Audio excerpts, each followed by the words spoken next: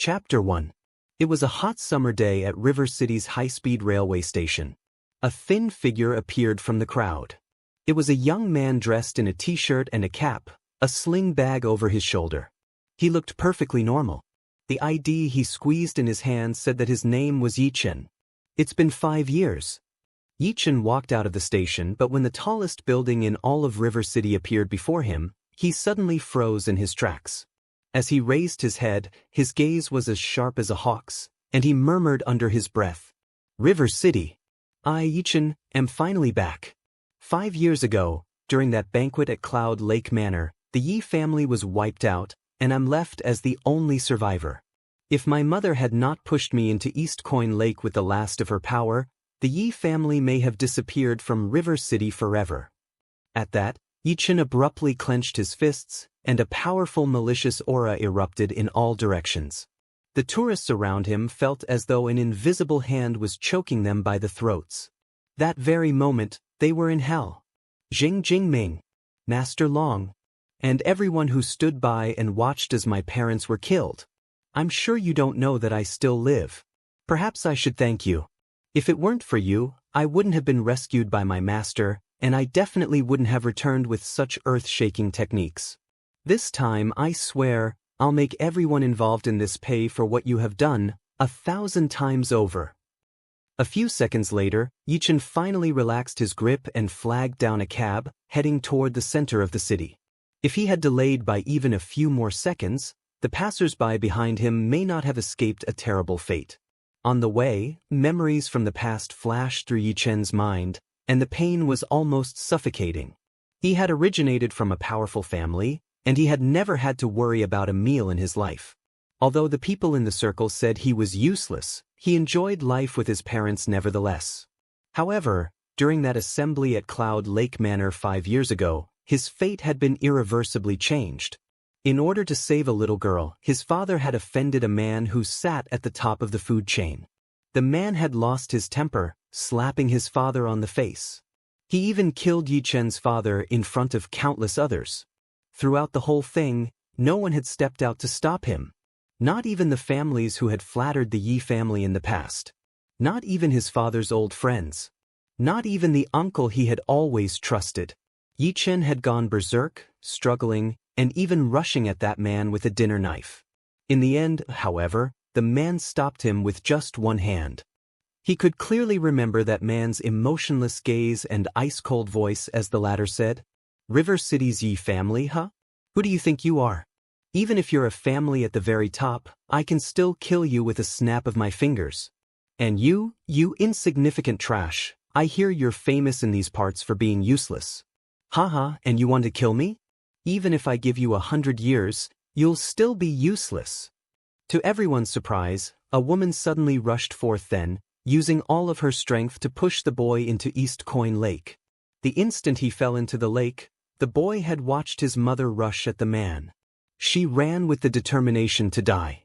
Yichen thought that his life would end there, but he had floated down East Coin Lake and was unexpectedly rescued by an old man. The old man had taken him into a land isolated from the rest of the world and taught him the ultimate skills of alchemy, training him to cultivate the 9-heaven dark sun technique. Over the past 5 years, no one knew what had happened to Yichen in that ethereal land. All they knew was that the place had unleashed upon them a demon who went by the codename Bloodthirsty Berserk Dragon. At the magnificent group offices in River City, Yichen looked at the slip of paper in his hand, and then at the logo on the front doors. Once he was certain he had the right place, he walked in. He had initially intended to go straight to Capital City and search out the man that had appeared at Cloud Lake Manor. After all, that was the man he wanted to kill the most over the past 5 years. All he knew about the man was that the people around him called him Master Long and he came from Capital City. Everything else was a blank to him. When he left, however, the old geezer he called his master had insisted that he make a trip to River City and find a girl called Xia Ruoxue. The old geezer had once wandered to River City, and while he was there, he had a complicated relationship with Xia Ruoxue's grandmother. Yichen even suspected that Xia Ruoxue might be the old geezer's granddaughter. 3 days ago, the old geezer had activated a fate prediction formation and saw that a great disaster, potentially fatal, would befall Xia Ruoxue in the next 100 days. At the same time, Yi Chen's fate was that of the purple aura sleeping dragon, which meant that even the heavens would not see him coming. In other words, Yi Chen was the only one who could overturn her fate. As for how he was supposed to do it, the old geezer did not say a word. He just told Yi Chen to take it one step at a time. Stand right there. Suddenly, a cold voice came from ahead of him. There were two large, muscular men standing in Yi Chen's way, both at least 190 centimeters tall. Both of them were dressed as security guards, their skin was tanned and their gazes sharp, the muscles on their arms bulging intimidatingly. Yi Chen raised a brow, but of course he would not fight security guards like these. That was why he explained, "Good day. I'm looking for Xia Ruoxue." When they heard Xia Ruoxue's name, one of them laughed coldly. "You want to meet President Xia? Do you have an appointment?" "No," Yi Chen replied honestly. "Then do you have a magnificent group employee's ID?" "Can't say I do." The arrogance on the security guard's face intensified at that, and he looked down his nose at Yi Chen. Stretching out his arm, he pointed at the doors and said in a voice dripping with contempt, "If you don't, please see yourself out. The door's that way." The Magnificent Group was one of the top 500 companies in Huaxia, and it was one of the leading businesses in River City. As security guards for the Magnificent Group, they naturally felt as though they were one step above everyone else. They did not have to kowtow to anyone. All they had to do was chase away the rabble. Just then, a few men dressed in suits walked out of a Mercedes-Benz E200. They went to the receptionist first and seemed to ask for Xia Ruoxue, but in the end, they met the same roadblock Yi Chen had. The men shook their heads, and after a moment's deliberation, they eventually chose to sit on a sofa nearby and wait. Yi Chen did not intend to argue with the security guards either, so he pointed at the sofas in the lobby and said, "All right, I'll just wait over there." He then walked toward the sofas. However, he did not get far before the two guards stopped him again. "Are you freaking deaf, punk? Don't make me say it a third time." "The door's over there, scram," one of the guards yelled fiercely, pointing at the door. Yi Chen frowned deeply. He had just arrived in River City, and he had not offended these two, so why were they picking on him? He pointed at the men in suits again and asked, "Why can they wait but I can't?" One of the guards looked Yi Chen up and down, saying sarcastically, "How could a country bumpkin like you meet President Xia? You should look at yourself in the mirror and scram. If you don't, I'll freaking throw you out." Yi Chen shook his head helplessly. He finally understood that these guards were drunk off their borrowed authority, and his clothes clearly told them that he did not deserve to wait inside. To think that River City had not changed even after 5 years. "What if I don't want to leave?" Yi Chen's expression darkened. "You don't want to leave? Well then, do you want to die?"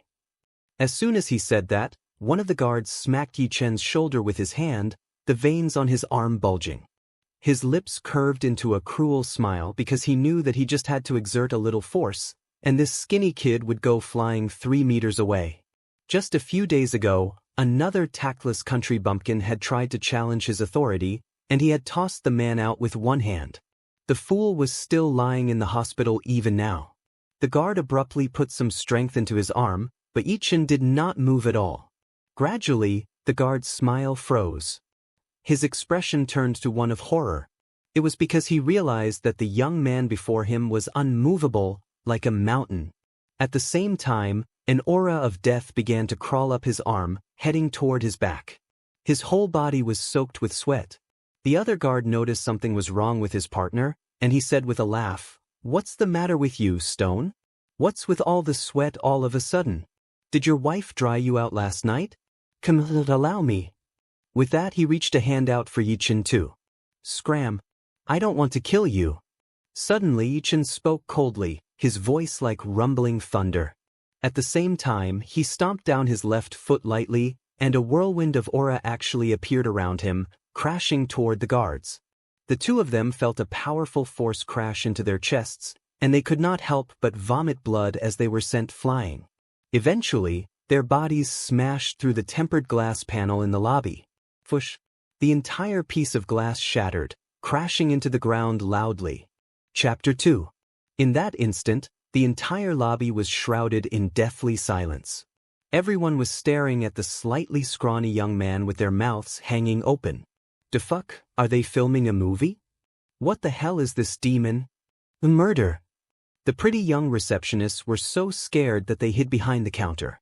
The way they saw it, those two guards from the magnificent group were terrifying enough to begin with, but now this young man who looked like he had come here from a thrift store was even more terrifying. The problem was that they had not even seen him attack. Yi-Chin glanced at the two unconscious guards and shook his head exasperatedly. He then strode up to the waiting area in the lobby and sat his behind on the sofa, even picking up a magazine and reading it nonchalantly. "Oh yeah, do you know when Xia Ruoxue might be coming down?" Yi-Chin put down the magazine and suddenly looked at the men in suits and leather shoes sitting next to him. The businessmen who had been waiting for Xia Ruoxue for a deal negotiation stood up abruptly and ran out of the building. They did not want to die. "Hey, I didn't hurt you, so did you have to react like that?" "Whatever, I'll just wait a while longer." Yi-Chin shook his head and continued to read the magazine in his hands. The magnificent group's security team found out about this immediately and reacted quickly, sending more than a dozen guards over in an instant. The dozen or so guards were all armed to the teeth, with riot shields in their left hands and electric batons in their right. They frowned deeply as they approached Yi-Chin. The head of the security team, Su Chong, had also arrived in time. Glancing at the glass outside and the injured guards, he frowned deeply and walked up to Yi-Chin.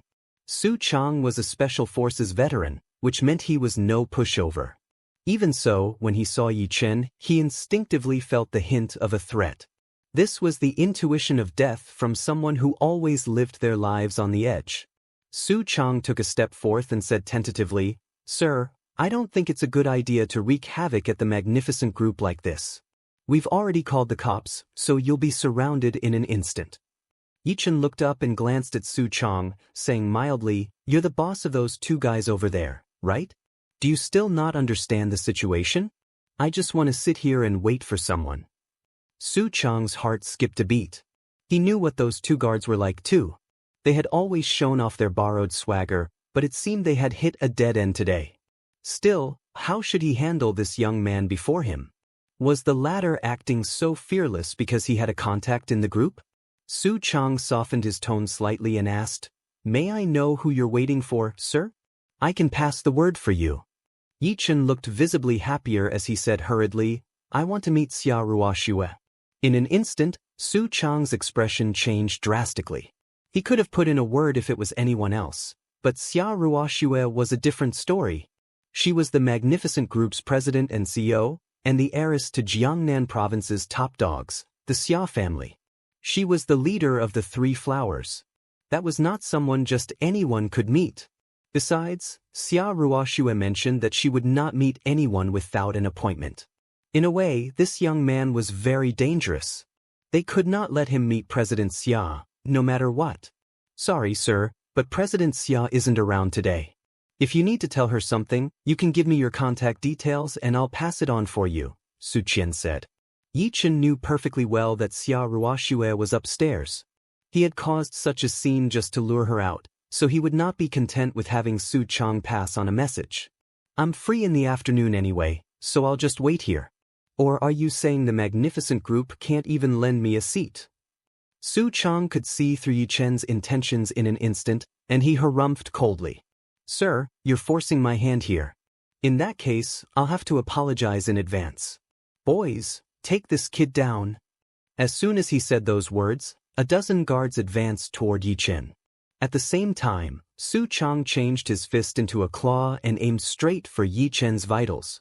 He knew very well that this man on the sofa was very dangerous. He had to aim to kill. Yi-Chen was still holding his magazine, his expression impassive, as though the men before him were nothing but flies. Just as Su Chong was about to touch Yi-Chen, a cold voice said, "Wait a moment." When they heard that voice, everyone stopped and soon, a woman walked out of the crowd. The woman had long and luscious black hair that reached her waist, and her figure was perfectly beautiful. Her white chiffon top matched her knee-length skirt, making her look as unapproachable as a goddess. The woman's appearance stole everyone's attention in an instant. That was because no one in the entire magnificent group could compare to her in beauty, aside from Xia Ruoxue. Su Chang's face reddened slightly as well, and he bowed his head, saying respectfully, "Director Sunday." Sun Yi did not reply, her gaze fixed on Yi Chen. There was both surprise and shock in her eyes. The same went for Yi Chen. His eyes shone with a sharp light. It was just like a beast that had caught sight of its prey. That was because he knew this woman. It was Sun Yi. She was one of the 3 women Yi Chen had been dreaming of over the last 5 years. Many years ago, they used to sit next to each other in class. When they entered high school, however, the difference in their family backgrounds and statuses meant that they no longer contacted each other. Yi Chen had thought that this meant they would not really have anything to do with each other anymore. All that changed after the Cloud Lake Manor incident. After his master rescued him from East Coin Lake, he had made another trip to the Yi family home. By then, the family home had been foreclosed. The Yi family had also become the target of public ire.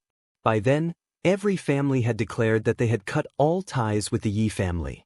By then, every corporation in River City, large and small, had joined forces to swallow up the heavenly justice group his father had single-handedly founded. Back then, his family of 3 did not even have a headstone to their name. It was as though that man's influence hung heavy over everything. Only one person was an exception, and that was his junior high classmate, Sun Yi. Ignoring her family's protests, Sun Yi had gone to River City No. 1 morgue and claimed the Yi couple's bodies, personally taking them to the crematorium to be cremated before personally erecting gravestones for all 3 of them on Divine Stone Hill. A powerless woman who had nothing to do with the Yi family had braved the rumors and fearmongering to ensure that Yi Chen's parents could rest in peace. No one understood why she did that, not even Yi Chen. What did he do to deserve such a sacrifice from such a kind girl? After some time, Sun Yi smiled. She smiled at Yi Chen, and her smile was like the blossoming of a flower. It was a smile that immediately invoked the jealousy and envy of every man present. After all, to countless men in the magnificent group, Sun Yi was their ideal goddess. Over the past year, Sun Yi had received several hundred love letters, but she had rejected every single one without exception. In fact, she had not so much as smiled at any man over the past year. Right now, however, was she actually smiling at this country bumpkin? What did this country bumpkin do to deserve that? Sun Yi looked at Yi Chen with considerable interest and said, "Looks like I was mistaken. For a second there, I thought you were an old classmate of mine. You know, you do look a lot like him." 5 years had passed after all, and Yi Chen had changed drastically. Most people would not be able to recognize him. With that, Sun even patted Su Chang's shoulder and said, "Leave him be, Captain Su. If he wishes to wait here, then let him." Su Chang nodded and said nothing more. Chapter 3. Once she made all the necessary arrangements, Sun Yi walked out and opened a Beetle's driver's seat door, getting into the car. Just as she was about to drive off, the door to the passenger's seat was suddenly opened, and Yi Chen jumped in. Yi Chen had followed her in because he had noticed a black fog tinged with blood red on Sun Yi's glabella. That was a premonition of extreme danger in the near future. Be it for her assistance just now or the incident 5 years ago, he could not allow Sun Yi to come to any harm. Sun Yi looked at Yi Chen sitting in the passenger seat. After her initial surprise, she said with a smile, "What are you doing, young man? Are you trying to thank me?" To be honest, I had the situation clarified to me beforehand, and it was clearly the guard's fault in the first place. "You don't have to thank me." "Oh yeah, why do you want to meet Xia Ruoxue so badly? I hope it's not because you want to recommend her a beauty product formula." She said that because a man dressed similarly to Yi Chen had approached the magnificent group a while back, claiming that he had a secret formula for a beauty product that would drastically improve the magnificent group's presence in the market. In the end, security had tossed him out on his behind. These days, more of these backwater doctors were coming to the city for this very reason. Yi Chen looked at Sun Yi and realized just how much the girl had changed. Back when they were studying, he used to tease her for her flat chest all the time, and he even made her cry once. Now, however, her voluptuous figure was completely different from before. "Did you get into my car to promote this formula as well?" Sun Yi noticed that Yi Chen was looking at her chest, but she did not lose her temper. In fact, she even stuck out her chest slightly. For some reason, she felt inexplicably friendly towards this young man. Perhaps it was because he looked so much like her dearly departed classmate. Yi Chen woke from his trance, but he could not tell her about the mission the old geezer had entrusted to her, so he made up an excuse on the spot. "Welp, you caught me. I'm very confident in my formula, and I guarantee that it can improve your figure as well as your looks." Upon his return, he was most confident not in the results of his cultivation, but in his medical skills, which were good enough to steal a life from the very jaws of death.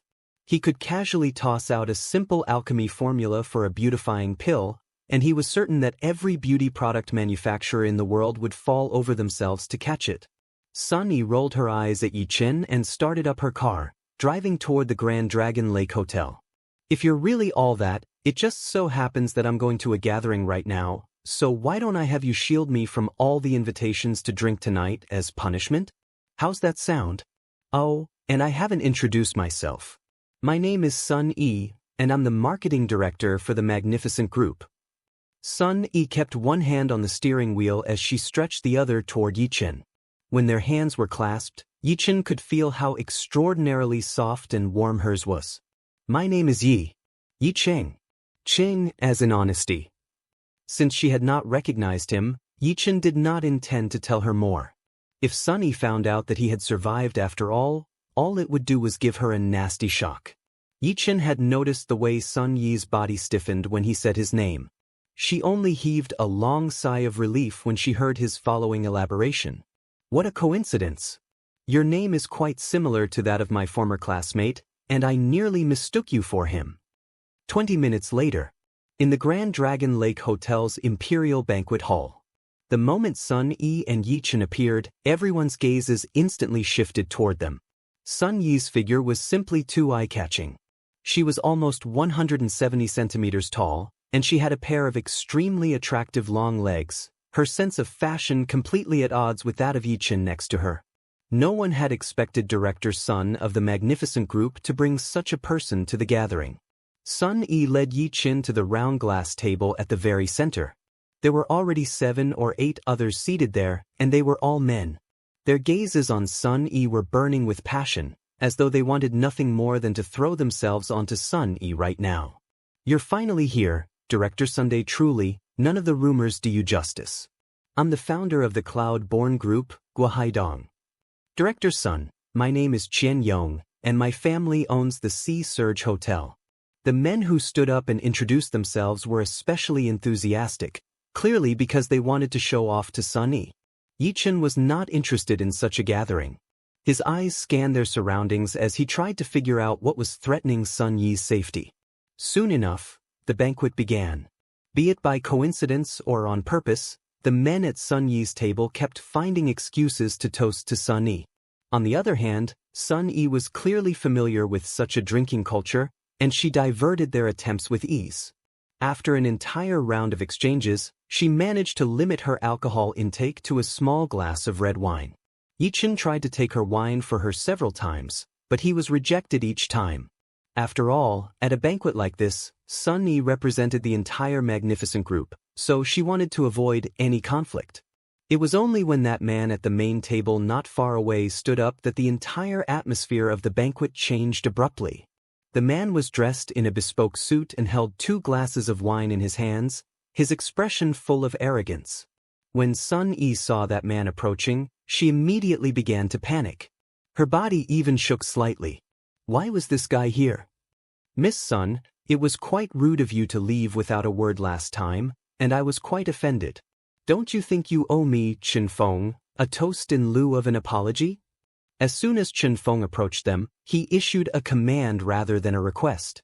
The last time, he had broken the bank to invite Sun Yi out, and he had even drugged the wine.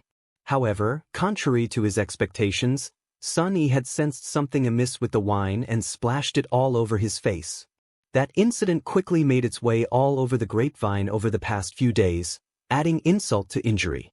Sun Yi was a little ill at ease, and she hurriedly said, "Young Master Chen, I'm so sorry but I drove here, so I really shouldn't drink so much." Instead of wine, shall I give you a toast with tea as an apology? Chen Feng harumphed coldly and downed one of the glasses of wine. Save me your sorry excuses. I've booked a presidential suite upstairs, so if you're drunk, Miss Sun, feel free to stay the night upstairs. The men at Sun Yi's table naturally knew who Chen Feng was, and they did not say a word, quietly enjoying the spectacle. After all, this man was the second young master of River City's Qin family, so who could afford to offend him? Someone even encouraged her, saying, "Director Sun, you should consider it an honor that young Master Qin is offering you a toast. Just drink it already. If you don't, young Master Qin might lose his temper, and no one would like that." "That's right, Director Sunday.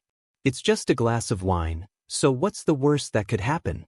There are so many of us here, so it's not like young Master Chen would eat you alive." Sun Yi hesitated as she looked at the red wine Chen Feng was offering her. If there was something wrong with the wine, there was a real chance that she would not be able to leave the Grand Dragon Lake Hotel today. Everyone in River City knew what Chen Feng was like. As long as a woman caught his fancy, he would stop at nothing to have her, even if she was a middle schooler. There was no way she could accept wine from scum like that. Seeing as Sun Yi still refused to take the wine from him, Chen Feng was both embarrassed and furious, and he dropped the facade altogether. "Stupid B asterisk tist, do you really think you're all that? F asterisk CKU, don't act all holy in front of me. No matter how much you don't F asterisk king wanna drink this today, you gonna drink it anyway. Even if your brave protector Xia Ruoxue was here instead, nothing would change. This is River City, my F asterisk king turf. Do you hear me?" The atmosphere changed completely.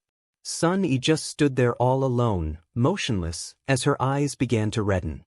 She had been born in a normal family, and she had given up on her studies prematurely, entering the workforce instead. After all that effort, she finally became a director at the magnificent group, and to outsiders, she had already made it big. However, she could not do anything in the face of River City's true royalty. She was powerless, as insignificant as an ant to these people. She even hated that she was a woman. Slowly, she raised her hand and reached it toward that glass of wine. To those watching, it seemed as though Sun Yi had given in to her fate. Chen Feng even smiled triumphantly, imagining what would happen between himself and Sun Yi tonight. The moment Sun Yi's finger was about to touch the glass, an ice-cold voice said, "Who do you think you are, forcing her to drink?" Chapter 4. The world fell quiet. No one had expected anyone to stand up for Sun Yi just then. After all, Chen Feng was no ordinary Joe. There was an ancient martial artist in the Chen family supporting him. That meant unimaginable power.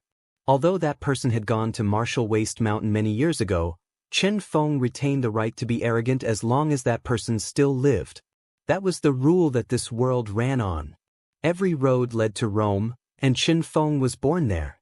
No one in the entire Jiangnan province dared to cross him. Qian Yong, who had been flattering Chen Feng earlier, even stood up angrily and pointed at Yi Chen, barking, "You misguided fool, do you have any idea who you're talking to? Your clothes look like they don't even add up to $100. How dare a country bumpkin like you offend young Master Chen? I just have to make a F asterisk king call and you can kiss your life in River City goodbye." "Young Master Chen, do you want me to settle this for you?" someone suggested. This was the best chance to get on Chen Feng's good side. Sun Yi's face had turned deathly white. She had not expected this to happen, and now she had even dragged Yi Chen, a stranger, into this mess. If she had known earlier that Chen Feng would be here, she would have rather died than come here.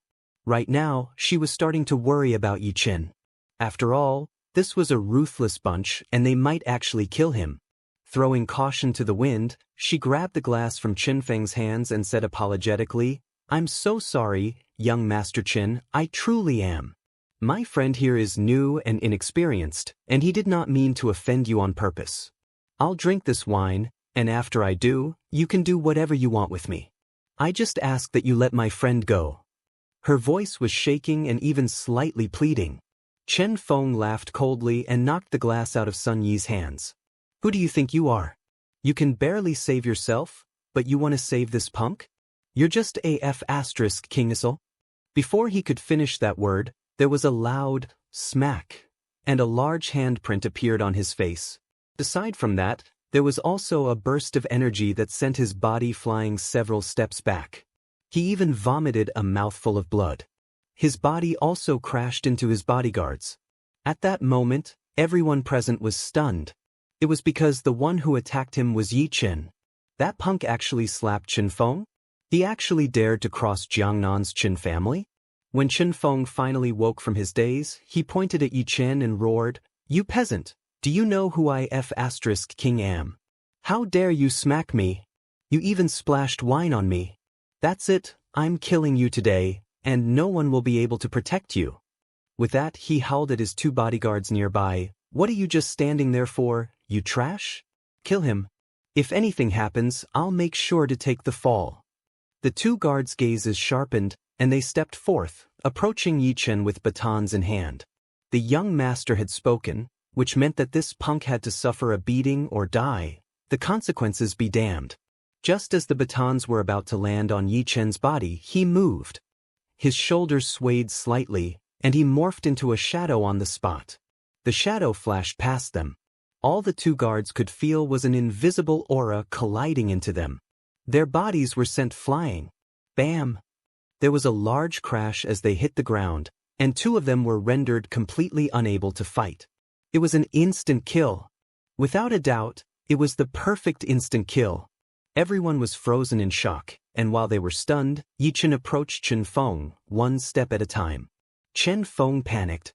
He was well and truly panicking now. What was this god of death approaching him? He was utterly terrifying. "Are you dissatisfied that I slapped you earlier?" Yi Chen said. No, I'm not." Chen Feng said, his voice trembling. Yi Chen slapped him again and barked. "Are you unhappy that I slapped you again?" "I'm not. I was wrong, I admit it." "Sir, what must I do for you to let me go?" Chen Feng was on the verge of tears. Yi Chen laughed coldly and pulled a phone from Chen Feng's pocket, throwing it at him. "Call Chen Zhenghua and have him kneel before me, then I'll spare your life." With that, Yi Chen turned around, holding his hands behind his back. No one had noticed the intensity of the killing intent in his eyes the instant he had turned around. It was because the head of the Chen family, Chen Zhenghua, had been at the gathering at Cloud Lake Manor back then. He could even clearly remember how that man had insulted his father after the latter's death. In that moment, Chen Feng was not the only one feeling stunned. Everyone was dumbfounded. Chen Zhenghua was the head of the Chen family. Who was Chen Zhenghua? He was the head of Jiangnan's Chen family. No one in the entire River City dared to call Chen Zhenghua's name directly, much less demand that he knelt down before them. They had thought this punk was wild, but now, they were sure that he was downright insane. "Are you sure?" asked Chen Feng in a shaky voice. Yi Chen ignored him completely and returned to his initial seat, helping himself to the delicacies on the table. He was the perfect picture of calmness. It was as though the Chen family and even Chen Zhenghua were no more than ants to him. Chapter 5. Sun Yi nudged Yi Chen with her arm and said softly, "What are you going on about?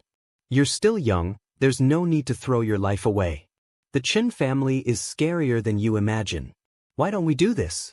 You can just pretend to go to the washroom later, then use the chance to find a way to escape. Get as far away as you can." After saying that, Sunny took a bank card and a car key from her bag, handing them to Yi Chen under the table. She looked around with her beautiful eyes and said quietly, "Take this card. It has 300,000 inside, and the pin is 6 ones. These are all my savings over the years, and you can take these keys to drive the car away later. Get as far away as you can, and remember, don't turn back." Yi Chen was stunned. He had not expected this girl to care for others even at a time like this. "What about you?" Yi Chen turned around and stared at Sun Yi intently. "Forget about me.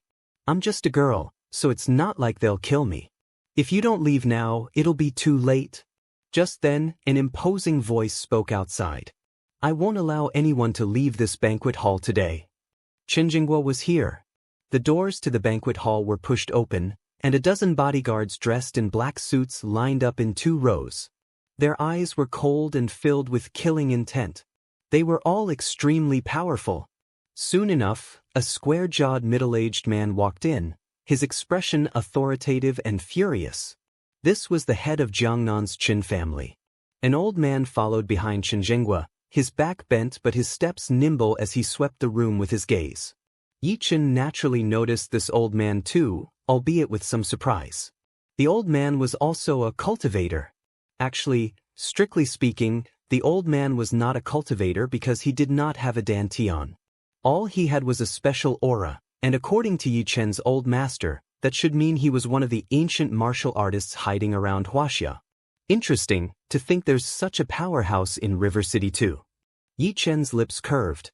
When Sun Yi saw that Qin Jinghua was here, her heart sank and she murmured under her breath, "It's over, this time we're done for." She could already imagine what was going to happen to the two of them next, but when she glanced at Yi Chen next to her, she nearly blew her top. The guy was still eating his food ravenously. Even at a time like this, he was scarfing his food down like a hungry ghost reincarnated. "Have you never eaten anything before in your life? What the heck are you doing? Qin Jinghua is here, so how are you still in the mood to eat?" Sun Yi was on the verge of tears. Yi Chen hurriedly put a piece of rib into her bowl. "These ribs taste great, trust me. Come on, give it a taste." Sun Yi, Qian Yong, everyone in the hall.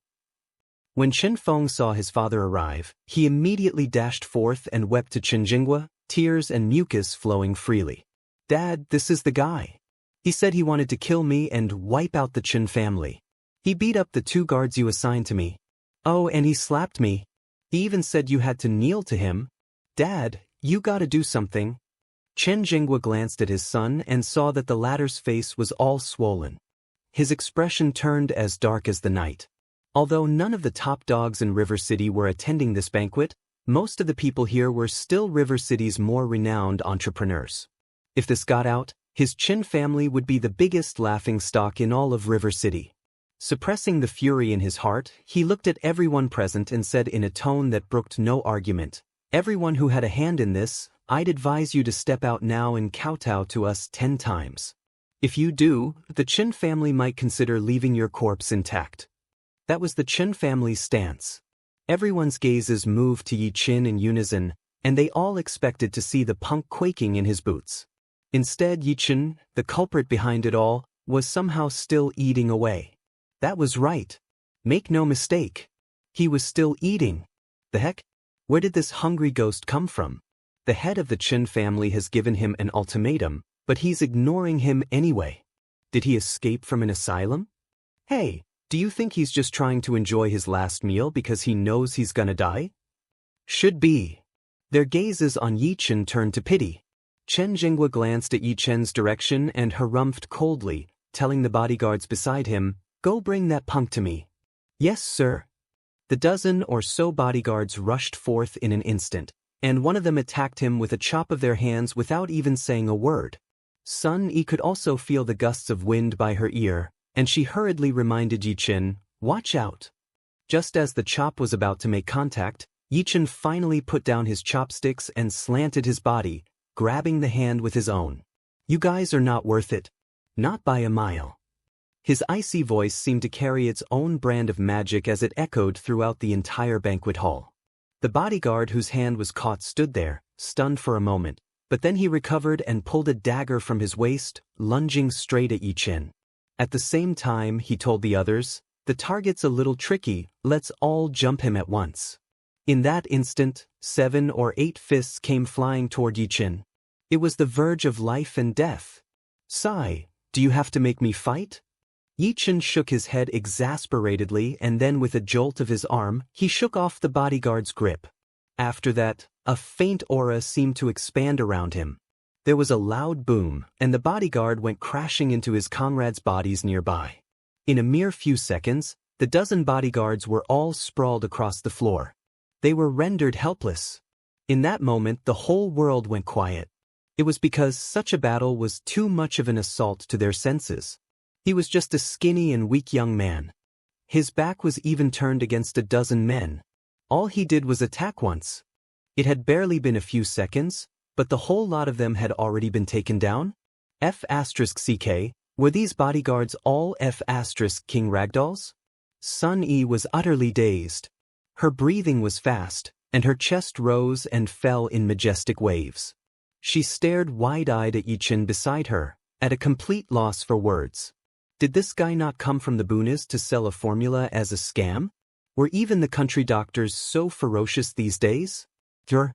Yichen gave Sun Yi a look full of trust and said, "You asked me to shield you from the invitations to drink, right?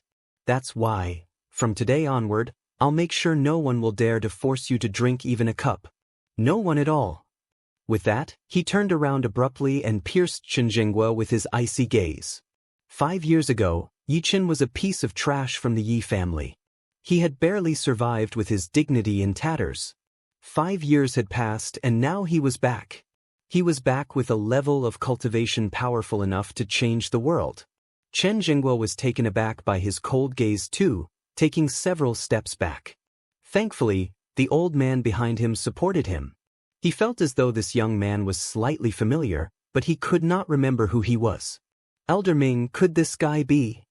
Elder Ming nodded and said in his ancient voice, "You guessed right. This man is the same type of person as I am, but judging by his age, he must have only recently entered these ranks. He is no real threat." When Chen Jinghua heard that, he could not help but heave a long sigh of relief.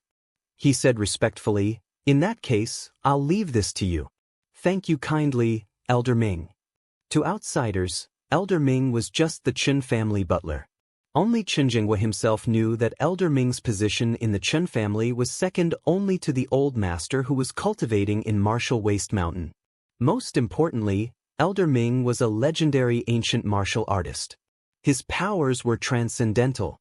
With his own eyes, Chen Jinghua had once seen Elder Ming create a crack in the earth with just one finger. That was how terrifying he was. Elder Ming was also the main reason the Chen family's position in River City had been steadily rising over the past few years. Chapter 6. In the banquet hall, Elder Ming took a few steps forward before stopping in front of Yichen. He narrowed his eyes slightly and placed both of his hands behind his back. He had the look of an ostentatious expert. "Brat, don't get too full of yourself just because you learned a few moves. In my eyes, you're as insignificant as an ant." Chen Feng was overjoyed to see Elder Ming stepping in to intervene. He knew that this time, Yichen would die for sure. If anyone was crazy enough to challenge Elder Ming, the outcome would be death. "Elder Ming, I want this brat to pay with his right arm." Chen Feng roared. Elder Ming nodded and his hoarse voice was heard once more. "We, the Chen family, want an arm from you. Is there anything you'd like to say?" Yichen was speechless. He answered coldly, "What an annoyance. Spout nonsense one more time and I'll render you handicapped for the rest of your life." His statement was heard throughout the hall as it reached everyone's ears. In that brief moment of clarity, not even half the crowd could hold back their shock as they covered their mouths. Elder Ming shook his head and sighed. "Oh, arrogant young man." The moment he finished his sentence, he vanished without a trace. A gale then started billowing throughout the banquet hall. Suddenly he appeared in front of Yichen. He lashed at Yichen with his palm, slicing through thin air with a gust of wind as he went for the latter's right arm. "Today, I'll teach you the true meaning of being a frog in the well, Tian, a Chinese idiom that refers to someone who lacks knowledge or someone who lives in their own bubble." Yichen hastened to execute the 9 heavens dark sun technique. Energy gushed into his dantian as streaks of true qi flooded his arms. Anyone who was paying attention would have noticed that Yi Chen's palms were glimmering at that moment. F***ck off. Yi Chen charged forward with his palm extended and clashed with Elder Ming. At that instant, the glass tables around them shattered into pieces. A strong gust of wind started billowing in all directions. Bang! Something unexpected happened. Elder Ming rebounded from the impact. Freshly spilled blood was seen flying across the room. Elder Ming, one-hit KO. The hall was so silent that even the sound of a falling needle would have been audible. Everyone had their eyes glued on Yichen. Beside him, Shun Yi was seen covering her mouth with her hands. Her eyes were round and wide from shock. Her face was full of disbelief. Somewhere nearby, Qin Jinghua and Qin Feng were frozen in their spots. The invincible Elder Ming had been defeated. Not to mention he had been defeated by a young man. What happened? How was it possible? Nevertheless, after the two had exchanged blows, the person who was in most disbelief was none other than Elder Ming himself. Nobody could fathom the magnitude of the waves that roared deep inside his heart. Elder Ming forced his head up and squeezed out 2 lines. Who are you? How's it possible that you're cultivation base? Who am I? Yi Chen glared condescendingly at the elderly man who was on the ground. At that moment, his temperament transformed completely. Yi Chen was filled with the fervor of unsurpassable triumph, and he began to look down at his prey. I'm someone you can't afford to F***ck with. Yi Chen's voice roared throughout the banquet hall like thunder during a storm. For some reason, once Elder Ming heard Yi Chen's answer, Elder Ming vomited a mouthful of fresh blood and passed out. Then, Yi Chen's gaze returned to the father-son duo of the Qin family. Qin Jinghua, is there anything else you'd like to say? Hearing him, Qin Jinghua's face turned pale. He could not care less about anything else and instantly gave Qin Feng a hard kick on his leg. Thump. With that, Qin Feng landed on his knees. My good sir, it's my fault for failing to educate my son. This useless piece of sh**t, you can do whatever you want with him. Upon seeing his father throw him under the bus, Qin Feng finally realized the severity of the entire incident. He hurriedly begged Yi Chen, I truly didn't know that Miss Sun was your woman. I'm sorry. I really am. Yi Chen dragged a chair over and sat down. He then stared at Qin Feng as he smiled at the corner of his lips. What makes you think I need an apology? Qin Feng felt his heart skip a cold beat. A sudden realization hit him and he hurriedly knelt in front of Sun Yi. He pleaded, Miss Sun, I'm sorry. I was wrong for being condescending. I shouldn't have shouted at you. I'm A.B***. My entire family is a family full of B*** cheese. As he apologized, Qin Feng showered himself with hard slaps to his own face. He was born into a prestigious family and was well versed in acting according to others' behaviors. Uncle Ming had been defeated and the Qin family had lost their support. Hence, his priority was to keep himself alive in the grasp of such a monstrous being. Sun Yi could not regain her composure completely. Seeing the once arrogant man kneel in front of her, she did not know how to respond in that instant. After a minute, she finally opened her mouth to speak. Her voice trembled as she said, Just go. Qin Feng's eyes brightened. He glanced at Yi Chen and saw that Yi Chen did not object to it. He hurriedly shuffled to his feet and went to Qin Jinghua as he muttered, Dad, let's go. Let's hurry and go to the police station. We'll make this brat miserable. Qin Jinghua nodded. He did not wish to stay a second longer at that place as well. His back was completely drenched with sweat. As both of them were about to leave, a sluggish voice rang from their backs. Qin Jinghua, did I give you permission to leave? Qin Jinghua's footsteps halted and his whole body froze on the spot. In a state of confusion, he turned around slowly and glanced at the young man who was sitting near him. Me? I don't seem to recall offending. On your knees? Yi Chen roared. If Sun Yi was not standing next to him, Yi Chen would have allowed his bloodlust to envelop his entire body. Even if the incident that day had been resolved, what happened 5 years ago had not ended yet. Qin Jinghua felt a strong wave of strength press down on him.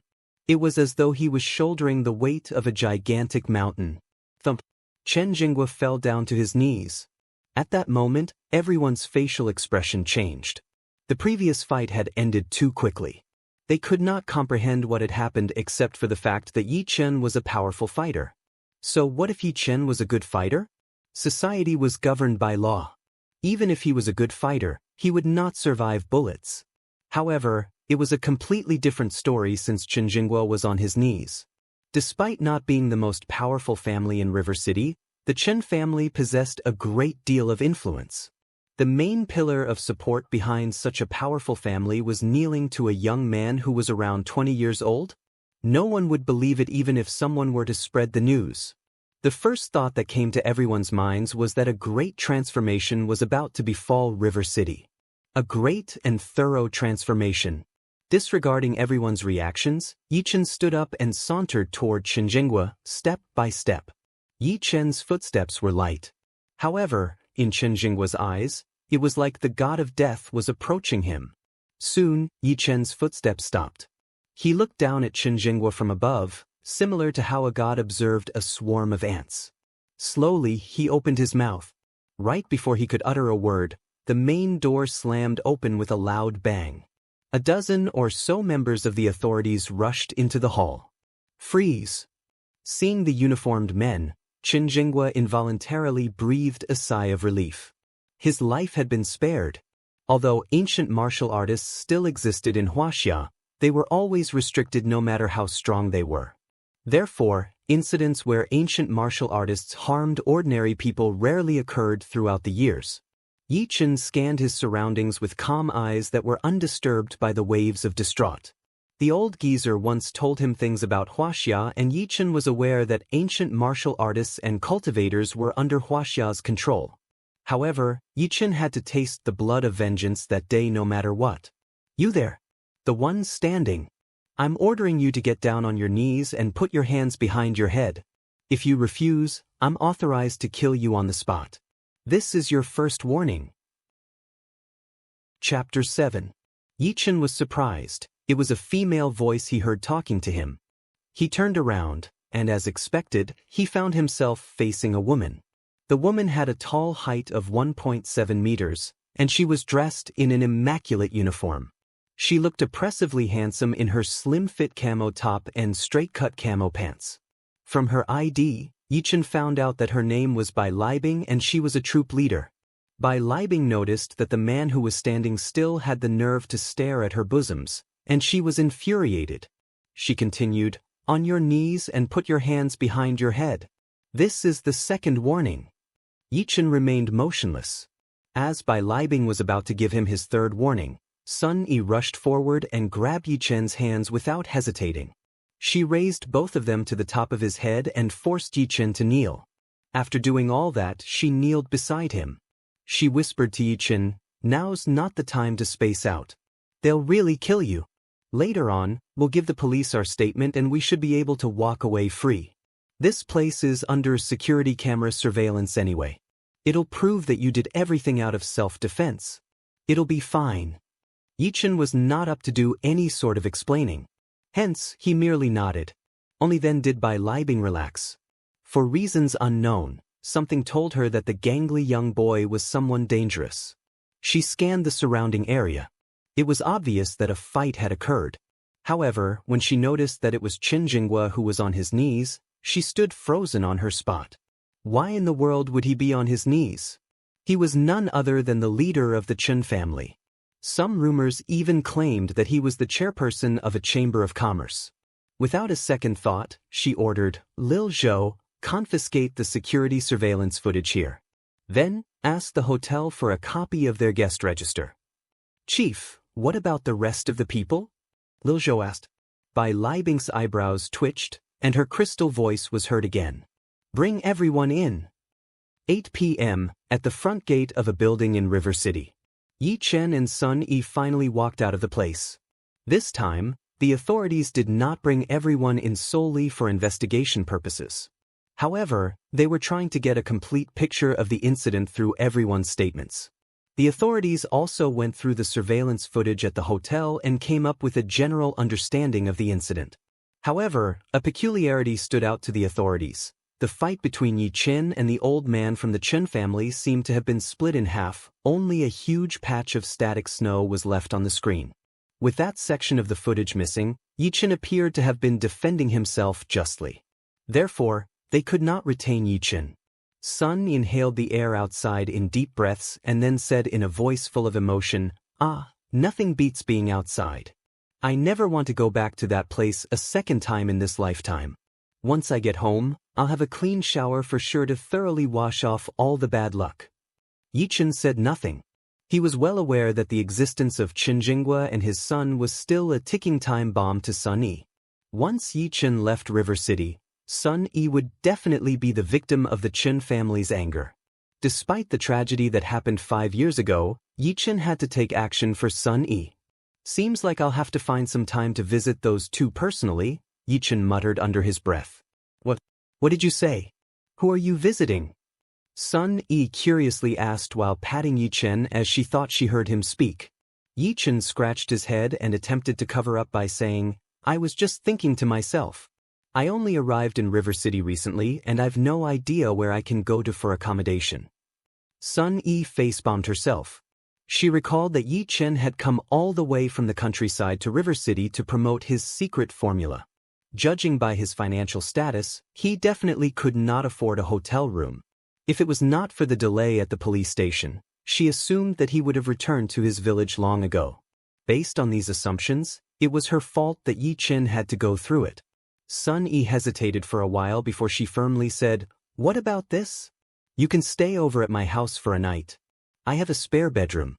It's not very spacious, but it's better than sleeping in the park, right? Yichen moved his face closer toward Sun Yi and smiled. Director Sun, aren't you scared that I might be a criminal? Or are you doing this because I'm too attractive today and you want to repay me with yourself? Sun Yi rolled her eyes at Yichen and pretended to be disgusted. With that level of skill? Please, it's not enough to attract me. So, are you sleeping over or not? Sleeping over? Of course, I'm sleeping over. Who wants you over? One condition, you're only sleeping over for a night. The moment Sun Yi finished her sentence, she covered her mouth immediately upon realizing how flirty she sounded. Then, after glancing at Yichen and noticing the mischievous look on his face, she assumed that Yichen was filled with evil thoughts.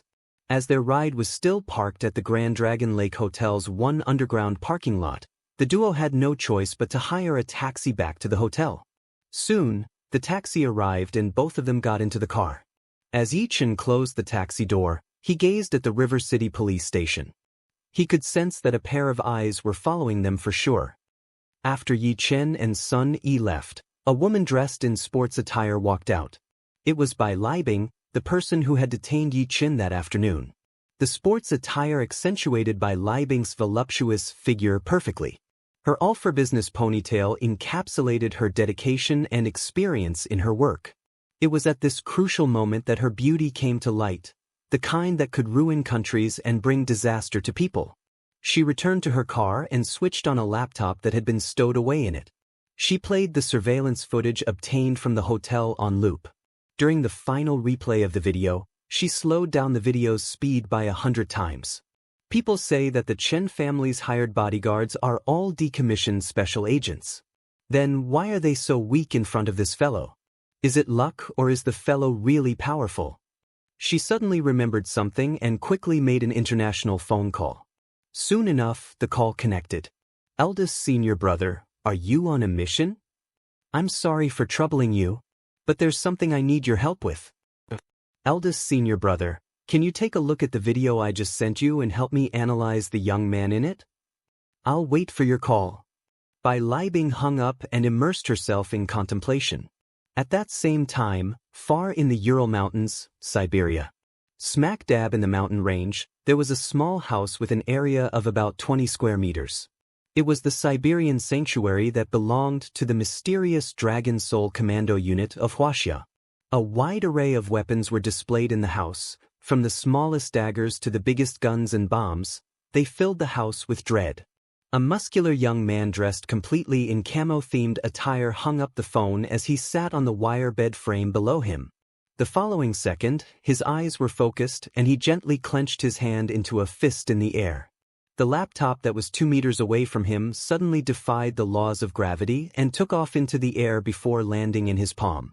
This little junior sister is really troublesome. With her family background, why would she choose to go to a small place like that? And yet, she continues to ask for my help in solving small cases. What a bother!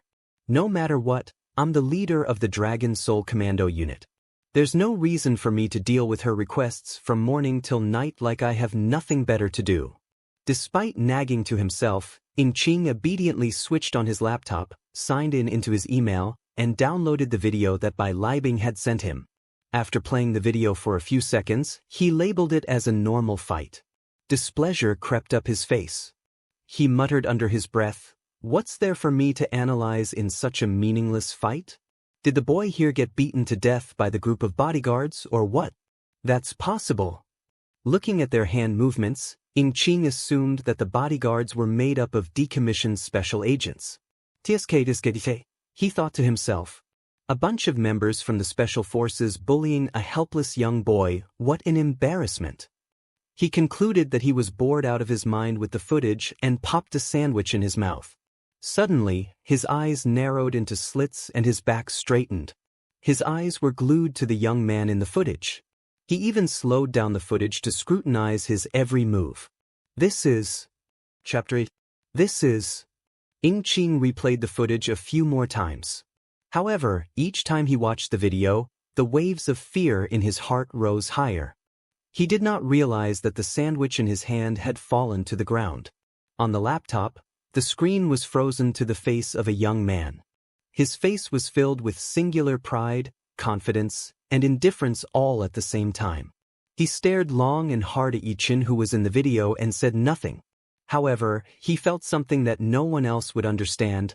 Throughout his entire life, this was the first time he sensed fear. Moreover, Ching had yet to face Yichin in a frontal battle. Could such feelings actually stem from blurry footage? Ching was born into a family with a long history of military service. He started practicing ancient martial arts at the age of 10 and received nothing less than the world's strictest training. Therefore, he had mastery over martial arts knowledge that others did not. After successfully joining Hua Xia's Dragon Soul Commando unit, he went on countless missions in a single year and became the much-feared Dragon Soul Warwolf. No one knew how much blood stained his pair of hands. As a matter of fact, he had grown accustomed to the concept of death. Nevertheless, the young man in the video managed to stir up a sense of fear within him. Outsiders might have thought that the young man was merely lucky because he knew a few techniques. However, only Ching knew that the young man was a powerful ancient martial artist. Not to mention, the young man might turn out to be a martial arts grandmaster who had reached the peak of his abilities. What did it mean to be a martial arts grandmaster? A martial arts grandmaster could destroy a well-equipped commando subunit from M country with the blink of an eye. After 10 minutes, Ching suppressed the shock he felt in his heart and called by Li Bing's cell phone. "Junior sister, I want everything you've got on the young man in the video. This instant. Immediately. Don't ask me why. Just do it now." 10 p.m., Grand City Apartments, River City. Sun Yi brought Yichin back to where she stayed. It was a studio apartment unit located in the middle of the city with 2 bedrooms and a living room. Although small, the apartment felt like home. Sun Yi reached out and placed a hand on Yichen's shoulder. Then, her voice rang beside Yichen's ear. "What do you think about me?" For the past 5 years, Yichin had concentrated on his training. He had never touched a woman before. As he was about to answer, Sun Yi's facial expression changed abruptly. She ordered Yichin, "Don't expect to stay at my place for free. Go and wash all the dishes in the kitchen." Yichin was speechless. Nevertheless, Yichin scrubbed down all the dirty dishes in the kitchen obediently. If anyone back home found out that the infamous bloodthirsty berserk dragon was scrubbing down dishes for a woman, he assumed that they would drop down to the ground and die immediately. In truth, if it was Sun Yi, no matter what sort of request she made, Yichin would make sure to fulfill them. He would do such things to repay her favor of cremating the Yi family previously. Her favor, perhaps, was something he could never pay in full even with his entire lifetime. Yichin returned to the living room after he was done with the dishes to find Sun Yi missing. He did not think too much about it. After all, he somewhat recalled Sun Yi saying she was going to the grocery store downstairs to buy some stuff. However, the sound of splashing water was then heard from the bathroom. It was obvious that Sun Yi was bathing. Yichin shook his head helplessly. He approached the sofa and sat cross-legged. Girls would not come out from their baths until at least half an hour later, after all. He might as well use the time to cultivate. Although it seemed like Yichen's current realm and cultivation base was enough to tear everyone into pieces, the old geezer reminded him before his departure that River City was a land with vast territories and rich resources. Therefore, it was safe to assume that there would always be more than what meets the eye. As a matter of fact, There might be cultivators like him, hiding from public scrutiny. Elder Ming from the Chen family was a good example. If a small family in River City like the Chen family was protected by a powerhouse like Elder Ming, what about the powerful families in Jiangnan province? What more the man in the capital city? Yi Chen refused to mull over it further and started to circulate the Nine Heavens Dark Sun technique. A stream of true qi started to seep out from his dantian and circle around him. As he released more of his true qi, it slowly transformed into a golden gleam of light. It was as though a gigantic nine-headed dragon was circling him. After an hour, Sunny walked out with wet hair and flushed cheeks. When she saw Yi Chen sitting in a cross-legged position, she burst into laughter. "What are you doing here? Are you pretending to be one of those great heroes, cultivating internal strength? Oh, great hero Yi, stop cultivating and take a shower. As for clothes, if you don't mind, my younger brother left a set of his clothes the last time he visited. You can wear those first." Yi Chen opened his eyes and slowly spat out a mouthful of vile essence. Then he looked at Sun Yi and said with a smile, "All right, you're the landlady. Your wish is my command." Chapter 9. Soon enough, Yi Chen went into the bathroom with a handful of clothes and turned on the shower, letting the water trickle down his body. The truth was, when Yi Chen was rescued 5 years ago, he thought that he was lucky. What he did not realize was that his nightmare had only just begun. Initially, the old man taught him nothing and threw him into a huge cage. Moreover, a giant tiger that had been starving for 3 days resided in the cage. A boy and a tiger, but only one could live on. No one truly knew what had happened in there. Similarly, no one expected a young boy around a dozen years old to survive the ordeal barehandedly. After that, the old geezer brought Yi Chen to many places. Throughout their journey, Yi Chen's rage fueled his desire to survive. Yi Chen realized that he had to stay alive for the sake of revenge. He swore that he would hunt down every single attendee of the gathering at Cloud Lake Manor. Yi Chen returned to his room, closed the door behind him, and locked the door from the inside of the room. No one noticed that the moment the door to his room was closed shut, Yi Chen transformed into a completely different person. It started to drizzle outside his window. Yi Chen's eyes looked out the window coldly. Rainy nights, perfect nights for murder. I wonder if you're ready for me, Chen family? River City, Bright Pearl No. 1 Villa area. The Chen family purchased the villa 10 years ago. It measured up to around a dozen acres, merging the garden, swimming pool, and vacation into a single entity. With about $1 billion worth of investments thrown into it, the villa was the epitome of luxury. However, in the luxurious villa, the atmosphere was rather peculiar. Chen Jinghua paced around the living room with a taut face. He was in a terrible mood. Sitting on the sofa next to the pacing man was Chen Feng. After a while, he finally lost it and asked, "Dad, stop pacing around. I'm getting dizzy watching you." At that moment, Chen Jinghua finally stopped. He came face to face Chen Feng. A slap landed on Chen Feng's face. "This is all your fault, you piece of **T. Elder Ming's injuries are too great and now he's as good as dead. With Elder Ming gone and my old man absent, the Chen family will inevitably perish." Chen Feng disagreed. "Dad, I think you're overthinking this whole thing. Even though Grandpa isn't in River City, he's alive. Who'd dare mess with us, the Chen family? Elder Ming was strong indeed, but he's worth less than Grandpa's fart. That's right. Dad, why don't we bring Grandpa out from his isolated cultivation personally? That brat was so crazy he forced you to your knees. You aren't half bad for trying to resist him yourself, eh?" Chen Jinghua lapsed into silence. His fists tightened. He was boiling in anger. His anger peaked to the point that every time he closed his eyes, the brat's shadows appeared in his mind. Something bothered him as well. He did not remember offending the brat. Nevertheless, the brat looked at him as though Chen Jinghua owed him blood. After an unknown period of time, Chen Jinghua made his decision. "All right, tomorrow we'll fly directly to Marshall Waste Mountain. I want that kid's head." Chen Feng was overjoyed. He hissed through gritted teeth. "Dad, I want to chop off the limbs of that brat. God damn it, he actually thought I was scared of him. Also, that Sun Yi." Chen Jinghua's eyes narrowed. Evidently, he noticed the woman in the banquet hall that afternoon. With a figure like that, it would be nice to toy with her. As the father-son duo immersed themselves in their newfound joy, a cold voice sliced through the air from behind them. "How dare you think about touching my woman?" At that instant, the laughter died off. Chen Jingwa and Qin Feng stood frozen in their spots. The voice was painfully familiar to them. It was the voice of the devil. How was that possible? Yichen strolled in front of the two men and sat on their sofa as they watched on. His actions shocked Chen Jingwa and Qin Feng. They were rendered speechless. How did you get in?" Yichen did not answer his question.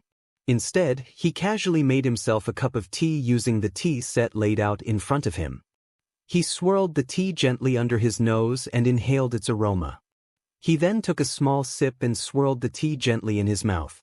"Martial waist mountain big red robe. It's been a while since I last drank this. Not bad." The more casual Yichen acted, the more fearful the Qin family father-son duo were. The fear of the unknown plagued them. As of that moment, both their lives hung on a thread held in the hands of a 20-ish-year-old man. Chapter 10. Chen Jingwa could not bear it any longer. He trembled as he said, What do you want?" "Earlier in the day, I already went down on my knees for you. What else do you want from us?" Unable to withstand the stressful atmosphere, Qin Feng kneeled down on the floor.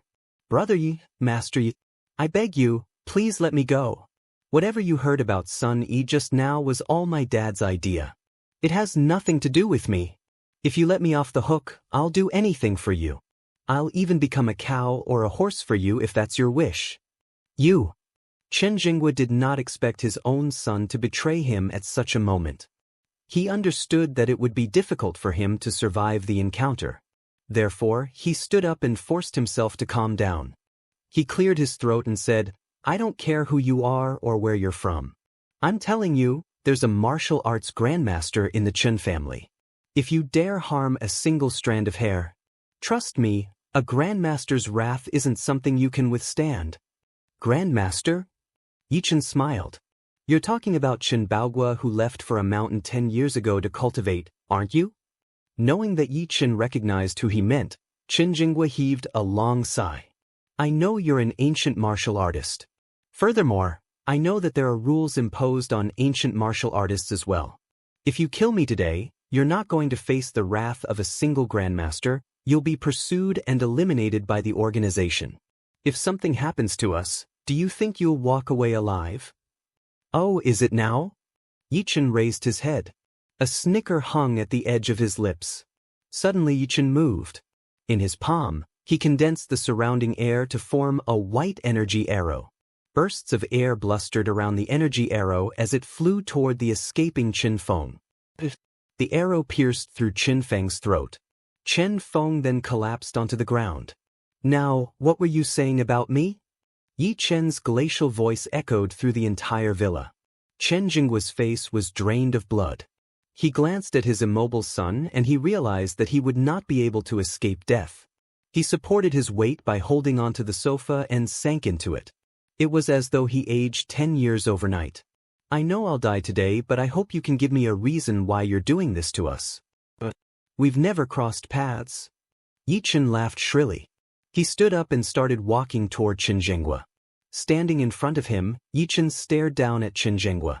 Then Yichen's voice boomed, rippling as though the gods in the 9 heavens were talking. "Tian, according to legends, the heavens are made up of 9 different skies, the highest point in the sky and the skies from the 8 other directions." "Oh, we've never crossed paths? Let me ask you a question, Chen Jingwa. Do you remember the banquet held at Cloud Lake Manor 5 years ago? Let me ask you another question. Chen Jingwa, do you remember the couple that died 5 years ago? Let me ask you one final question. Chen Jingwa, do you remember the poison that you spat from your venomous mouth 5 years ago?" Yi Chen's voice thundered into Chen Jingwa's ears. Chen Jingwa was frozen on the spot. Of course, Chen Jingwa remembered all that. What happened during the gathering at Cloud Lake Manor 5 years ago was the nightmare of countless families in River City. There, they witnessed the elimination of a family.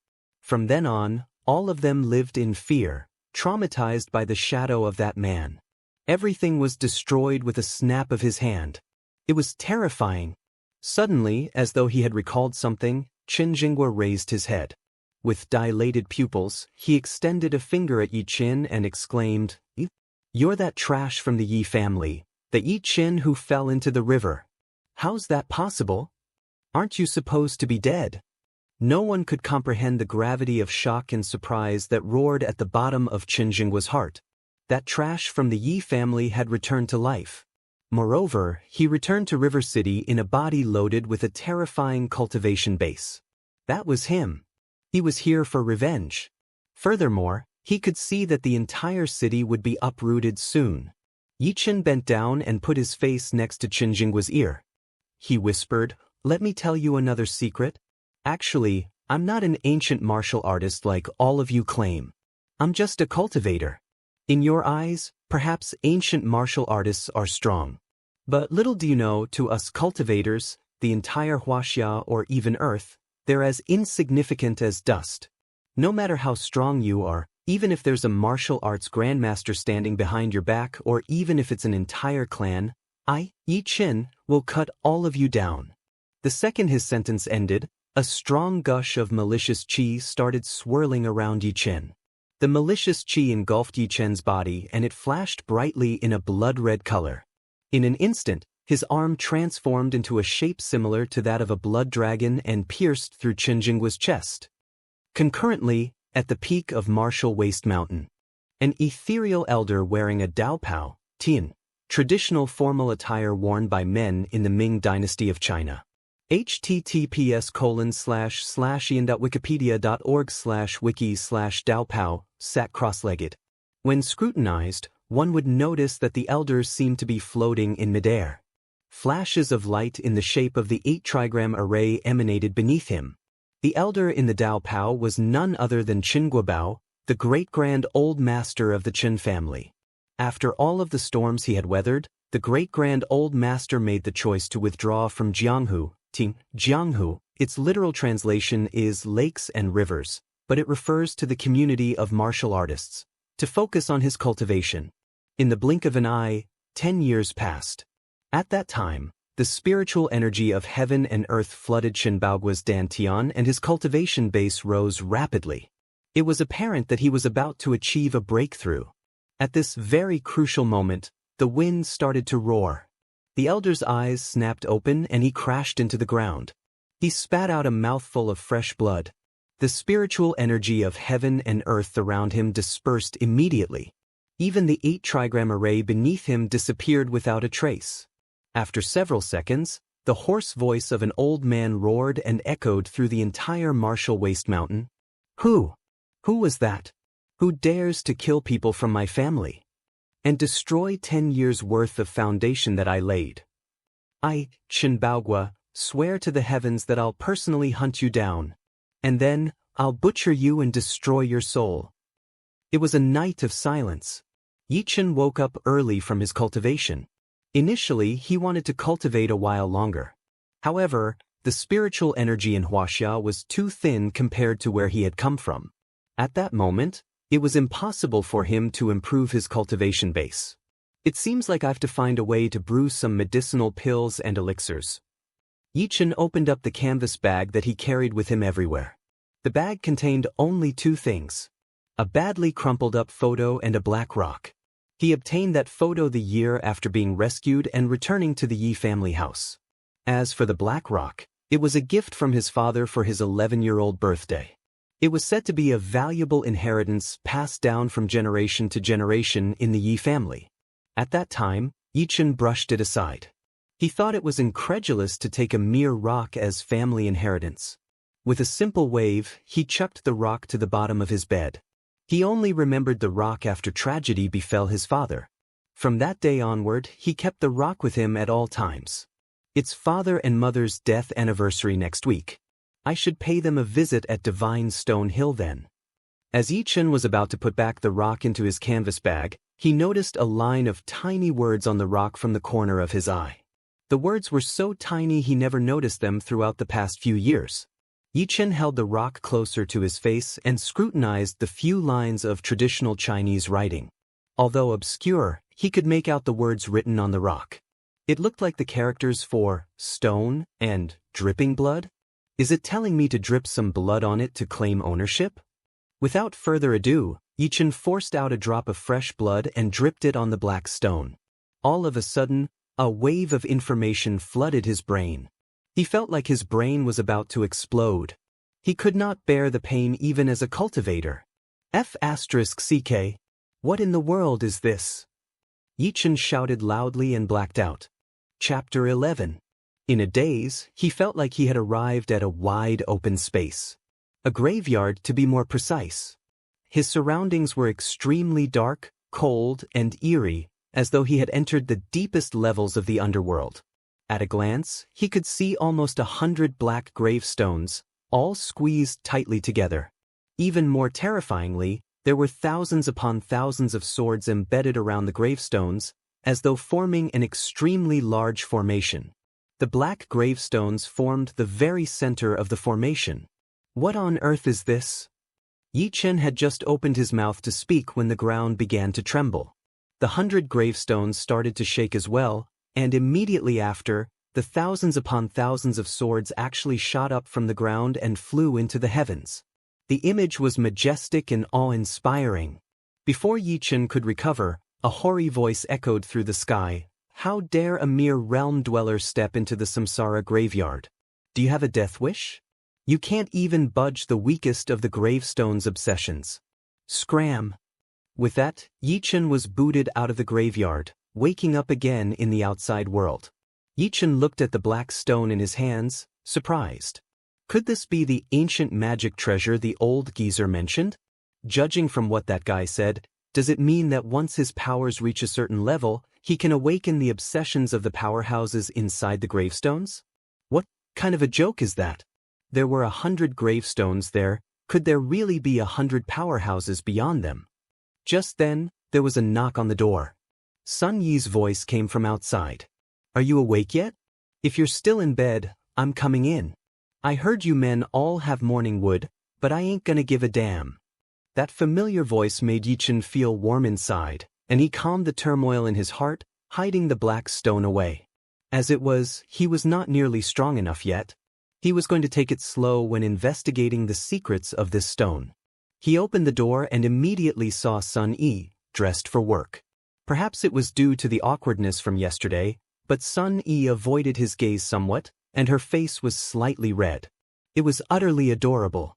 Sun Yi, you're so kind to me that all of a sudden, I don't want to leave anymore. What should I do? Would you allow me to stay here for longer? I can wash your dishes for you every day, and since it's going to get cold in the winter, I can warm your bed for you too, Yi Chen said with a grin. Sun Yi went to the dinner table and drank a sip of congee while she rolled her eyes at Yi Chen. You want to freeload and even climb your way into my bed? I'm perfectly warm in bed, thank you very much, so I'll decline your services. Yi Chen's eyes lit up and he hurriedly changed his tack. You can warm my bed too. If I get to sleep while hugging your long legs, I bet I'd be almost too happy to sleep. After spending a day together, Sun Yi had figured out Yi Chen's personality too. He could say just about anything, but his heart was in the right place. She gave it some thought and said solemnly, well, I won't say no if you want to stay here permanently, but there are some conditions. Firstly, you have to pay your rent in advance. Secondly, under all circumstances, I get to use the washroom first. Thirdly, you have to wash all the cutlery in the kitchen as well as do the laundry. I'll give you a few hours to think it over, kid. Before she even completed that sentence, Yi Chen said instantly, deal. But I don't have much money on me, so can I trade you something instead? Sun Yi gave up. Did he really not have a single cent on him? Could it be that she would end up having to support this guy's living expenses too? She looked at Yi Chen's features. He seemed to be slightly good-looking. As for his figure, she had a good long look at everything last night. He actually had an 8-pack. In other words, he was exactly what they called a boy toy online. While Sun Yi's mind was wandering, Yi Chen found a serviette and wrote a few lines on it with a pen. This was the formula for a beginner-level beauty pill. Although it was a low-level variant, if he sold it, it was still enough to keep a listed company afloat. Once Yi-Chen was done writing it down, he stuffed the serviette into Sun Yi's hands directly. So, this is the formula for a beginner-level beauty pill, and I modified it slightly. You're the director of a cosmetics group, right? Show this formula to your research department, they'll know what to do. Sun Yi was floored. Looking at the serviette in her hand with contempt, she said curiously, "Don't tell me, are you trying to pay a month's worth of rent with this serviette?" Yi-Chen shook his head and held up a finger. "I want to trade this formula for a month's worth of rent and another $3,000. I'd never do this if I wasn't broke, and consider this my way of repaying you for taking me in. Just so you know, this formula is worth at least 10 million. Never sell it for anything less than 10 million. Pfft. Sun Yi nearly choked on her spit. She stared, wide-eyed, at the young man before her, trying to see if he was joking. However, he was completely serious. Well damn, she had taken in a real weirdo this time. Did he really think a few words on a serviette were worth 10 million? That was simply crazy. In that moment, Sun Yi's impression of Yi-Chen plummeted to rock bottom. She even began to dislike him. If this man did not look so much like her past classmate, she would have chased him out ages ago. After a minute, Sun Yi sighed and put the serviette in her hand into her blouse pocket, taking out another $3,000 and handing them to Yi-Chen. "Actually, I know you men all have enormous egos, but you don't have to go that far. I can give you 3,000, but I hope you can bring that huge head of yours back down to solid ground.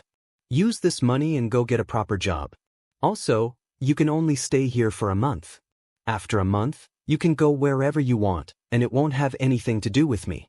That's all for now. I'm tired and I need to go to work. The spare keys are on the table."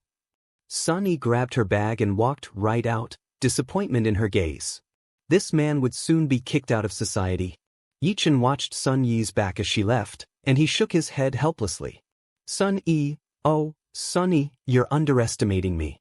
You have no idea how much that paper in your pocket is worth." Yi-Chen pushed the incident to the back of his head soon enough, picking up the black stone once more. Holding it in his hand, he could vaguely sense that other world. No matter what he did, however, he could not go in. "Looks like I'm not strong enough. I need to hurry up and cultivate. I'll refine that thing in the next few days." Right now, Yi-Chen's #1 priority was still earning some money. These $3,000 were nothing compared to the price of the herbs he needed for his cultivation. Should he go out and work for another? No way, Yi-Chen would never ever take a salary from another, not in this life. In that case, what else could he do? Could he be an entrepreneur? The formulas he had were enough for him to start his own kingdom, sure, but it would cost too much time and resources. He needed to earn fast money now, and the faster the better. Should he sell his formulas? That would not work either. Even Sun Yi did not believe him, so who else would? Should he heal others, then? When that thought occurred to him, Yi-Chen clapped and made up his mind. Still, doctors needed certificates and a resume these days, so he would never be able to make it into a hospital. Right now, all he could do was start a roadside stall. Yi-Chen immediately took action. The first thing he did was go to a shop downstairs and make himself some banners, with claims like Hua One Reincarnated, Hands of God, and everything else in that vein. After that, he bought a few sets of silver needles and some other equipment he needed for healing. Finally, he took a walk around the area and decided on the best place to start his stall. He was going to City North Park. City North Park was one of River City's 3 major parks, and there was a specialty shopping street inside too, with decent footfall. Most importantly, there were many people there setting up fortune-telling and antique-selling stalls, so the people who went there would probably believe in a traditional Chinese medicine practitioner too. Once he made a reputation for himself, the clients would just keep on coming. For the rest of the day, Yi-Chen made his preparations to set up shop.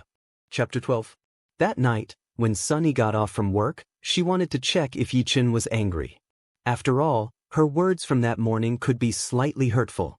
When she saw that Yi-Chen had bought a ton of random banners, however, she really began to lose her temper. She felt bad for his misfortunes, but she was angry at his own uselessness. She had thought that her advice would wake him up, And she was even hoping that he had gone to work like an honest man. What she did not expect was to find that not only had Yichen not found a proper job, he had instead resorted to even more scams and lies. This time, he was not lying to her, but to others. That was even worse. Yichen noticed that Sun Yi was back too, and he was about to tell her about his plan when she rushed up to him angrily and berated him furiously. "Could you be any more childish? Why can't you find a proper job?" Yichen shrugged and said exasperatedly, "I'm healing the wounded and the ill here. How's that not a proper job? I can give you money if you need it, but all I ask is that you are as honest as your name suggests. I'm sure that's what your parents intended when they named you that too. They're living far away in the villages, right? What would they think if they found out about what you're doing now? How will you face them in the future? Doesn't your conscience hurt?" When she said that, Sun Yi assumed Yichen would retort cheekily and perhaps make a dirty joke or two at her expense. To her surprise, however, the twinkle in Yichen's eyes dimmed. He turned around wordlessly, taking the things he had prepared today and leaving. When Yichen reached the door, he stopped. "I want to face them in the future too, but that's no longer possible. I'll never see them ever again." With that, Yichen walked out. Sun Yi watched Yichen's lonely back as he left, and she finally realized that she had said the wrong thing. He doesn't have parents. She realized just what her words earlier meant to an orphan without parents. She also realized just how badly Yichen's heart must hurt right now. For some reason, tears gathered in her eyes, and she remembered the incident from 5 years ago again. She remembered the boy who had sat next to her, and the wonderful family he had once had. All of it was destroyed overnight. No one knew what happened that night. All she knew was that the Yi family was no more. The boy named Yichen was gone too. She knew the pain of losing a family member. That was why she wanted to do something, anything, in her power to help her missing or deceased friend. Despite everyone's protests, she buried the 3 members of the Yi family. Sun Yi suddenly thought of something and hurriedly gave chase, but Yichen had long since been lost in the crowd. She could not find him anywhere. Just as Sun Yi was feeling dejected, her phone rang. At first, she thought it was a call from Yichen, but the moment she picked up, she finally remembered that Yichen did not even have a cell phone. There were 2 words clearly written on the phone screen. "Xia Ruoxue." "President Xia, you're back?" Sun Yi gathered her thoughts and picked up the call. "Where are you, Sunny? Come back to the company right now. This is an S-grade emergency meeting." As soon as she said that, the line died. Sunny realized something was wrong. She had worked for this company for years, but she had never heard the president sound so hasty before, as though something big had happened. Even more strangely, she had called an S-grade emergency meeting. That was the highest possible grade. Did something happen to the magnificent group? City North Park. Carrying a whole load of items, Yichen arrived at the shopping street inside the park. Since it was already evening, many stalls of different sizes were already up and going. There was a decent crowd too. Yichen finally found an empty spot and set his things down, setting up a simple little table.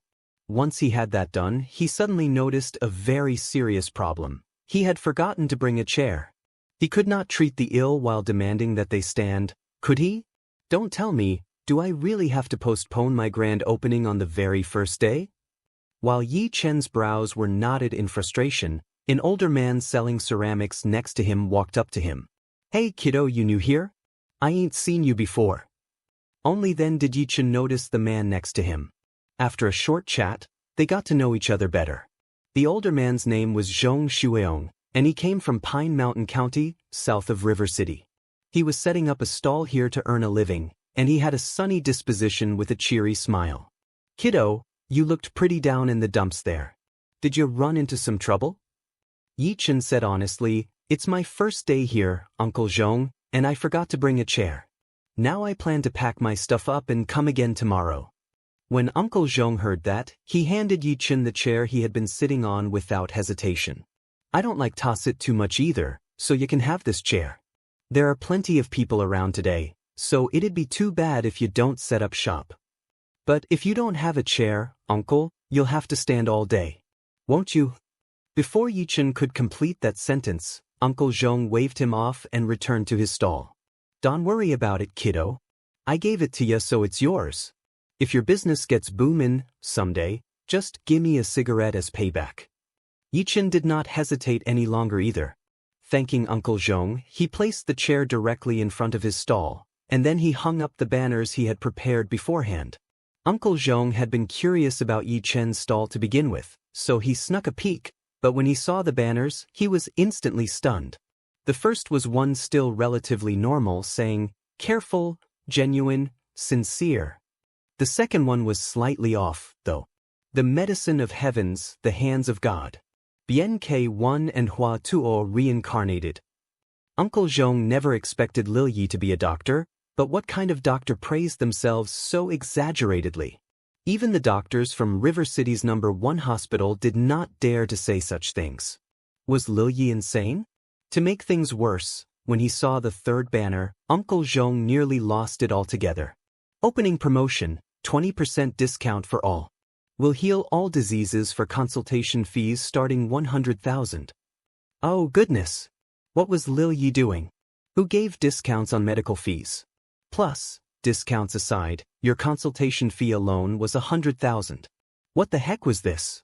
Nobody ever set a base price like that. Uncle Zhong was about to advise Yi Chen against it, but before he knew it, Yi Chen's stall was surrounded by people. He could not even squeeze his way in. "This is bad, Lil Yi will be in trouble," Uncle Zhong said anxiously. In truth, most of the crowd was there to see Yi Chen make a fool of himself. They wanted to get a glimpse of the punk who dared to ask for 100,000 in consultation fees.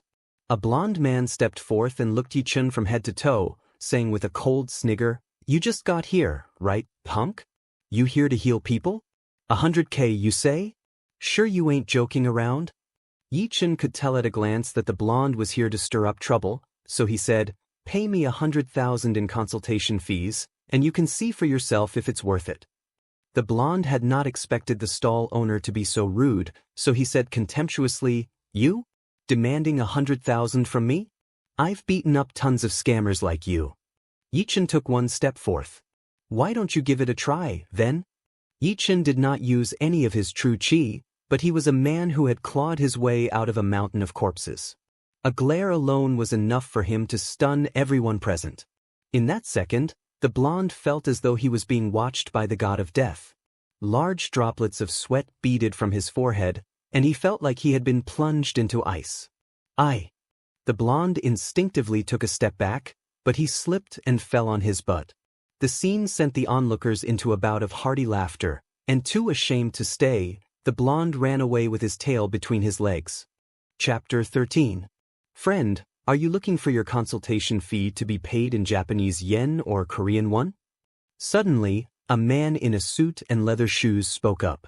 He was the director of a sales company, and he figured that Yi Chen was using the conversion rate to gain some attention. "I only accept Chinese yuan," Yi Chen said. As soon as he said that, everyone took a sharp intake of breath. The punk was really going there. After all, 100,000 was about how much a white-collar worker in River City earned in a year. No one could afford that consultation fee. Just as there was an uproar, Yi Chen added, "The 100,000 is just the deposit. If the patient's condition is slightly more troublesome, the fees will start from 1,000,000 onward. However, I guarantee that I can heal any ailment under the sun." In that moment, everyone in the crowd fell silent. The 100,000 was only his deposit. Everything that came after would cost at least 1,000,000. Where the F***CK did this psycho escape from? The next second, the crowd erupted into curses. "Why don't you go rob a bank? I can't believe you dare to ask for 100,000 for a deposit. Do you really think you're Hua Tuo?" An older lady berated him loudly. "This guy must be a scammer. I'm sure he'll run once he gets the deposit." Exactly, he must be a fraud. Let's call the cops on him." Uncle Zhong saw the situation taking a turn for the worse, so he hurriedly squeezed his way into the crowd, advising Yi Chen kindly, "Lil Yi, you should move your stall away for now. What were you thinking? If you don't leave now, they'll be out for your blood." Curses, someone already called the cops. "Lil Yi, hurry up and run." Yi Chen looked at the furious mob and shook his head helplessly. He had assumed that there would be at least one person in so large a crowd willing to give it a try, but amidst that commotion, he had somehow become a universally recognized swindler.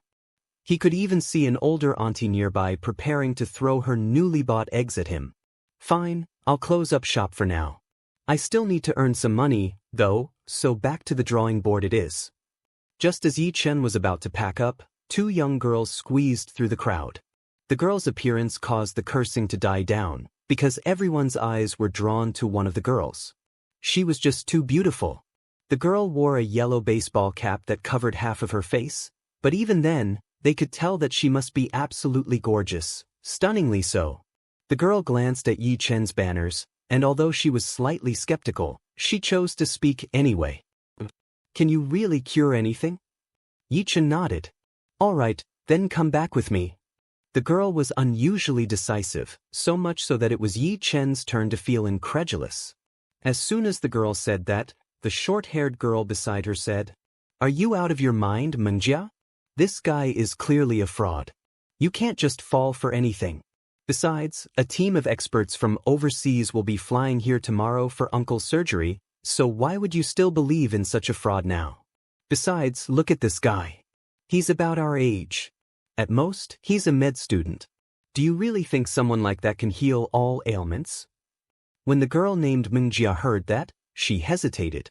Giving Yi Chen another glance, she asked for confirmation, are you really not lying? Yi Chen pointed at the banner and said solemnly, I, Yi Chen, will never lie to anyone. If I can't heal them, you can do whatever you want to me. With that, the girl made up her mind. All right, then come with me. I choose you. As soon as she said that, the crowd around them erupted again. Miss, this guy really is a cheat. Miss, you should go to a better hospital for a doctor. This punk won't cut it. The short-haired girl continued to advise her. Hear that, Mengjia? Everyone says he's a fraud, so don't get carried away now. Nevertheless, the girl's mind was made up, and she walked right up to Yi Chen, pulling his hand as she led him away. Dad doesn't have much time left, so I don't care even if he is a cheat. I can't let go of any hint of hope, so I'll take whatever I can get now. Yi Chen was a little confused. Hey, I haven't agreed yet, gorgeous. I don't need you to. Yi Chen. The girl forcefully dragged Yi Chen to a Mercedes-Benz G-Wagon. Although he did not really know cars, even Yi Chen could tell that this car cost a bomb. All three of them took the back seats, and the driver was a man who looked like he was 30 years old. Where are we going now, young miss? Asked the driver. The girl was overcome with worry, so she said distractedly, home. After that, the girl looked at Yi Chen and introduced herself. My name is Shin Mengjia. You must be wondering why I brought you here. Yi Chen shook his head. No, I'm not. After all, you're the only one with a good eye. Shen Mengjia rolled her eyes at Yi Chen and took a card out of her bag. You want 100,000, sure. I only want you to do one thing, and that's to trick my mother. When you reach my house, you have to say that you can heal my dad, but tell her that you have to take him to the mountains for a year of healing. Once you accomplish that, I'll give you another 50,000. Only then did Shin Mengjia's short-haired friend figure out what she was up to. She gasped, saying, Mengjia, so you only called this fraud over because you don't want your mom to know? But she'll find out eventually. Shen Mengjia's lips trembled, and tears filled her eyes. I have no other choice. Xiaomin dad is terminally ill, and he can't be cured. He can't even last the night.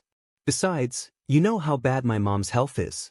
If she finds out that dad's no longer around, she won't be able to handle the truth. I really don't want to lose both of my parents at the same time. Just then, the girls hugged each other tightly and burst into tears. Yi Chen was pretty floored too. He had thought that he finally met someone who knew what he was worth, but it turned out that the girl had fancied his lying skills and not his medical ones. *CK.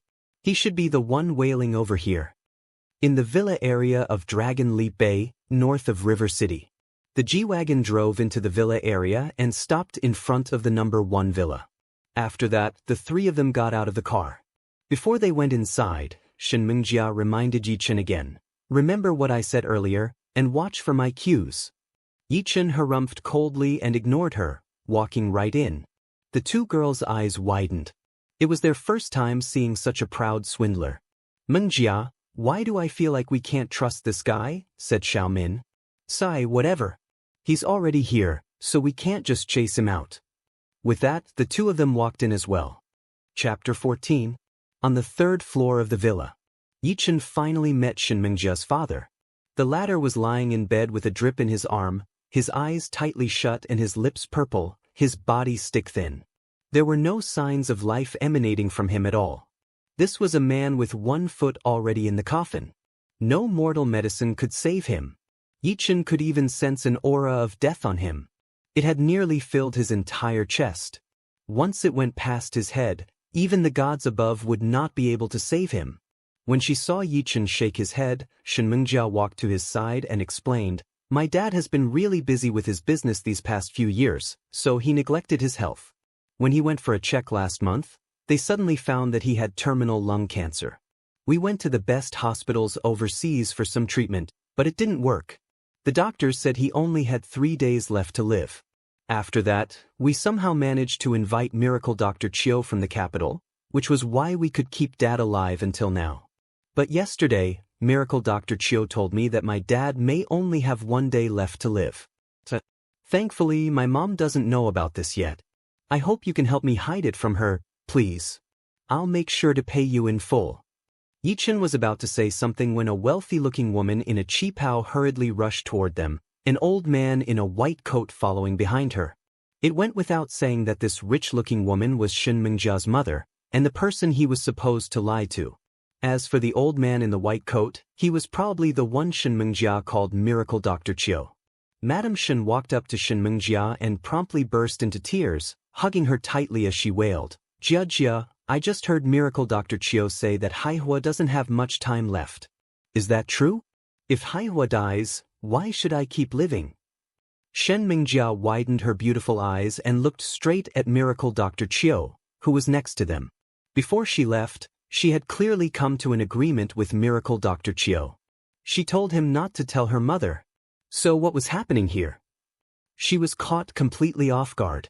Miracle Dr. Chiu stood up and said frankly, "Miss Shen, I'm sorry but I can't take that money of yours.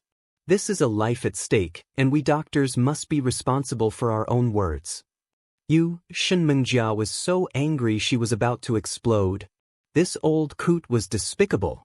He had agreed to her deal before she left, but he betrayed her as soon as she left the house. Just then, a young man of about 30 walked out as well. It was none other than Shen Mengjia's half-brother from another mother, Shen Menglong. "Mengjia, you should be honest. Birth, sickness, old age, and death are all natural parts of human life, so why would you try to hide it from Mom?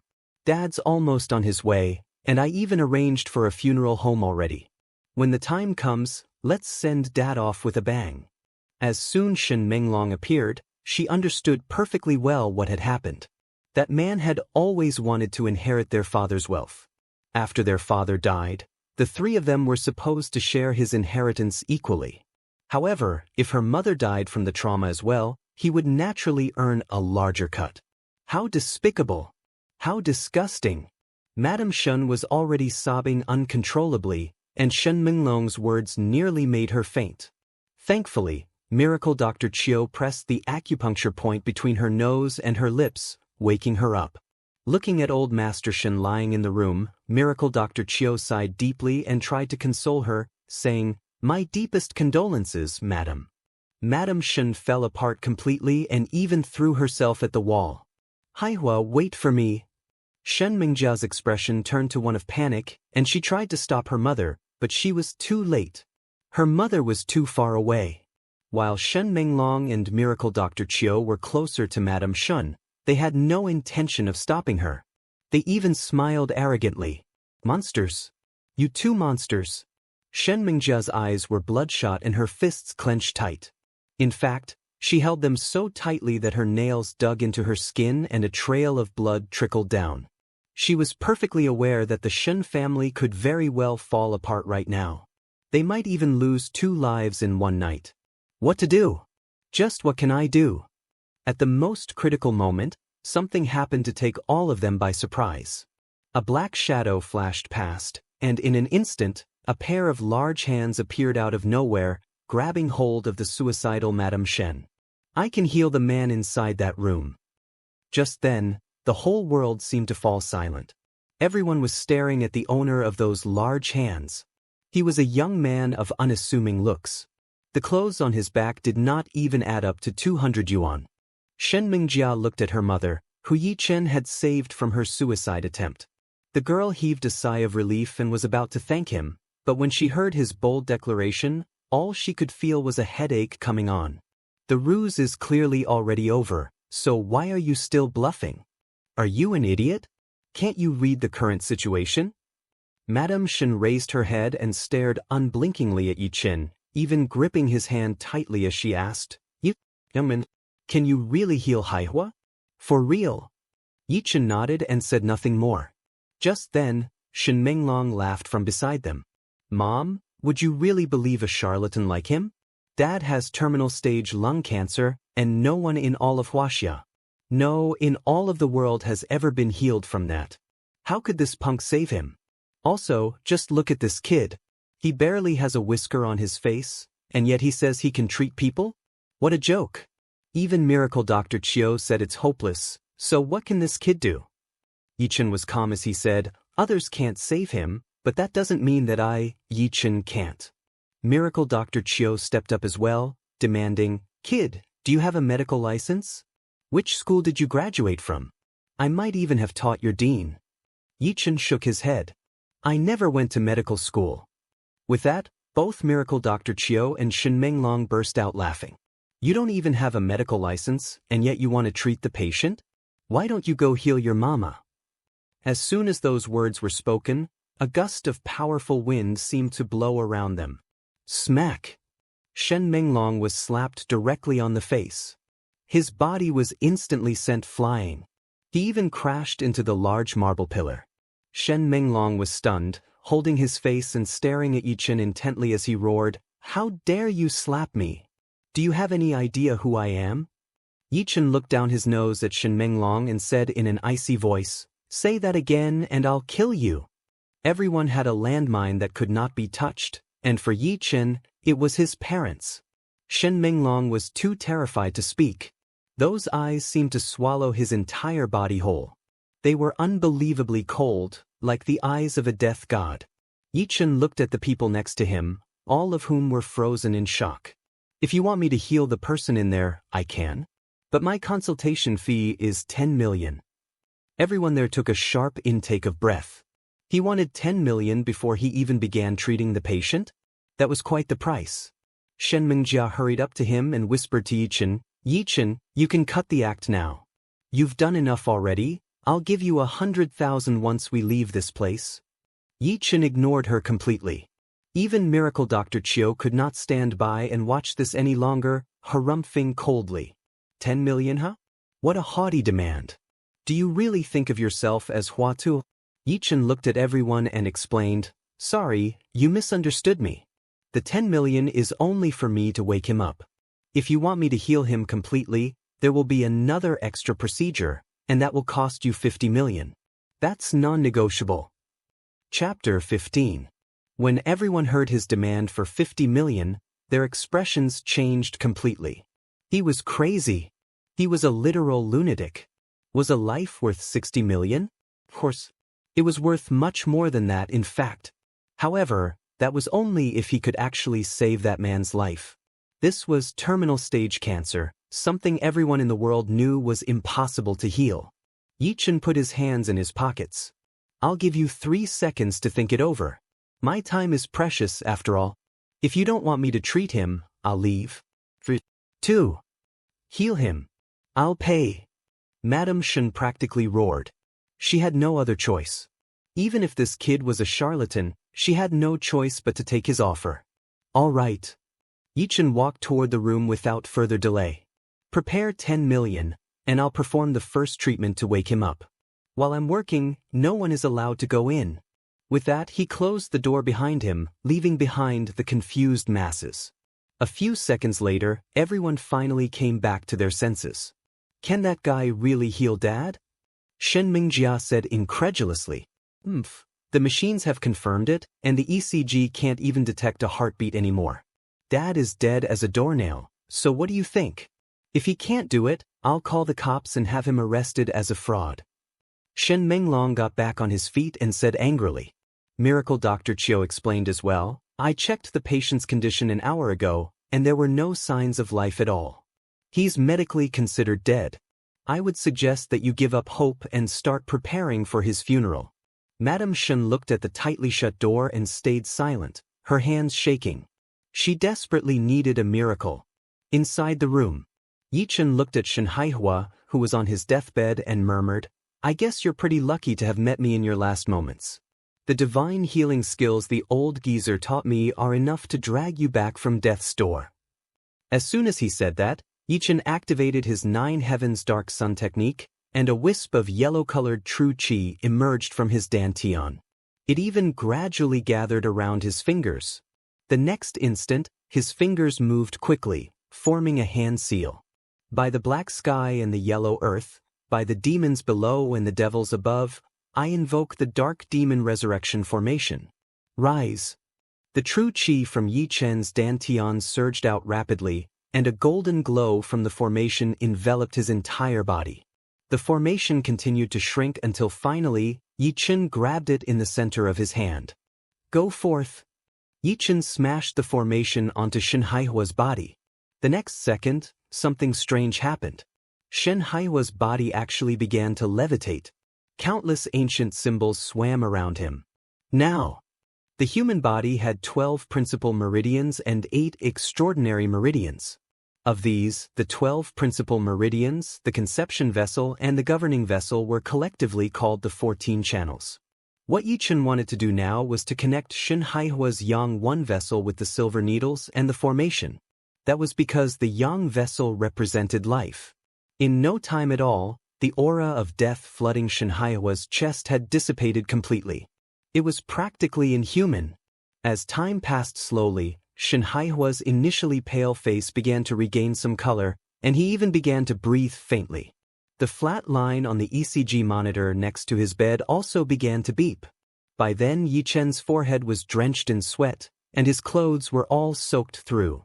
Using a formation and acupuncture at the same time took up a lot of his concentration and true qi. Looks like I'll need to work on my cultivation. Once I have the funds, I can buy the herbs I need, and that should speed up my cultivation progress. 10 minutes later, Shen Haihua's body descended slowly, and the light in the room began to fade. Yi Chen heaved a long sigh of relief. The first stage was more or less done, and it was only a matter of time before Shen Haihua awakened. However, this could only keep him alive for a mere 3 days. If he wished to keep living like a normal human, he would still need to consume a pill. If I had known it would take up so much of my true qi, I should have asked for 100 million. But forget it. I guess this guy is my first customer, so I'll just call it a discount. Yi Chen opened the door and faced the crowd whose thoughts were written plainly on their faces. Cutting straight to the chase, he said, It went decently well, and the guy inside should wake up soon. Oh yeah, where's my money? The others looked at Yi Chen, his body drenched in sweat and his expression exhausted. They were all shocked. Was it that tiring to heal someone? Why did he look like he just ran a marathon? Master, are you telling the truth? Do you mean that Haihua will wake up soon? Madame Shen was somewhat disbelieving. Yi Chen nodded. Thank you. Oh, thank you, Master. Here's a bank card. The PIN number is 6 zeros. Just as Madame Shen was about to pass the card to Yi Chen, Shen Menglong snatched it away. Mom, look inside. Does Dad look awake to you? He's still just lying there. How could you believe the words of a charlatan so easily? This guy must have taken a shower inside, and he's acting all tired to gain our sympathy. Miracle Dr. Chiu harumphed coldly as well. You claim to be a doctor, but all you do is use the dead to earn dishonest money. I'm ashamed of you. Standing beside them, Shen Mengjia wanted to defend Yi Chen, but she knew that there was no way her father would wake up, not without a miracle. Perhaps Yi Chen really was a fraud. Yi Chen glanced at everyone coldly and said in an icy voice, So none of you believe me? Are you sure? No one present spoke up. Yi Chen laughed self-condescendingly, and the next instant his body moved. He gave Shen Menglong another tight slap across the face. Shen Menglong never expected him to attack again, and it was far too late to dodge. He flipped over and crashed to the ground, the bank card flying from his grasp. Yi Chen ignored the other's reactions, reaching his hand out to grab the bank card and then walking down the stairs, cool as a cucumber. This is the consultation fee that I earned, fair and square. Also, that man will wake up, but he can only live for 3 more days. Without my medicine, even the king of gods won't be able to save him. In no time at all, Yi Chen disappeared from their line of sight. Shen Menglong crawled up with considerable difficulty and touched his face, only to realize that his whole face had swollen up. F***ck, that B***starred actually dared to hit me. He even stole 10 million from us in front of so many others. There are so many witnesses. I'm gonna call the cops. He's dead meat. Miracle Dr. Chiu added cheekily, young Master Shen, I have a friend working in the River City Police Department. I'll call him right now. Do it, said Shen Menglong through clenched teeth. Just then, all of a sudden, a scream reverberated through the entire villa. Madame Shen rushed inside. Everyone froze, thinking that Madame Shen was attempting to kill herself again, until the moment they looked into the room. They were absolutely stunned. It was because Shen Haihua, who had already passed away, was sitting up in bed. He really sat up. How was that possible? F***ck, is that a man or a ghost? Shen Menglong took more than 10 steps back, nothing but terror written all over his face. A man he had thought dead was now staring straight at him. How terrifying that must be. Xiaomin even fell on her butt, her legs shaking uncontrollably. Miracle Dr. Chiu was even worse. The trousers under his white coat were drenched. He had been scared into wetting himself. In all his decades of being a doctor, he had never encountered anything like this before. Chapter 16. Shen Mingjia was relatively calm. Although she could not accept it either at first, she at least knew that this was not a dream. Right now, her father's eyes were filled with life, as though he had just come back from the brink of death. Those were emotions only humans had. Suddenly, the image of that young man's back flashed through her mind. It was arrogant, cold, and lonely. He actually did it. But how? Only then did Shen Mingjia realize how childish she had been. From the very start, that man had not told a single lie. Yet, she only ever considered him a fraud. She did not stand up for him when he needed her the most. Shen Mingjia clapped her hand to her mouth to stop herself from screaming. Her eyes grew moist, and the tears trickled down her face and onto the floor, one drop at a time. Just then, inside the patient's room, Madame and Master Shen were hugging each other tightly. Haihua, this isn't a dream, right?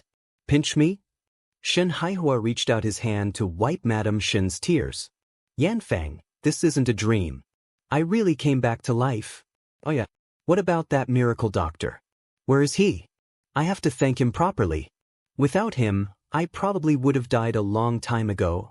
Shen Haihua may have been unconscious, but he was still aware of Yi Chen's presence and the entire procedure Yi Chen had performed to rescue him. That was not the work of a human. He was practically a deity on earth. Even if they did not make friends with such a man, they must never make an enemy out of him. He could control your destiny. He could control others' lives. A man like that transcended all the petty squabbles of power and wealth.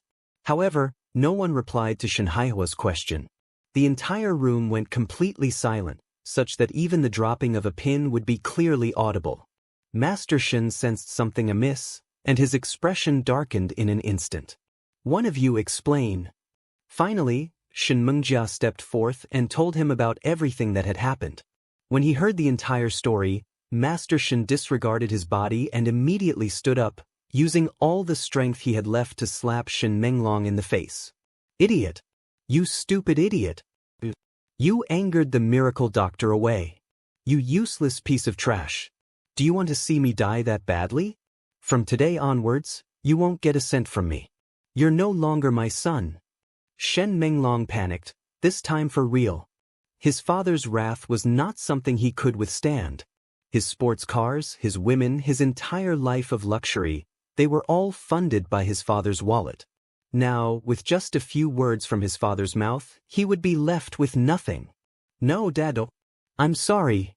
Shen Haihua ignored his son and turned to Miracle Dr. Chiu, who had his head lowered. As for you. He kicked Miracle Dr. Chiu mercilessly. You stuck-up dogs, I can't believe you insulted the Miracle Doctor like that. I'm telling you, if you can't find that Miracle Doctor again, I swear I'll have all of your heads. Shen Haihua was well and truly angry. He was awake now, but he knew that he would not last more than 3 days. If they did not get that Miracle Doctor to help him, he would be dead without a doubt. That was why his priority now was to find that Miracle Doctor. Find him, all of you. You have to find him even if it means turning River City upside down. Aside from Yanfang, all of you can get the hell out of the Shen family. And don't come back until you find that young Miracle Doctor. He did not only aim those words at Shen Menglong and Miracle Dr. Chiu. He was addressing Shen Mingjia and Xiao Min as well. If someone had just stepped forth and believed in the Miracle Doctor, they would not be in this mess right now. Was it too much to pay 60 million for a life? Not at all. In fact, it was an unbelievable bargain.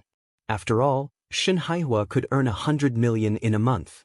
As for the situation right now, he, Shen Haihua, only had 3 more days to live. At the same time, in the Magnificent Group's conference room, the atmosphere was unnaturally heavy. That was because just a few hours ago, the Magnificent Group stocks had crashed drastically. It was the biggest crisis they had faced since Xia Ruoxue first started the Magnificent Group. According to the Magnificent Group PR department's investigations, their stocks were falling so rapidly because their business rival, the Charming Star Beauty Corporation, had introduced a new oral beauty solution. Ladies just had to drink 1 portion, and both their skin and features would improve visibly.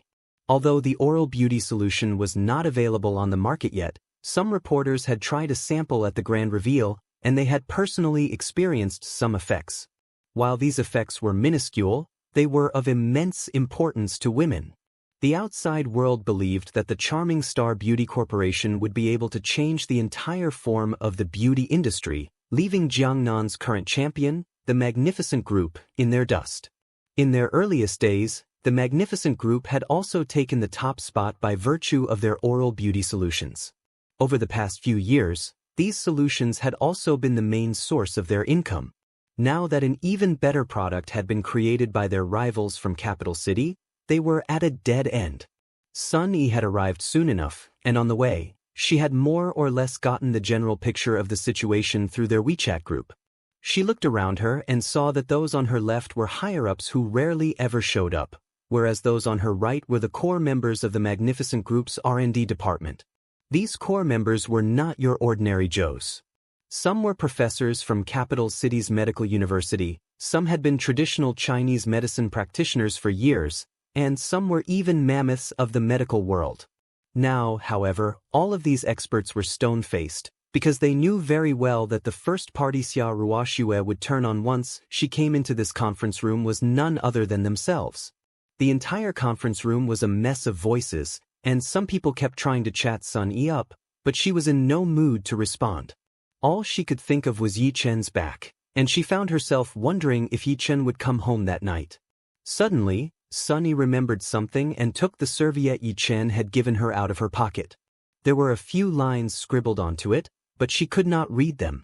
Were they herbs, perhaps? All she could read were the words "beginner-level beauty pill," printed in large font at the very top. When she remembered how Yi Chen had said such a piece of paper was worth 10 million, she kind of felt like laughing. Yi Chen had even told her to show the paper to her R&D department. That left her feeling rather exasperated. Everyone in the R&D department was a superstar in the medical world. Why would they ever look at this strange serviette? For all Sun Yi knew, she might end up as the laughingstock of the entire Magnificent Group. Sigh, that guy's nice and all, but he's so impractical, Sunny muttered to herself. Yo, Sunny, you thinking of a man? You look like your heart got stolen. Suddenly, a woman's voice rang out by Sun Yi's ears, giving her a shock. Sun Yi looked at the source of the voice, and her expression immediately soured. The one who spoke was none other than the Magnificent Group's PR director, Suna. Over all these years Sun Yi had been working with the Magnificent Group. She got along pretty well with everyone. The only exception was this woman, Suna. The two of them were like cats and dogs, and they would squabble every time they met.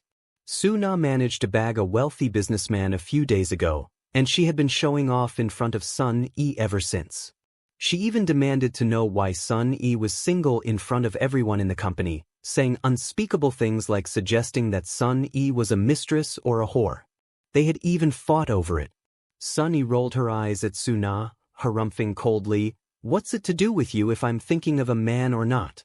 You should just mind your own business." Suna retorted relentlessly, "Oh, how could a mistress like you talk to me like that? You're such a slut. I bet you've been f***ed by more people than you can count. You, b***. Sun Yi was so furious that she stood up abruptly and was about to curse back when she realized that Suna had taken away the serviette in her hands. Chapter 17. "Give me back that serviette," said Sun Yi agitatedly. She tried to grab it back several times, but to no avail. Suna laughed coldly. "Why are you wound up, little wench? I wonder what disgusting secret this holds." With that, Suna opened up the serviette. She had thought it would be a hotel address that some higher-ups had given to Sun Yi, but it turned out to be something like a medicinal formula. There were even the words, "beginner-level beauty pill." Just like that, she laughed until her stomach hurt. "Sunny, oh Sunny, is everything all right with your brain? Do you really believe in things like beauty pills? Or have you been watching too many TV dramas? This handwriting looks like a man's. Did some fraud give this to you in exchange for a night? I thought you'd be worth a few hundred at most, but now it looks like you're not even worth $1. Ha!" Suna's laugh was growing grotesque. Sun Yi clenched her fist tightly and stared at Suna hard. "Give that back. This is your last warning." Suna shook her head. This item did not mean much to her anyway, so she tossed it on the ground and even stomped on it a little. The serviette was not very thick to begin with, so it ripped slightly. Sun Yi hastily picked it up and carefully wiped off the footprints on it. She was about to say something when the door to the conference room was thrown open. Xia Ruoxue was here. Her gaze swept across everyone in the room, and she crossed her arms as she said, "I'm sure everyone knows why I called you here for a meeting. The Magnificent Group's sales have been plummeting, and once the other corporations' new products hit the market, they'll deal a serious blow to the Magnificent Group's prospects. I don't understand. After all this time, why haven't we come up with anything useful enough to be popular?" Xia Ruoxue's tone was somewhat harsh. No one in the conference room dared to say anything then. A few seconds later, Xia Ruoxue turned to the members of the R&D department. Putting her hands on the conference table, she enunciated clearly, Didn't I tell you to scour the world for formulas? Did you forget that?" Some of the elderly members of the R&D department shook their heads profusely. President, these formulas for familial remedies are very rare and precious, so they aren't that easy to obtain. We've had people collecting them this whole time, but although we broke the bank for a few, they don't work that well." Xia Ruoxue slammed the table. "The competition amongst companies is so fierce, so did you really think you could get away with such a lousy excuse? From now on, every member of the R&D department must work overtime. No matter what, and regardless of the cost, you have to find a formula that suits the Magnificent Group. Otherwise, you'll have to come up with one yourselves." Just then, an idea flashed through Suna's mind. She knew how she could destroy Sun Yi. She could make Sun Yi the laughingstock of the company. The next second, Suna stood up. "President, this is easily manageable. After all, I just heard Director Sun say she has a priceless beauty formula in her hands. She even guaranteed that it would be able to save the group from the brink of destruction." Chapter 18. Xia Ruoxue put her hands on the conference table and looked at Suna, demanding, "Suna, are you telling the truth? Who do you mean by Director Sun?" Overjoyed, Suna knew that this was her chance to get revenge. With a cold harumph, she said, "Of course it's the truth. Sunny just told me that earlier, so you can ask her if you don't believe me." With that, she lifted her chin and looked down her nose at Sun Yi, her gaze full of malice. Everyone's attention turned to Sun Yi, but Sun Yi was slightly stunned. She had a formula, yes, but it was one that Yi Chen had casually come up with. How could she show them such a joke of a formula? She glanced at Su Na, who was clearly enjoying herself at Sun Yi's expense and waiting for the former to embarrass herself. What should she do? Was she really going to become the magnificent group's laughingstock from today on? Xia Ruoxue stared at Sun Yi and said anxiously, Sun Yi, do you really have the formula for a beauty pill? Show us. If it's real, I'll make you the vice president on the spot. And I'll throw in 3% of the shares too. Sun Yi was shocked. She had not expected the president to be so generous. Those things added up to a few billion in value. However, she did not have the formula for any beauty pill. All she had was a torn serviette. Sun Yi's hesitation displeased Xia Ruoxue, and she said, Do you think that isn't enough? All right then, name your price. No, Sun Yi stood up and tried to explain, but she had no idea where to even start. Flabbergasted, she had no choice but to take out the beginner-level beauty pill formula and place it before Xia Ruoxue. Sorry, President. It was just a joke by a friend of mine. Xia Ruoxue ignored her, but when she glanced at the slightly torn serviette on the table, her expression changed. Was this the formula for the beauty pill? Was this the formula worth $1 billion? F***CK, was it really written on a torn serviette? Sun Yi must think of her, the president, as a fool. Xia Ruoxue was not the only one. Everyone present flew into a rage. Sun Yi's actions were akin to pouring salt on the group's wounds. How could she pull their leg with a torn serviette? Just as Xia Ruoxue was about to lose her temper, one of the medical Goliaths, Elder Su, rushed forth. He had glimpsed a few lines of the formula, and it seemed that the formula may actually have some beautifying effects. Ignoring everyone else's reactions, Elder Su picked up the serviette carefully and scrutinized it from up close. The more he read, the redder his face became. By the time he reached the end, his hands were shaking and a tear even flowed down his wrinkled face. A few seconds later, Elder Su threw his image to the winds and roared out loud, This is actually the formula for the beauty pill. It's the real thing. Oh my God, I can't believe I got to see something this precious in my lifetime. I can die with no regrets. Elder Su was so agitated that his breathing quickened, and he even grew dizzy. He held the torn serviette carefully and jogged up to Sun Yi, saying excitedly, Director Sun, where did you get this formula from? Can you tell me? I want to meet the person behind this formula. I'm begging you. Will it help if I kneel to you? Just then, everyone felt as though their brains had exploded. After that, they were stunned. They were completely and utterly stunned. This serviette, all worn and torn, such that no one would even pick it up if it fell to the ground. It was actually a formula worth $1 billion. That was right, $1 billion. A beauty pill, he said? Did such a thing actually exist in the world? What the heck was this for real? No one would believe them if they spoke about what was happening in this conference room. On the other hand, no one here even considered the possibility that Elder Su might be lying. After all, Elder Su came from a family of doctors, and he was a giant in the field. There was no way he would sell out for money. There was no way he would kneel, just to meet the person behind the formula. The scene unfolding before them was too much to behold. They were unbelievably shocked. They were so shocked they could barely breathe. Su Na's breathing quickened. She could not believe what was happening, and her face was contorted as she murmured, No way. It can't be. How could this wench have the formula for the beauty pill? It must be fake. The one who was most surprised was none other than Sun Yi herself. Right now, she had frozen into a statue. Her gaze was fixed unblinkingly at the serviette, and her mouth was so wide open that she could easily swallow an egg. This is real? That guy actually gave me the beauty pill? How is that possible? Elder Su's eyes were filled with a burning passion as he said excitedly, Director Sun, the guy.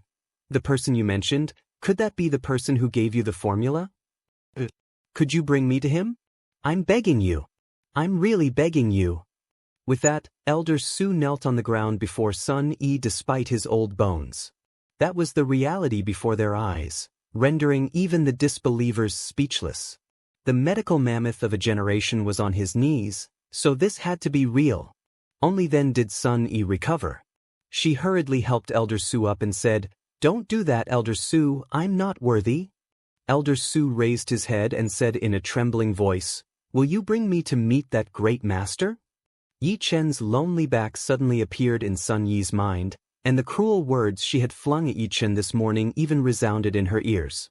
She wanted nothing more than to give her mouth a tight slap. It turned out that she was the biggest fool of them all, and not Yi Chen. But why did she not believe him back then? On the other hand, why did Yi Chen try to exchange something this precious for 3,000 bucks? Was he crazy? Or could this be a gift to prove his love for her? Sun Yi's mind was a mess right now, her thoughts so convoluted that she wanted to scream. Xia Ruoxue recovered from her shock and coughed softly, stating her stance. "Elder Su, are you sure this formula will work?" Elder Su said hastily, "President, I swear on my life that it'll work. And this formula is 100 times better than the Charming Star Beauty Corporation's product." However, Xia Ruoxue never liked to hear such hesitation, and she said coldly, "Just tell me straight." Elder Su continued, "However, it seems like the formula was damaged, and I can't read one of the ingredients clearly." Xia Ruoxue's expression changed, and she hurriedly turned to Sun Yi, demanding, "What is the meaning of this, Director Sun?" Sun Yi was about to say anything when a middle-aged man stood up and said, pointing at Su Na, "I can tell you what happened, President. Before you arrived, the PR director Su Na snatched the formula from Director Sun and even trampled it beneath her foot. If you hadn't arrived in time, this formula might have been totally destroyed." As soon as he said that, all eyes turned to Su Na. Their gazes were filled with fire and fury. This formula could decide the fate of the company, and this woman stomped on it. She must have a death wish. Xia Ruoxue's eyes were cold. She wanted to fly off the handle at Su Na, but she forced her fury down and said icily, "Su Na, do you realize you nearly destroyed the Magnificent Group? All right, from now on, you're no longer a director with the Magnificent Group. Get the hell out of this conference room. Also, if something goes wrong with this formula, I guarantee that the group will take you to task for this. You'd better pray that the formula is fine." With that, Xia Ruoxue turned around and left. When they saw that the president had left, Elder Su and the other employees from R&D finally lost their patience. That woman had damaged the Magnificent Group's prized possession. One of the more violent people even rushed at her and slapped Su Na across the face. "Wench, look what you did." Elder Su's old bones were shaking with rage as well, and his voice shook as he swore at her. "So it was you, you evil witch. How dare you damage such a treasure? Do you have any idea what would happen if it was destroyed? It just so happens that my useless son is working at the Ministry of Culture, so just you wait and see." In an instant, Su Na had become the target of public ire, and the conference room erupted into chaos. Chapter 19. 10 p.m. that night. Sun Yi did not drive this time. Instead, she walked back to her apartment. She let the cold breeze blow in her face, hoping it would clear her mind. The happenings of the day were like an emotional roller coaster to her. The man she had been looking down on had actually given her a formula worth $1 billion as though it was nothing. Yi Chen had told her that morning that the formula could keep a listed company afloat. Back then, she had turned her nose up at him, assuming that he was just a pathetic fraud telling a tall tale. Looking back now, she was the pathetic one there. "Yi Cheng, did you want me to embarrass myself? Why did you give me something so valuable? Why didn't you tell me it was real?" Sun Yi arrived at her apartment door eventually, and she took out her key but did not dare to open her door. She was afraid to open the door only to find that Yi Chen was not on the other side. Su Na's trampling on it meant that the formula was missing an ingredient, so the group could not use it as it was. That was why Xia Ruoxue had ordered her to find the person behind the formula. That order came regardless of the cost. If she could find Yi Chen, she would be the Magnificent Group's #1 heroine. If she could not, however, she would be the Magnificent Group's #1 sinner. The key went in anyway, and the door opened. The lights were off inside, and there was no one home. He didn't come back. That was when Sun Yi finally lost her composure. All of her unhappiness and regret surged over her like a wave. She crouched down to the ground and hugged her knees, wailing out loud. But why are you doing this to me? I'm sorry, so won't you just accept my apology and forgive me? Why did you leave? Why didn't you come back? I was wrong, I know I was wrong. If you come back, I'll do anything you want me to do. I'll even let you stay here forever. Why don't you just come back? Sun Yi wailed louder and louder. She wanted to air all the grievances she had pent up today. Just as she was at her most helpless, a lazy voice spoke behind her. Hey, what are you doing crying at the door, gorgeous? Who hurt you? Do you need a man's warm embrace? When she heard that familiar voice, Sun Yi's tears immediately dried up. After that, Yichen changed into his slippers and walked in. By then, he saw that Sun Yi was already seated and waiting for him. She even glanced at him out of the corner of her eye every so often. Did I become more handsome today? Yichen said vainly, looking at himself in the mirror. Just then, Sun Yi bit her lips and finally spoke. Tell me honestly, was the serviette you gave me today really the formula for the beauty pill? Yichen blinked. He was wondering why Sun Yi's attitude had changed so drastically. So it was because of the formula. The researchers at her place had probably seen it, and they told her how much it was worth. He took an apple from the platter of fruit on the coffee table, and after rubbing it with his shirt, he brought it to his mouth. How could I possibly give you a fake? I might trick others, but I'd never trick you. Sun Yi had mentally prepared herself for this, but when she heard that the formula was real, her heart still trembled slightly. She bit her rosy lips and said softly, Why did you give me something so valuable? I'll return it to you. Yichen stood up and waved her off. Why would you return it to me? It's yours now. Did you forget? You accepted that formula in exchange for $3,000 and a month's worth of rent. If you give it back to me, I'll move out right now and end up on the streets. But, Sun Yi wanted to say something, but Yichen interrupted her. No more buts. The one I gave you was the most rudimentary one I had. If you don't want it, you can just toss it away. When Sun Yi heard that, she could not help a sharp intake of breath. This man was too casual about this. How could she just throw away something this valuable, something worth $1 billion? Also, this beauty pill formula was the most rudimentary one he had? What shocking secrets were this guy hiding? Only then did Sun Yi realize that she had yet to know anything about this guy's background. It was as though he had appeared out of nowhere. If he did not resemble her dearly departed classmate so, she would never have had anything to do with him. If there was anything Yichen hated, it was a woman's indecisiveness. He did not want to waste too much breath over the beauty pill, so he said, I'm a little tired today, so I'll go rest for now. You should rest early too. When Sun Yi saw that Yichen was leaving, she suddenly remembered something and said, Wait a minute. Yichen stopped in his tracks. Is there anything else? Sun Yi said hastily, You wanted to see Xia Ruoxue, right? Yichen turned around in surprise, waiting for Sun Yi to continue. Your formula could very well save the magnificent group from the brink of collapse.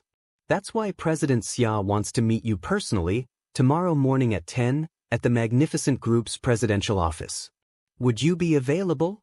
If it was the day before yesterday, Yichen might have agreed without hesitation. After all, he could complete the old geezer's request if he met Xia Ruoxue. Now, however, he was no longer in such a rush. His entire heart was set on his cultivation. Only cultivation would allow him to go to Capital City for his revenge. Only cultivation would allow him to solve the mystery of the Black Stone. He already had 10 million in hand, and that was enough for him to buy the materials he needed for his cultivation. He had been planning to visit the apothecaries around River City tomorrow, so he just had to decline Xia Ruoxue's invitation. So she wanted him to meet her in the president's office? What right did she have to make him go there? If you really want to meet me, get off your high horse and come find me here. I have no obligation to go look for you. I'm busy. Yichen said those two simple words and closed the door behind him, leaving Sun Yi stunned on the spot. Chapter 20. Sun Yi never thought Yichen would decline. That was an invitation from Xia Ruoxue. Aside from the fact that Xia Ruoxue was the president of the Magnificent Group, she was also the daughter of Jiangnan's Xia family. More importantly, she was one of Jiangnan province's 3 beauties. Countless young masters from all the big families wanted to meet her, but they could not. Now Xia Ruoxue was giving this guy a chance, and he actually declined it? He did not even seem to consider it at all. Did he have to be so decisive about it? You beat up the security and roared about meeting Xia Ruoxue earlier, right? So why have you changed so drastically today? Pearl River Villas. This housing area was at the center of the River City's Pearl River New City. It was one of the rare few high-quality, low-density, personalized villa neighborhoods in River City. The villas here had one special trait, and that was that they could not necessarily be bought with money. Each unit cost over $1 billion. The residents here were almost all descended from the richest families or the presidents of Fortune 500 companies. Xia Ruoxue was also among their ranks. Her mother had secretly bought her a unit in the past, so that even if the group fell apart, she would still have property worth $1 billion to fall back onto. Just then, Xia Ruoxue was having a bath in the bathroom. This was something she did every day after work. She closed her eyes tightly, submerging her entire body in the bubbles and leaving only her head above water. That was until a phone call interrupted her thoughts. She reached out a fair and slender hand to pick up the phone next to her. "President," he declined. As soon as Sunny said that, Xia Ruoxue's expression changed. She forced down the fury in her heart and said softly, "I understand." Then she hung up. No one knew just how furious Xia Ruoxue was right now. That was an invitation from her, the princess of the Xia family. How could anyone decline her? This had never happened before in all her years. She even felt a vague sense of defeat. Is it because I'm not pretty enough? Or are you not a man at all, Yichen? Xia Ruoxue stood up, and her perfect figure seemed to steal all the light from the room. Casually, she grabbed her bathrobe and put it around her, walking to the mirror. Soon, her red lips curved. "Very well, Yichen.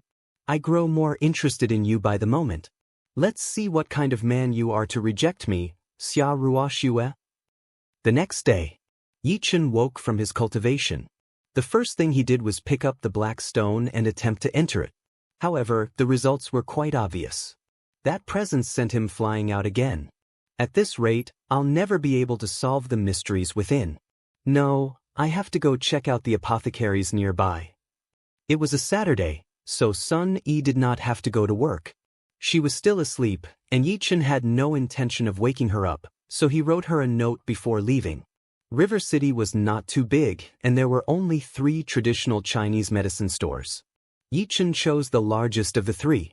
It was called Virtuous Benevolence Hall. When Yichen called a ride and arrived at this apothecary, he was stunned by its extravagant exterior. It had a large scarlet-red door, and the words Virtuous Benevolence Hall were written in majestic calligraphy over the frame. Most importantly, those words were written by that renowned Huaxia leader from back then. Although it was still early, there were already many people lining up to buy medicine. Their business was practically booming. Yichen overheard the conversations of those around him, and he found out about this store's history. Apparently, it was a 100-year-old brand with branches all over the country, and no one had ever caused any trouble at any of the branches over the past 100 years. That just showed how terrifyingly deep its roots went. Yichen walked into Virtuous Benevolence Hall and found that most of the people inside were elderly. He could not help but sigh. It seemed that only the older generation believed in traditional Chinese medicine these days. Since there were too many people, Yichen had no choice but to wait at the side. As he was bored, he noticed an antique painting hanging on the wall. This painting could very well have been considered the store's priceless treasure and centerpiece, as it was decorated very lavishly. While he was admiring it, in fact, Yichen noticed some others looking his way, clearly wary that he would destroy the painting. Yichen gave it a few looks and shook his head helplessly. He was already certain that the painting was fake. What a shame! Just then, an old man and a young girl appeared by Yichen's side. Hey, what are you shaking your head for? You act as though you're an expert in paintings, but how much do you really know? the girl said next to Yi Chen, her voice full of contempt. Yi Chen looked at the girl who had spoken. She was about 17 or 18, with white teeth and red lips. All of her clothes were branded, and perhaps because she was yet to mature into her looks, she looked only average. Still, her haughty words and forceful attitude made him frown.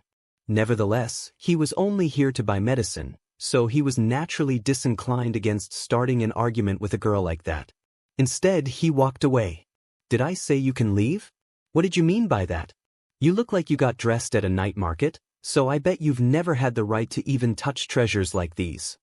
When the girl spoke, she raised her fair white chin, her expression full of pride and contempt, as though Yi Chen's very existence sullied the painting.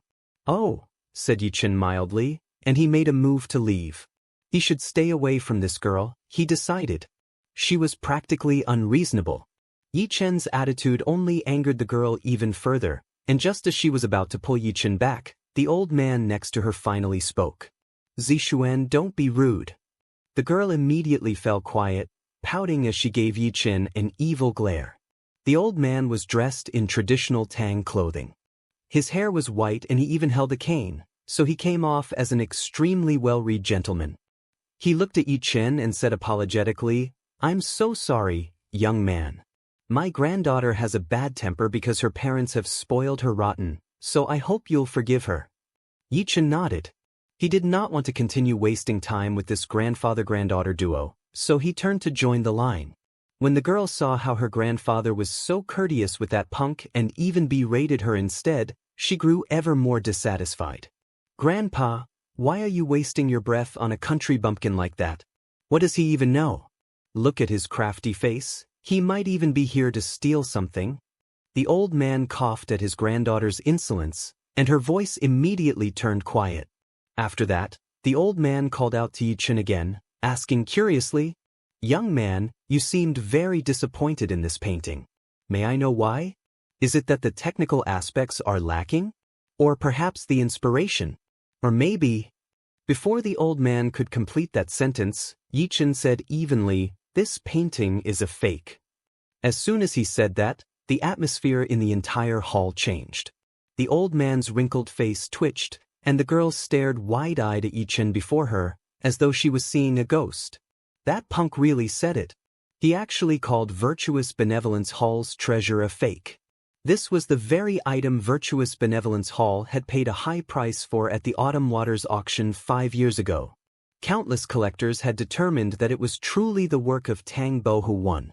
Over the years, many collectors from all over the country had flown here just to see it for their own eyes.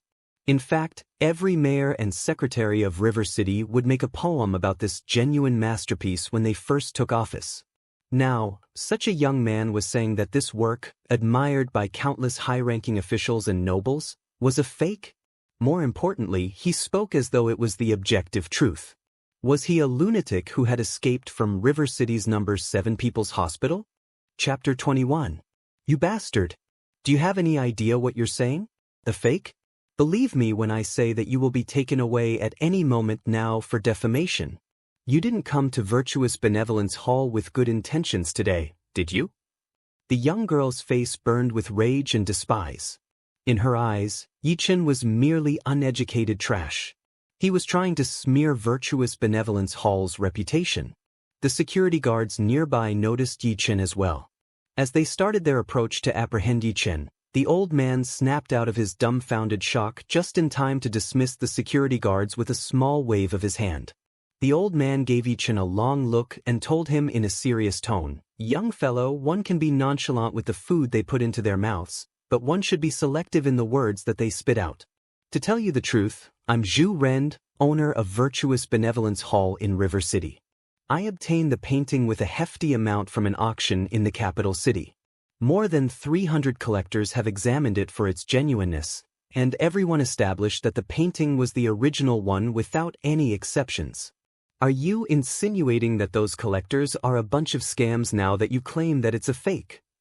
Yi Chen did not expect the old man standing before him right now to be the owner of Virtuous Benevolence Hall.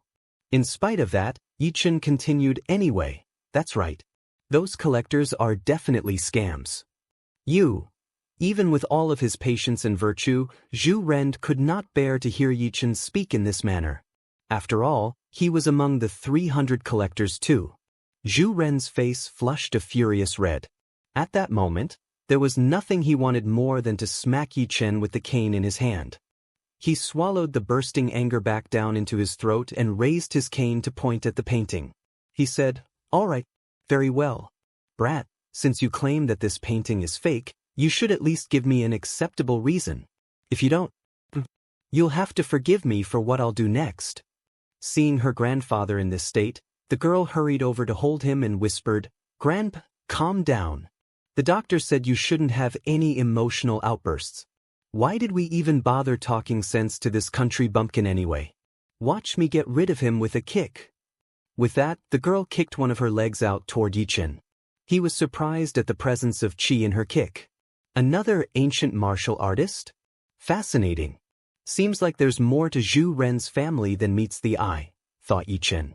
The old man's face paled when he realized the amount of strength his granddaughter exerted in that kick. Unfortunately, it was too late for him to stop her. Instant regret flooded his head. After all, with this kick, this brat would suffer irreversible injuries even if he survived the attack. This girl had been learning from a very influential person in Jiangnan province since she was young after all. Oh well, guess I'll have to send over a few 100,000 directly to the brat's family for his funeral. Consider it compensation to the brat's parents and insurance for the rest of their lives. The old man thought. Back to the scene. The girl's leg was about to crash on Yichen's body. Yet, Yichen did not move an inch. It was as though he was too stunned to do anything but. The girl enjoyed this moment very much. There was no better expression in the world than the expression of pure shock on those ruffians' faces. Since the days of her youth, she had lost count of the number of obnoxious men she had beaten up. Even those boys from influential families could not escape her beatings. What else could be said for this brat who looked like he was not backed by anyone important?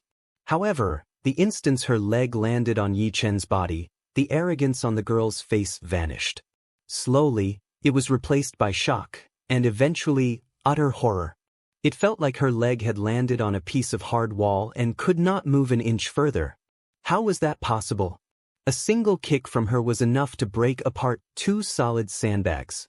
Yet, her leg failed to move even an inch forward no matter how much strength she exerted. Yichen shook his head helplessly and said, "It isn't good for a girl to practice martial arts that are meant for men. You might end up incapacitated. This is your first and last reminder." After that, Yichen reached an arm out and gave a small push. A wave of qi surged out and forced the girl away. Fortunately, Yichen had suppressed his strength and the girl only landed with her but on the ground. The release of true qi. How is that possible? Waves of horror surged in the depth of the old man's heart. After witnessing the attack from Yichen, the old man could confirm that Yichen had reached that particular realm. However, how was it possible for a young martial artist like him to achieve that? The old man's heart was in his throat when he saw Yichen pushing the girl away. Thankfully, his granddaughter did not suffer any injuries. He heaved a long sigh of relief. However, the girl was unwilling to admit her defeat. She patted her bottoms briefly and rushed toward Yichen with newfound determination. Much to her surprise, Zhu Ren was one step ahead of her and approached Yichen before she did. He cupped his hands together and gave Yichen a bow. With an apologetic voice, he said to Yichen, "I'm very sorry, mister. Please forgive us for our rashness." After saying that, the old man glared at the girl and ordered, "Zishuan, hurry up and apologize to this mister." The girl's eyes widened. She stared at her grandfather in surprise, as though she was waiting for the punchline to a joke that she did not understand. Apologize? In your dreams? She was Zhu Zishuan, the precious daughter of the Zhu family. No one has ever dared to make her apologize, and this was a fact that remained true since birth. Grandpa, how can you apologize to this country bumpkin? Think of your status, Grandpa. Even the head of River City's government has to, Zhu Zishuan hurriedly reminded him. Before she could finish her sentence, the elderly man interrupted her with a loud shout. "Keep your mouth shut. Apologize at once or else, From today onward, you won't be Zhu Ren's granddaughter anymore. There was a slight tremble in his voice. He was nervous. In fact, he had not been this nervous since he fought in the war about a decade ago. The reason behind his fear manifested in the form of a martial arts grandmaster who was currently standing before him. A martial arts grandmaster who was capable of unleashing his true chi. A grandmaster of that caliber was someone that countless families in Huaxia would attempt to curry favors with. He was not someone anyone could afford to offend. Even if Zhu Zixuan's master was present, he would not dare to mess with this person either.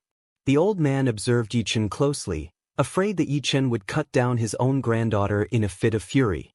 On the other hand, Zhu Zixuan was still trying to come to terms with the fact that her grandfather just threatened to cut off their relations because of a stranger. Was she not her grandpa's favorite this whole time? Why was it different today? Her grandfather's eyes were firmly glued at her, a constant hinting from him to her. Resigned, she stepped forward and gave a half-hearted apology. "I'm sorry." Yi Chen glanced at Zhu Zixuan and replied nonchalantly, "If this happens again, I won't let you live." As he spoke, the aura that he exuded transformed completely. Now, it felt like he was a god from the heavens, looking down at the mortals who roamed the lands. As a fellow martial arts practitioner, Zhu Zixuan was one of the first to feel Yi Chen's transformation. She looked at the young man before her in surprise. Who would have guessed that he would turn out to be a powerhouse too? Moreover, there was a long way for her master to come up to Yi Chen's level. The difference in their auras was as wide as a chasm. How was that possible? There were powerhouses more powerful than her master in this world? More importantly, how old was this fellow? How did he achieve so much at such a young age? She suddenly realized that her back was thoroughly drenched in sweat. Her chiffon top clung tightly to her damp body, appearing slightly transparent. Zhu Ren was drenched in sweat as well. Upon hearing that Yi Chen was not going to pursue this further, he sighed in relief. He cupped his hands together and bowed again. "Thank you for your help, mister. I'll make sure to discipline Zixuan's behavior after this." Yi Chen did not reply. As he started to turn around and leave, Zhu Ren spoke again. "Mister, please hold on." Yi Chen's eyebrows furrowed. He asked without turning around to face Zhu Ren, "What else?" Zhu Ren hurried his steps toward Yi Chen and said tentatively, "Mister, you mentioned that this painting was a fake just now. Would you care to disclose the source of your discovery?" The reason behind Zhu Ren's approach was not for the painting's sake, it was to retain Yi Chen. Chapter 22. If the Zhu family from River City managed to win over the support of a martial arts grandmaster, then their status in River City would skyrocket. Coupled with the fact that the Zhu family's business in medicinal herbs was not exactly outstanding, dissent had already started to arise among the Zhu family in Jiangnan province. They might even denounce the Zhu family in River City as part of their subset. Where would Zhu Ren go then?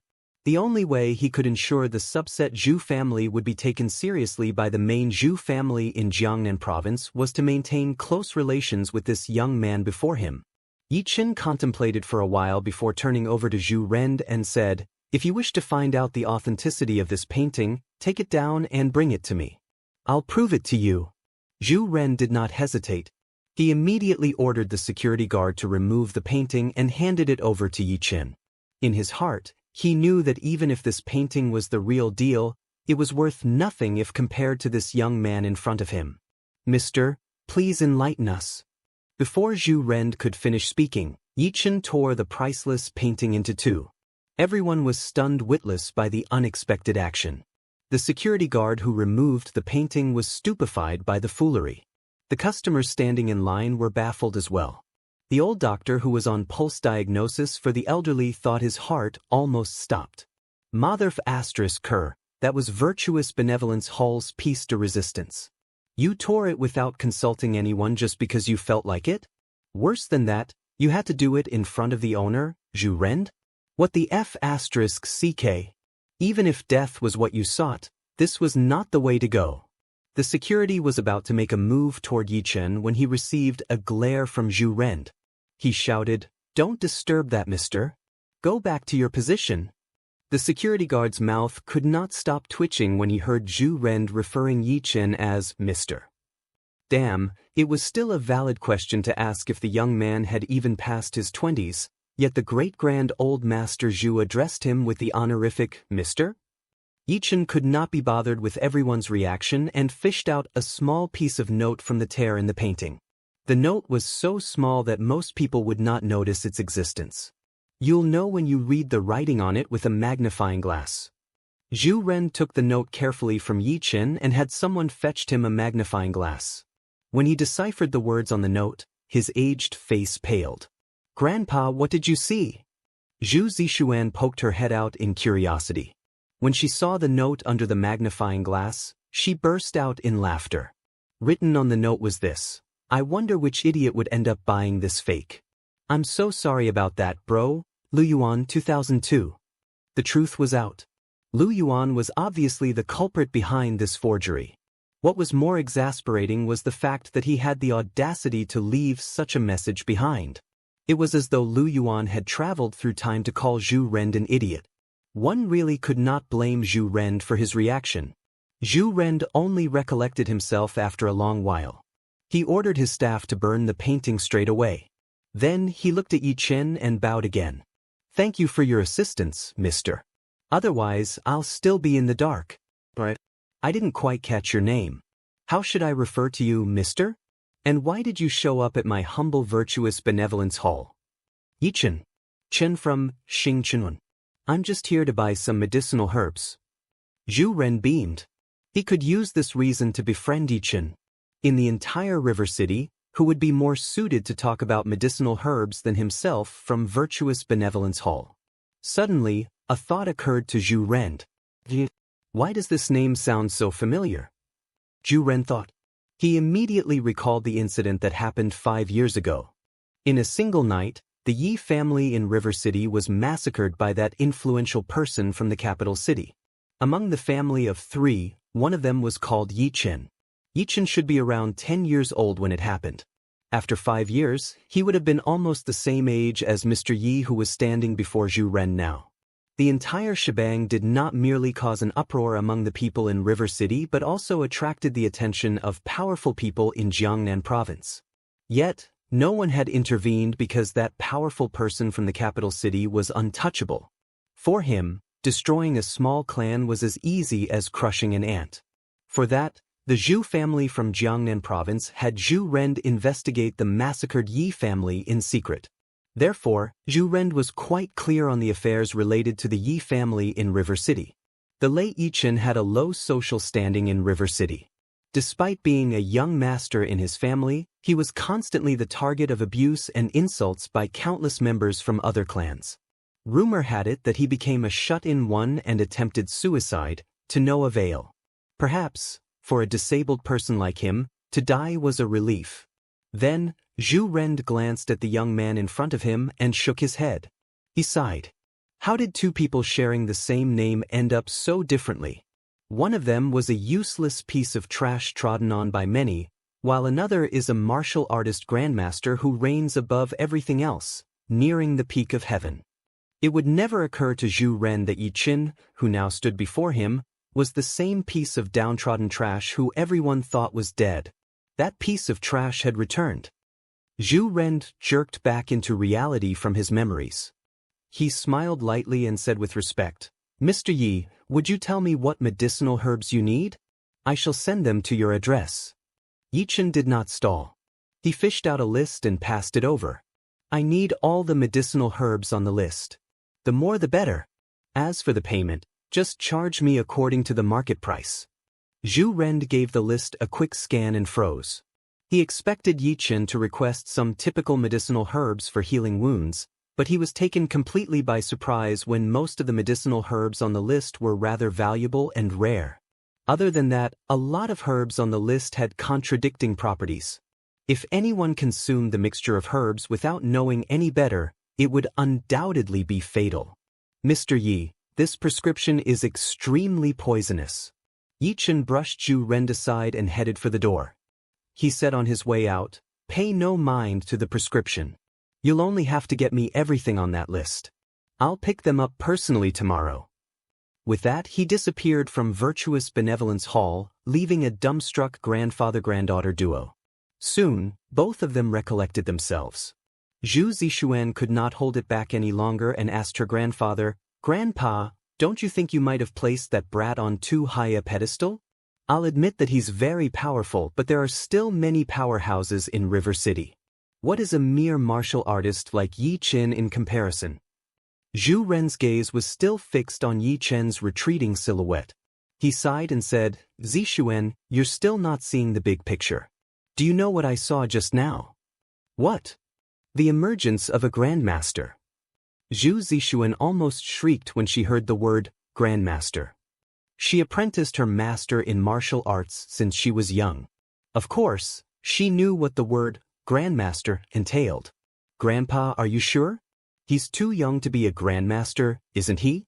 How's it possible for a grandmaster to act like him?" Zhu Ren started to laugh loudly, then as swiftly as his laughter came, it died abruptly. He said in a serious tone, "You thought wrong. He's not a grandmaster.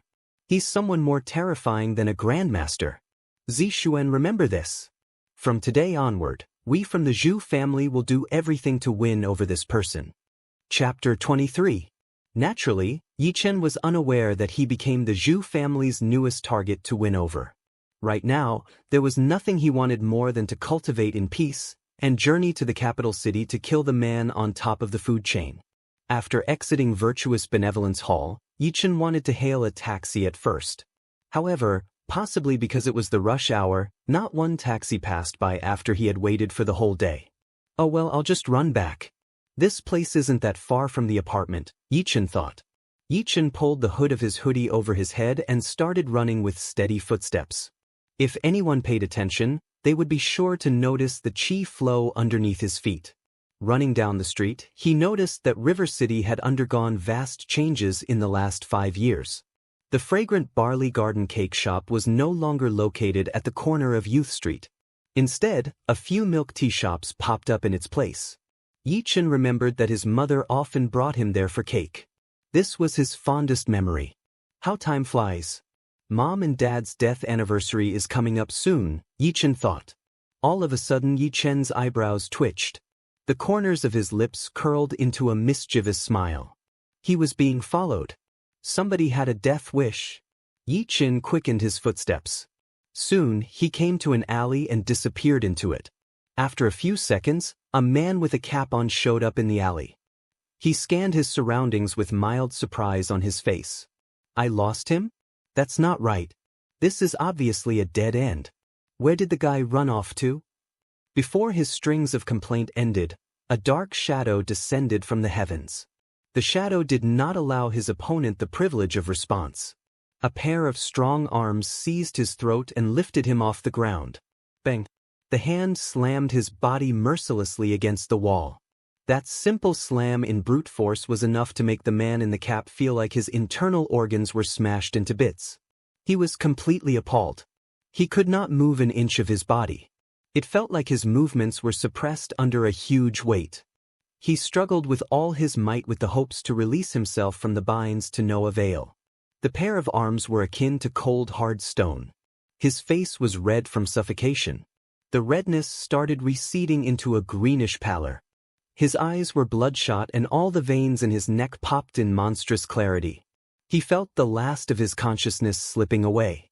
It was only a matter of time before he stepped into the jaws of death. Just when he thought death was inevitable, Yi Chen loosened his grip and slammed the man onto the ground. "Who sent you?" "Zhu Ren." It was the only person Yi Chen could have thought of. After all, he had just revealed his true powers. It was reasonable for Zhu Ren to send someone to investigate further. The man in the cap sucked in the largest breath he could manage. For the first time in his life, he could taste how sweet fresh air was. After a long moment, he finally turned to look at Yi Chen with panic-stricken eyes. The man standing before him was absolutely terrifying. In the few seconds of their initial encounter, he experienced the sensation of being locked in death's embrace. He hastily fished out a photograph from his pocket and handed it over carefully to Yi Chen. "Bro, I really didn't mean to. The whole River City is frantically searching for you both openly and secretly. Anyone who finds you will be rewarded with $1 million. I was attracted by the offer and that's why I followed you. Please don't kill me, I have elderlies and young children at home. Yi Chen snatched the photograph over and scanned it. It was indeed a picture of him. The whole River City was looking for him? Yi Chen's eyebrows furrowed gloomily. Had people in River City started to notice that he was alive after all? Or was it because the man from the capital city had come to end things once and for all? If that was the case, Yi Chen could not have asked for a better outcome. He would have to announce his return to everyone in River City one day no matter what. Do you know who's offering the bounty? Yi Chen asked. For reasons unknown to himself, the man in the cap kept feeling that he was enveloped by a layer of unusual air that was reminding him that he would not escape death if he lied. It's the Shen family. Shen Haihua. I don't know anything else, please. Also, I've heard that in the past few days, Shen Haihua is expending more and more people in his force. It said that he had utilized every surveillance in his search for you. Yi Chen finally understood everything. He gave Shen Haihua 3 days to live. Without Yi Chen's prescribed medicinal pills and elixirs, Shen Haihua would die. Only a man on the verge of death would do something as desperate as to hunt Yi Chen. As for whether he would save Shen Haihua, Yi Chen did not particularly feel merciful. It depended entirely on his mood then. Go and tell Shen Haihua. If he wants to live, stop playing dirty tricks like this and come see me personally.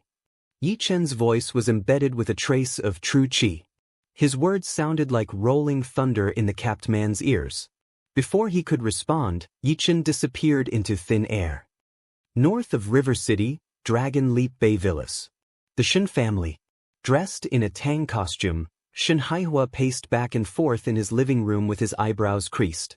What he looked like currently was merely a shadow of his former charm. Shen Haihua originally worked as a newspaper editor. In his youth, he rode along the waves of Reformation, quit his job, and started his factory across the sea. After 30 whole years, he finally established the huge North Name Corporation. He was rather well known among the upper-class people in River City, attending various government meetings and charity banquets. However, this influential person was currently at his wits' end. He only had 1 day left to live. If he failed to find the miracle doctor, his life and everything he created would be destroyed. For the past 2 days, he dared not shut his eyes and had instead used everything in his power searching for the miracle doctor. Yet, no matter how hard he tried, nothing came up. It was as though the miracle doctor appeared out of nowhere. The only detail he knew was that the miracle doctor was named Yi Chen. He went to the River City police station and extracted all the information they had on every man named Yi Chen, yet none of their profiles matched. He also dispatched around a dozen people to keep watch over City North Park where Shen Mengjia first encountered Yi Chen. Still, nothing. Yi Chen was like a practical joke the heavens played on Shen Haihua. They gave Shen Haihua hope by giving him 3 days to live, then put him in utter despair yet again. Next to him, Madame Shen asked anxiously, Haihua, do you think that miracle Dr. Yi might have left River City? Else, it's impossible that we can't find any trace of him. Shen Haihua stopped pacing and clenched his fists. As though somewhat annoyed, he said, I've posted people at all the stations and kept watch over all routes. It isn't possible that he left River City. If there's still no news, there's only one way left. I'll have to search everyone's homes one by one. No matter what it takes, even if I have to turn the entire River City upside down, I will find Miracle Dr. Yi. The phone rang right at this moment. Shen Haihua shot across the living room like an arrow released from a bow. He snatched up the phone and said a little breathlessly, Is there? Do you have news? His entire body trembled in anticipation. President Shen, I've got news on Miracle Dr. Yi. He sent someone to give you a message, said the voice at the other end of the phone. What? Hurry up. Tell me quickly now. Are you trying to kill me with impatience? Shen Haihua shouted. Miracle Dr. Yi said if you want to live, then stop playing tricks and go find him personally. Hearing that, Shen Haihua felt as relieved as a man who just discarded a heavy rock from his shoulders. He snatched up another mobile phone that was on the table next to him. Get the car ready now. Grand City Apartments. When Yi Chen arrived home, he found Sun Yi had already woken up and was in the midst of dolling up. Today, Sun Yi was exceptionally sexy. Her long silky hair rested on her shoulders over a white crop top that ended above her navel. Underneath her shirt, she wore a black leather skirt. Matched with a pair of stilettos, she was the epitome of feminine gorgeousness. Her figure was definitely one of the best he had seen. Chapter 24. Sun Yi heard sounds behind her and knew that Yi Chen had returned. She turned around to face him before giving another small spin on her delicate stilettos. Blinking her eyes in excitement, she asked, tell me, do I look pretty in this?" "Pretty." His answer seemed to have made her day. With a cheerful mood, Sun Yi turned around and continued putting on makeup, humming a light tune as she went. "What are you dressing up for?" Yi Chen asked. Secretly, he wished Sun Yi would not attend any banquets, or any form of events at all, dressed like this. Think of all the lechers who would enjoy this ultimate eye candy. Although there was nothing between him and Sun Yi at the moment, he had already thought of Sun Yi as the person dearest to him in River City after living together for the past few days. Sun Yi tucked a loose strand of hair behind her ear and turned around to smile at Yi Chen. She said, "When a woman puts on makeup, it inevitably means she's going shopping." "Shopping? With who?" asked Yi Chen unthinkingly.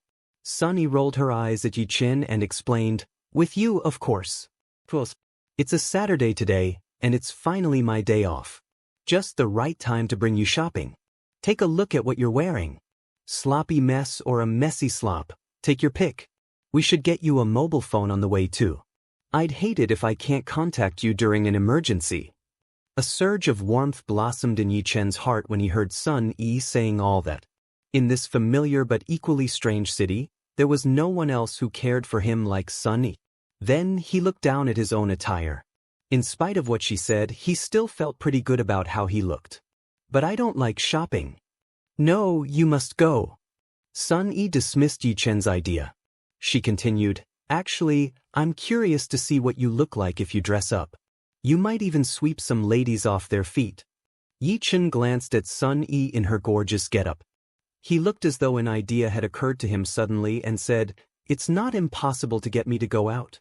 You'd have to change." "Done." After an hour, Yi Chen and Sun Yi, now dressed in a sports attire from head to toe, walked out of Grand City Apartments. Sun Yi thought Yi Chen was quite something. She actually gave in to his request. Which girl in the world would go shopping in a sports attire? If it was not because of Yi Chen's insistence, she would prefer never to dress like this in her lifetime. Fortunately for Sun Yi, with a figure like hers, not even a sports attire could conceal the brilliance of her beauty. Her attire did not stop many men on the road to turn around and look at her. River City Myriad Link Square. Sun Yi first brought Yi Chen for a haircut. With his mess of a hair cut and trimmed, Yi Chen looked perkier than ever. Added with a pair of dashing, sharp eyebrows that slanted downward onto a pair of piercing dark eyes, they accentuated his thin lips which remained in a perpetual pursed state and the angular contours of his face. He had a tall and strong build, yet not to the point of being beefy. His looks and physique combined to give an impression of solitary aloofness. Are we not going to mention how you've transformed into another person after a haircut? If you take a walk around any university grounds, I'm sure many girls will gather around you like flies." Sun Yi lamented. Suddenly, a thought occurred to her. She poked Yi Chen's chest a few times and asked nosily, "Tell me honestly, do you have a girlfriend? Do you want me to introduce you to someone? The magnificent group is not short of single little beauties, you know." Yi Chen shook his head. For the past 5 years, he traversed the threshold of life and death, frantically pursuing the path of cultivation. Revenge was his only fuel and hope. How could he ever afford the time to think of being in some lovey-dovey relationship? Seeing Yi Chen's answer, Sun Yi asked again with curiosity, "Don't tell me you're one of those innocent, loyal virgin puppies who have never been in any relationship?" Yi Chen's eyebrows creased. He suddenly recalled an event in the past. 5 years ago, when Yi family still existed, he once had a crush on a girl. The girl was called Chu Shuran. She was the prettiest girl in school at the time with countless admirers at her feet. Despite being born to an influential family, he felt as inferior as any ordinary Joe and did not dare to confess his admiration. Until one day he mustered all the courage he had and sneakily slipped a love letter to Chu Shuran. He thought the letter would just be ignored and its existence dismissed like a rock that sank into the sea. Yet, much to his surprise, Chu Shuran requested to meet up Yi Chen at the hill behind their school on the same day itself. Chu Shuran told Yi Chen that if he could snatch the microphone from the school administrators the next day and express his love for her in front of everyone, she would agree to be in a relationship with him. At that time, Yi Chen was still fairly ignorant of worldly affairs. For the sake of something as ridiculous as love, he actually went and did it the following day. He ignored everyone's ridicule. He only hoped that Chu Shuran would fulfill her promise to him. He did not expect what happened next. Chu Shuran rejected him in front of everyone and wagged a finger at Yi Chen. She said, "You're a piece of useless trash. How dare you pursue someone like me? You're a toad lusting over a swan's meat. One don't think too highly of yourself just because you have the Yi family behind you. In my eyes and the entire Chu family's eyes, you and your parents are worth nothing." That was the beginning of Yi Chen's downward spiral. His nickname, Trash, spread to every corner in school. On the day it happened, he overheard a conversation with his own ears in the toilet that it was all a ploy, a bet between Chu Shuran and the other young masters in River City. They were betting on how trashy the Yi family trash could be. With what he did, Yi Chen proved to them how much of a trash he was. To this day, Yi Chen could clearly remember how everyone extended their fingers at him and their laughing faces ridiculing him. Yi Chen woke up from his reminiscence. His lips curled into a cold sneer. Indeed, Yi Chen from 5 years ago was undeniably trash. However, what was Chu Shuran to him now? So what if she was from the Chu family, the leader of the 4 great families in River City? One day, Yi Chen would be the one standing at the top of the world, telling everyone that he, Yi Chen, left his mark there. When that happens, everything in River City would be nothing but an insignificant speck of dust to him. Standing next to him, Sunny noticed Yi Chen's shifting moods and thought that she had accidentally hurt his ego. She hurriedly apologized by saying, "I shouldn't have said that. There's nothing wrong with being a virgin. I'm a virgin too. So, I guess we're even now, right?" Yi Chen could not help thinking how adorable Sun Yi looked when she was nervous. He joked, "If that's the case, we have no plans tonight anyway, why don't we dedicate our virginities to each other? Then we'd be even too." Sun Yi did not expect such a bold statement from Yi Chen. She turned red all the way to the tips of her ears. Noticing that a few passers-by turned around to look at them, she gave Yi Chen a mean glare and said, "Nonsense. If you want my virginity, you'd have to pick a star from the sky and bring it to me." Yi Chen raised an eyebrow and asked in a serious tone, "For real?" He knew that at the highest state of cultivation, one could transcend voids and control the sun and moon at will. How insignificant would plucking a star off the sky be for him then? Naturally, Sunny would not believe that Yi Chen could do it and nodded frantically, as though she was pounding garlic in a mortar with her delicate chin. Yeah. Sunny, will not go back on my words. Alright, stop fooling around now. Now, let's go get you some clothes. How can you not notice how tattered your clothes are? You'd even wear them through the day. This is the big city after all, right? Didn't you have some of those medical prescriptions?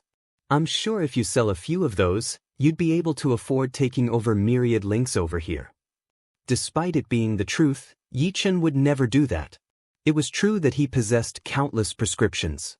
If he sold them off recklessly, however, it would attract unwanted attention from those with power. His main concern was that it might disrupt the balance in Huaxia. The safest way was to work his way up and be in complete control of power before he started selling his prescriptions. Otherwise, he would set fire to himself. The prescription for low-level beauty pills was not too precious in the first place, seeing how it only had wonderful effects among cosmetic companies. Chapter 25.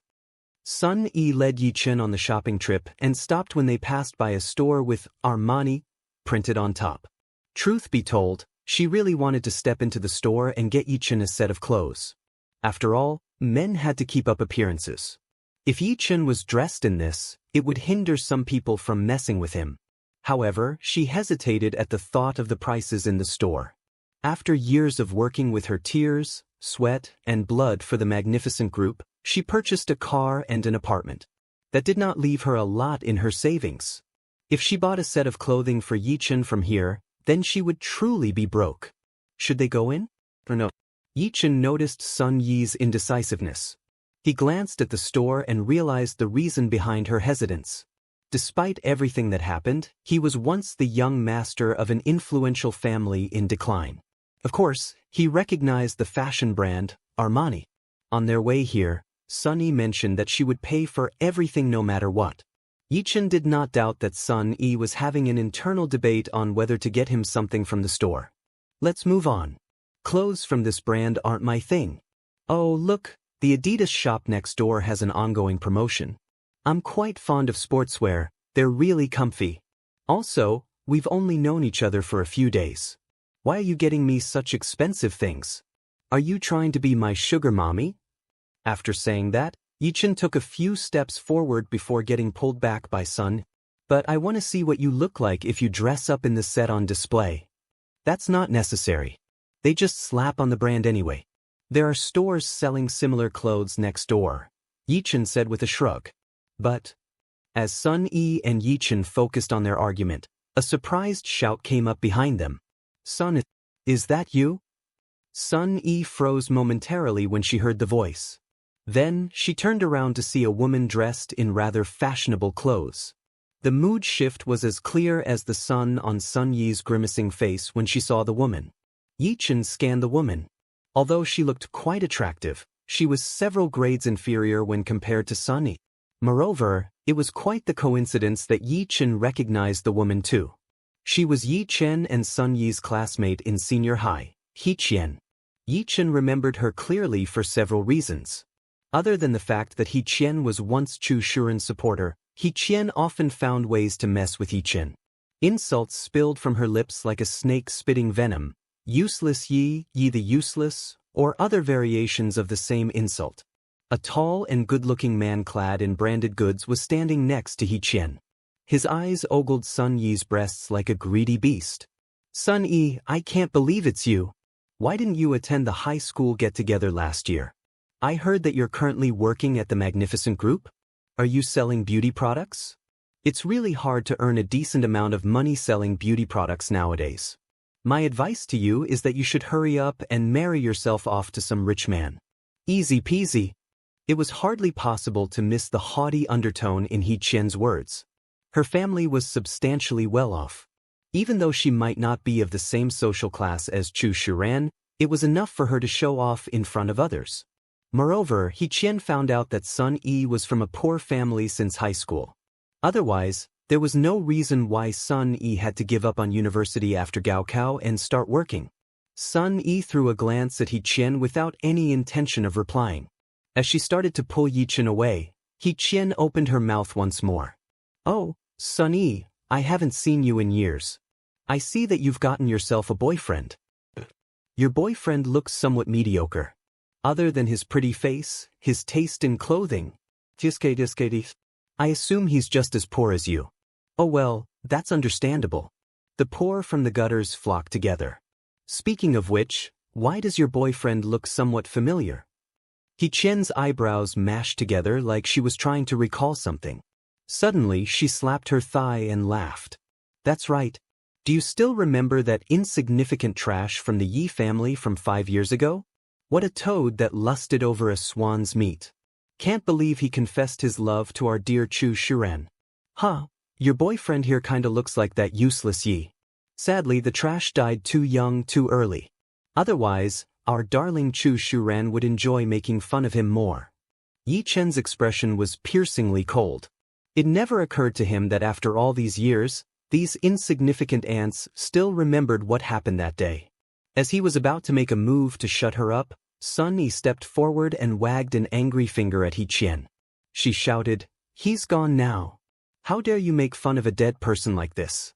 Also, Hiqian, don't make it sound like we're friends. We hadn't interacted with each other after graduation." With that, Sun Yi dragged Yichen into the Armani store. If she once hovered between the decision to get Yichen these clothes, she had no doubts now. She told herself that even if this was a one-way ticket to bankruptcy, she would still buy them.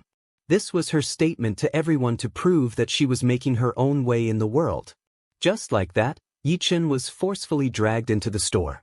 Yichen and her boyfriend glanced at the store and sneered, "What is a broke-ass person like you doing in Armani? I'd like to see how you shop. June, look at how dirty your clothes are. Should we hop in and get a few sets for you?" Yichen said in a flirtatious manner, holding onto her boyfriend's arm and shaking it. Her voice was sweet and coquettish, melting down all his defenses. "Of course, silly. You know my net worth itself is enough to clear everything in this shop. Can I get a friend over for some fun tonight? Let's play that game." June licked his lip, feeling very excited. A hint of disgust flashed across Yichen's eyes. However, to please the man before her, she nodded in embarrassment and answered, "You men are so naughty." In Armani. Seeing Yichen and Sun Yi's getup, the store attendant seemed somewhat skeptical, but she still attended them politely. Sun Yi was unfamiliar with men's fashion too, but when she noticed Yichen and her boyfriend approaching, she frantically pointed to the set of clothing on the display rack and hissed, "We'll take the set worn on the display mannequin over there." The attendant scratched the back of her head. This was her first encounter with customers like Sun Yi and Yichen. They were going to pay without trying the clothes on? Another contributing factor was that the set of attire on display was of a limited edition. It cost a few $100,000. "Miss, would you like your boyfriend to try it on?" the attendant asked politely.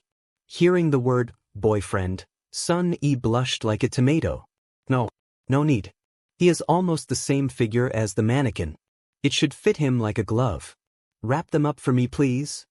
After she said that, a voice that embodied all misfortune in the world crept up behind her again. "Ooh, Sunny, you're getting this? I didn't mishear it, right? Do you know how much this cost? This is the latest design from Master Terrence. Don't let your attempt to protect your ego backfire on you." Yichen got on Sun Yi's nerves like a ghost that would not stop haunting her. At this point, Sun Yi could not care less about how much the clothes cost. She ordered the attendant, "Hurry up and wrap this up for me. We're kinda in a rush." Wasting no time, the attendant brought the clothes to the counter and totaled up the bill.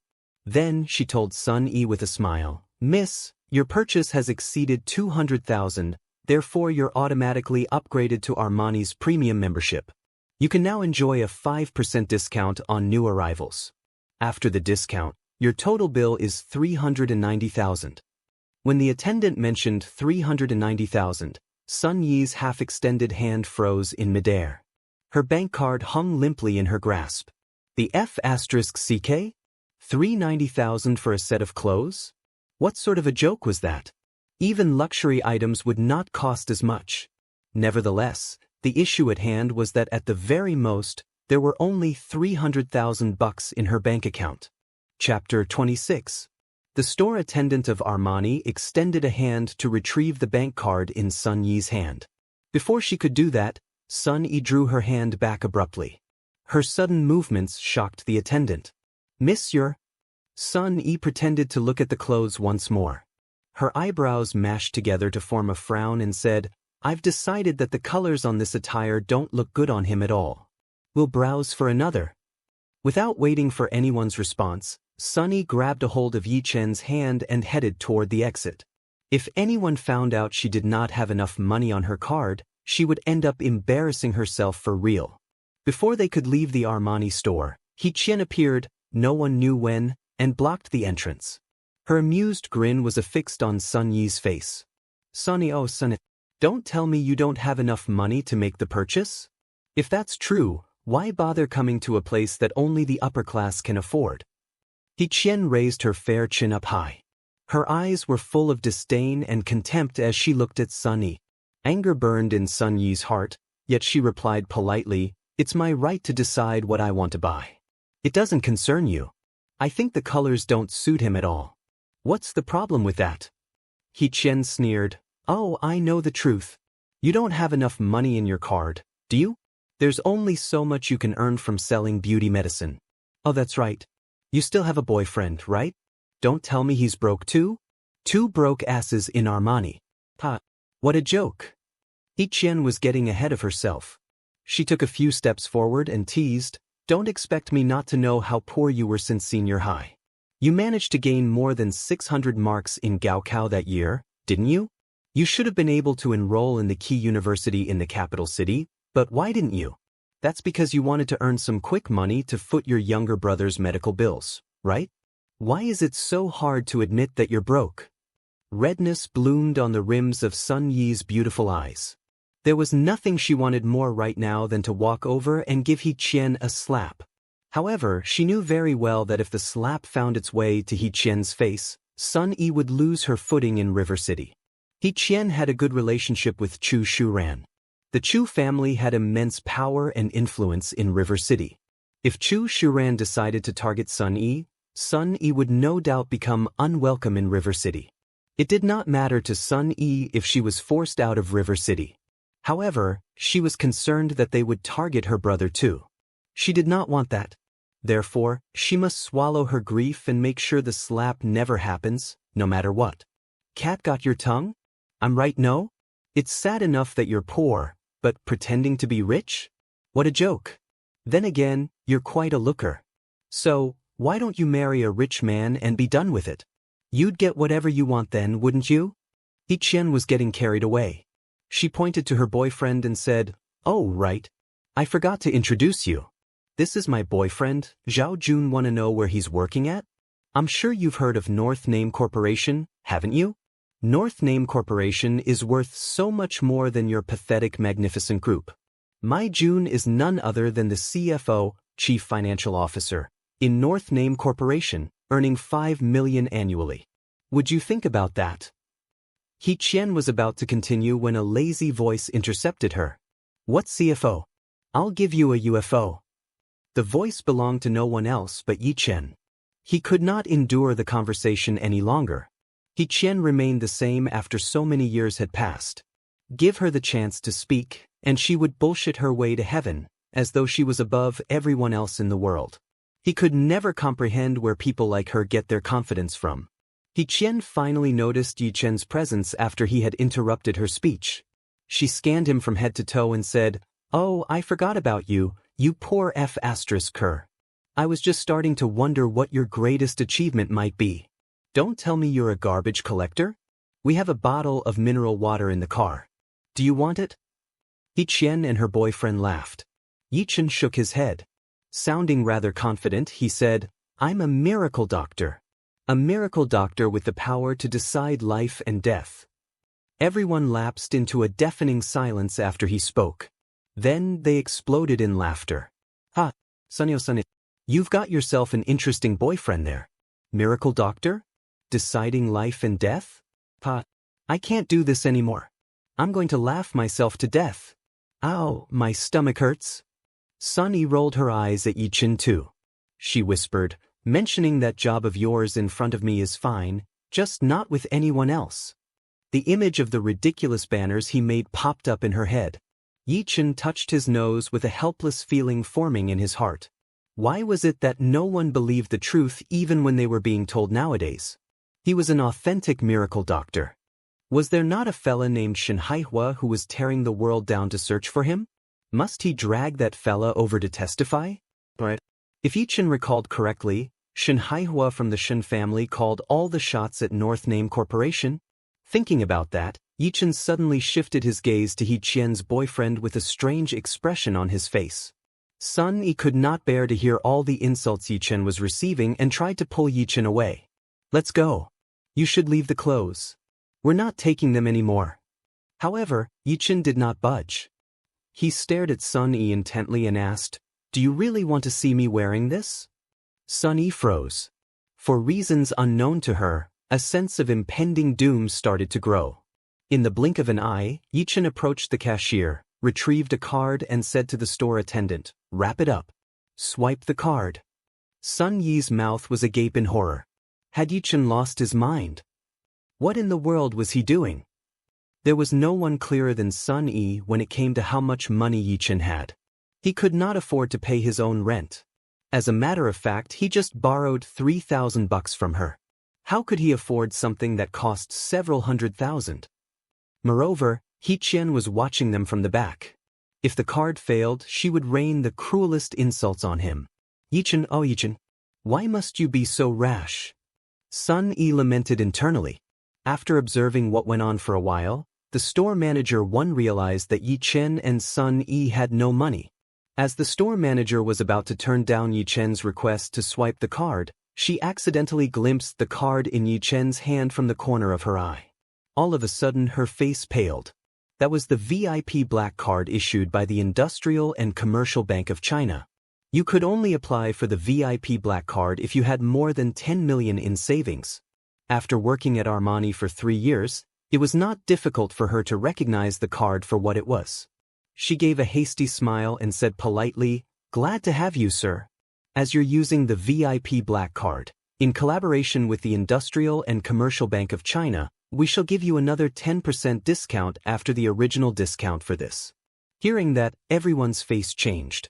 Nobody expected that the card in Yi Chen's hand to be a VIP black card.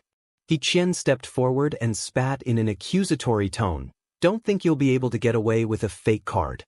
If the transaction fails, you'll go to jail for fraud." Sun Yi gave Yi Chen a tug too. She said anxiously, "Take the card back. We're leaving now. It's fine. Better to be humiliated than being sent to the police station." Yi Chen turned his gaze on Sun Yi, who looked like she was about to pull her hair out. Yi Chen smiled. "Do you have so little faith in me? Do I look broke to you?" Sun Yi almost fainted. It was not an issue of whether he looked broke or otherwise, he was definitely broke. What came next was out of everyone's expectation. Other than passing the card over to the store manager, Yi Chen announced proudly, "Swipe it. Just swipe it. Also, I don't need any discounts. Charge me the original price.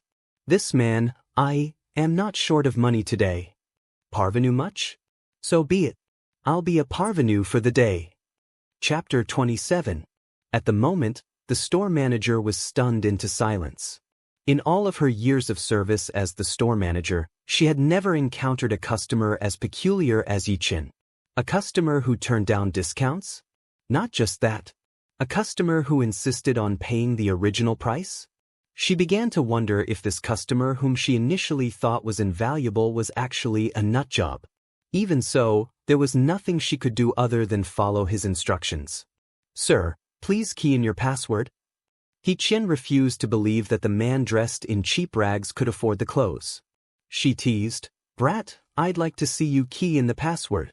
We'll see if poor F** curs like you can play this game." Then she turned sharply to Sunny. "Sunny, oh Sunny, where did you pick up this man from? You have horrible taste, I'm telling you.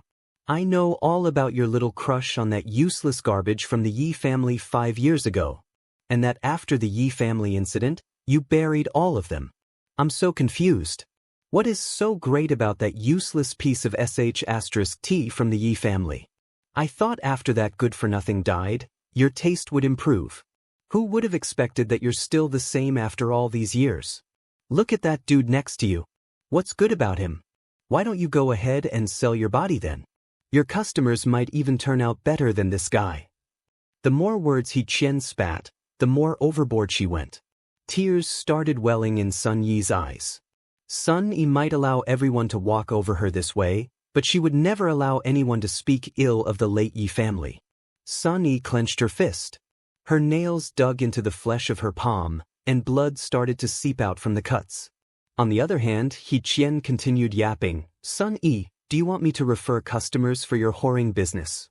Before Yi Chen could finish her sentence, a black shadow flashed across her face. Everyone heard a loud slap before she could even respond. Yi Chen's palm landed squarely on her face. That slap had flung Yi Chen to the floor. It even sent a tooth flying out of Yi Chen's mouth. "I've been wanting to slap this mouth of yours for a while now. If you're not a woman, you're probably dead a long time ago." Yi Chen's voice was extremely cold. It was the kind of coldness that permeated until it hits their bone marrow. He had intended to do slap her a long time ago. If it was not for Sun Yi's continuous objection, this B***Tsich would not be talking now. People like her, if merely tolerated, they would take advantage of the situation and become even worse. In the past 5 years where Yi Chen traversed between the realm of life and death, he had reached an understanding that enemies should all be eradicated once and for all. No one saw it coming. It did not occur to anyone that Yi Chen would hit her out of nowhere. He had sent a woman to the floor with a slap in front of everyone. Although Sun Yi felt an unspeakable joy at the sight, her heart skipped a beat whenever she thought about the repercussions. *T. They were doomed. An epiphany hit her. Every time she brought Yi Chen out, the fella would always run amok. The word tolerate did not exist in this man's dictionary. There was only the terrible temper of a fearless man. A few days ago, he taught River City's Chen family a lesson and was sent to the police station. If it was not for the fact that he had done it out of self-defense, Yi Chen would have faced death certainly. However, the same could not be said this time because Yi Chen was the one who started it. A turmoil of emotions raged on in Sun Yi's heart. Consciousness returned to Yi Chen. With a head of messy hair, she got to her feet, extended a finger at Yi Chen, and roared like a crazy person, "How dare you hit me? Nobody has ever hit me before, not once in my lifetime. No one. Believe me." Before she could finish, the card reader rang in a clear and crisp voice. "Transaction successful. We hope that you had a pleasant time shopping with us." It was at this moment that the world descended into a deafening silence. Sun Yi froze in her tracks. Yi Chen was similarly stunned too, forgetting the pain on her face. A successful transaction? This was not a small amount. The price could easily be the equivalent of an employee's income for years. Garbage collector? Could he have picked up a VIP black card when collecting garbage? Then pay the total of a few $100,000 without as much as a twitch on his face? Impossible. This must be fake. You must have colluded with the store beforehand. How could you afford to pay otherwise? Yi Chen accused aggressively in a volume that was borderline howling. The expression on the Armani store manager's face darkened when she heard Yi Chen questioning their credibility. "Miss, Armani is an international luxury brand. Why would we do something like that? If you continue to damage our reputation, we have the right to blacklist you." Yi Chen did not expect everyone to be pointing their fingers at her. She hurriedly turned around to Zhao Jun and begged, "Jun, they're all ganging up on me. You're a man. Shouldn't you be helping me?" Zhao Jun nodded. He patted Yi Chen's back and stepped forward to pass a name card to the store manager. "Good day. I'm the Chief Financial Officer of North Name Corporation. Firstly, I'd like you to apologize to my girlfriend. You should know that the collaboration between North Name Corporation and Armani was established just a few days ago. I don't wish for the collaboration to be affected because of you. Your meager salary won't be able to afford it. Secondly, this man attacked someone in public and he did it in your store. You have the right to chase both of them out. After this, I'll get my lawyer to deal with this too." Zhao Jun straightened up to look at everyone after that. He was enjoying his display of power. From the corner of his eyes, he leered at Sun Yi, wondering how her gorgeous body looked like beneath the sports attire.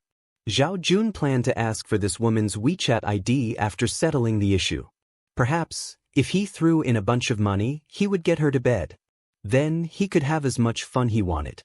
Hearing Zhao Jun's threat, the store manager was shocked into silence. The collaboration between North Name Corporation and Armani had indeed been established just a week ago. If she did anything to ruin the collaboration, the consequences would be too dire for her to bear. The store manager did not doubt the authenticity of the information written on the man's name card. His proud bearing was clearly displayed before her. It was the bearing of someone with a high position in a huge corporation. She scuttled over to Yi Chen and apologized with a bow. "I'm so sorry, miss. I didn't know who I was talking to just now." Yi Chen pointed at Yi Chen and Sun Yi and said, "What are you waiting for? Send the poor F***er and the whore out now."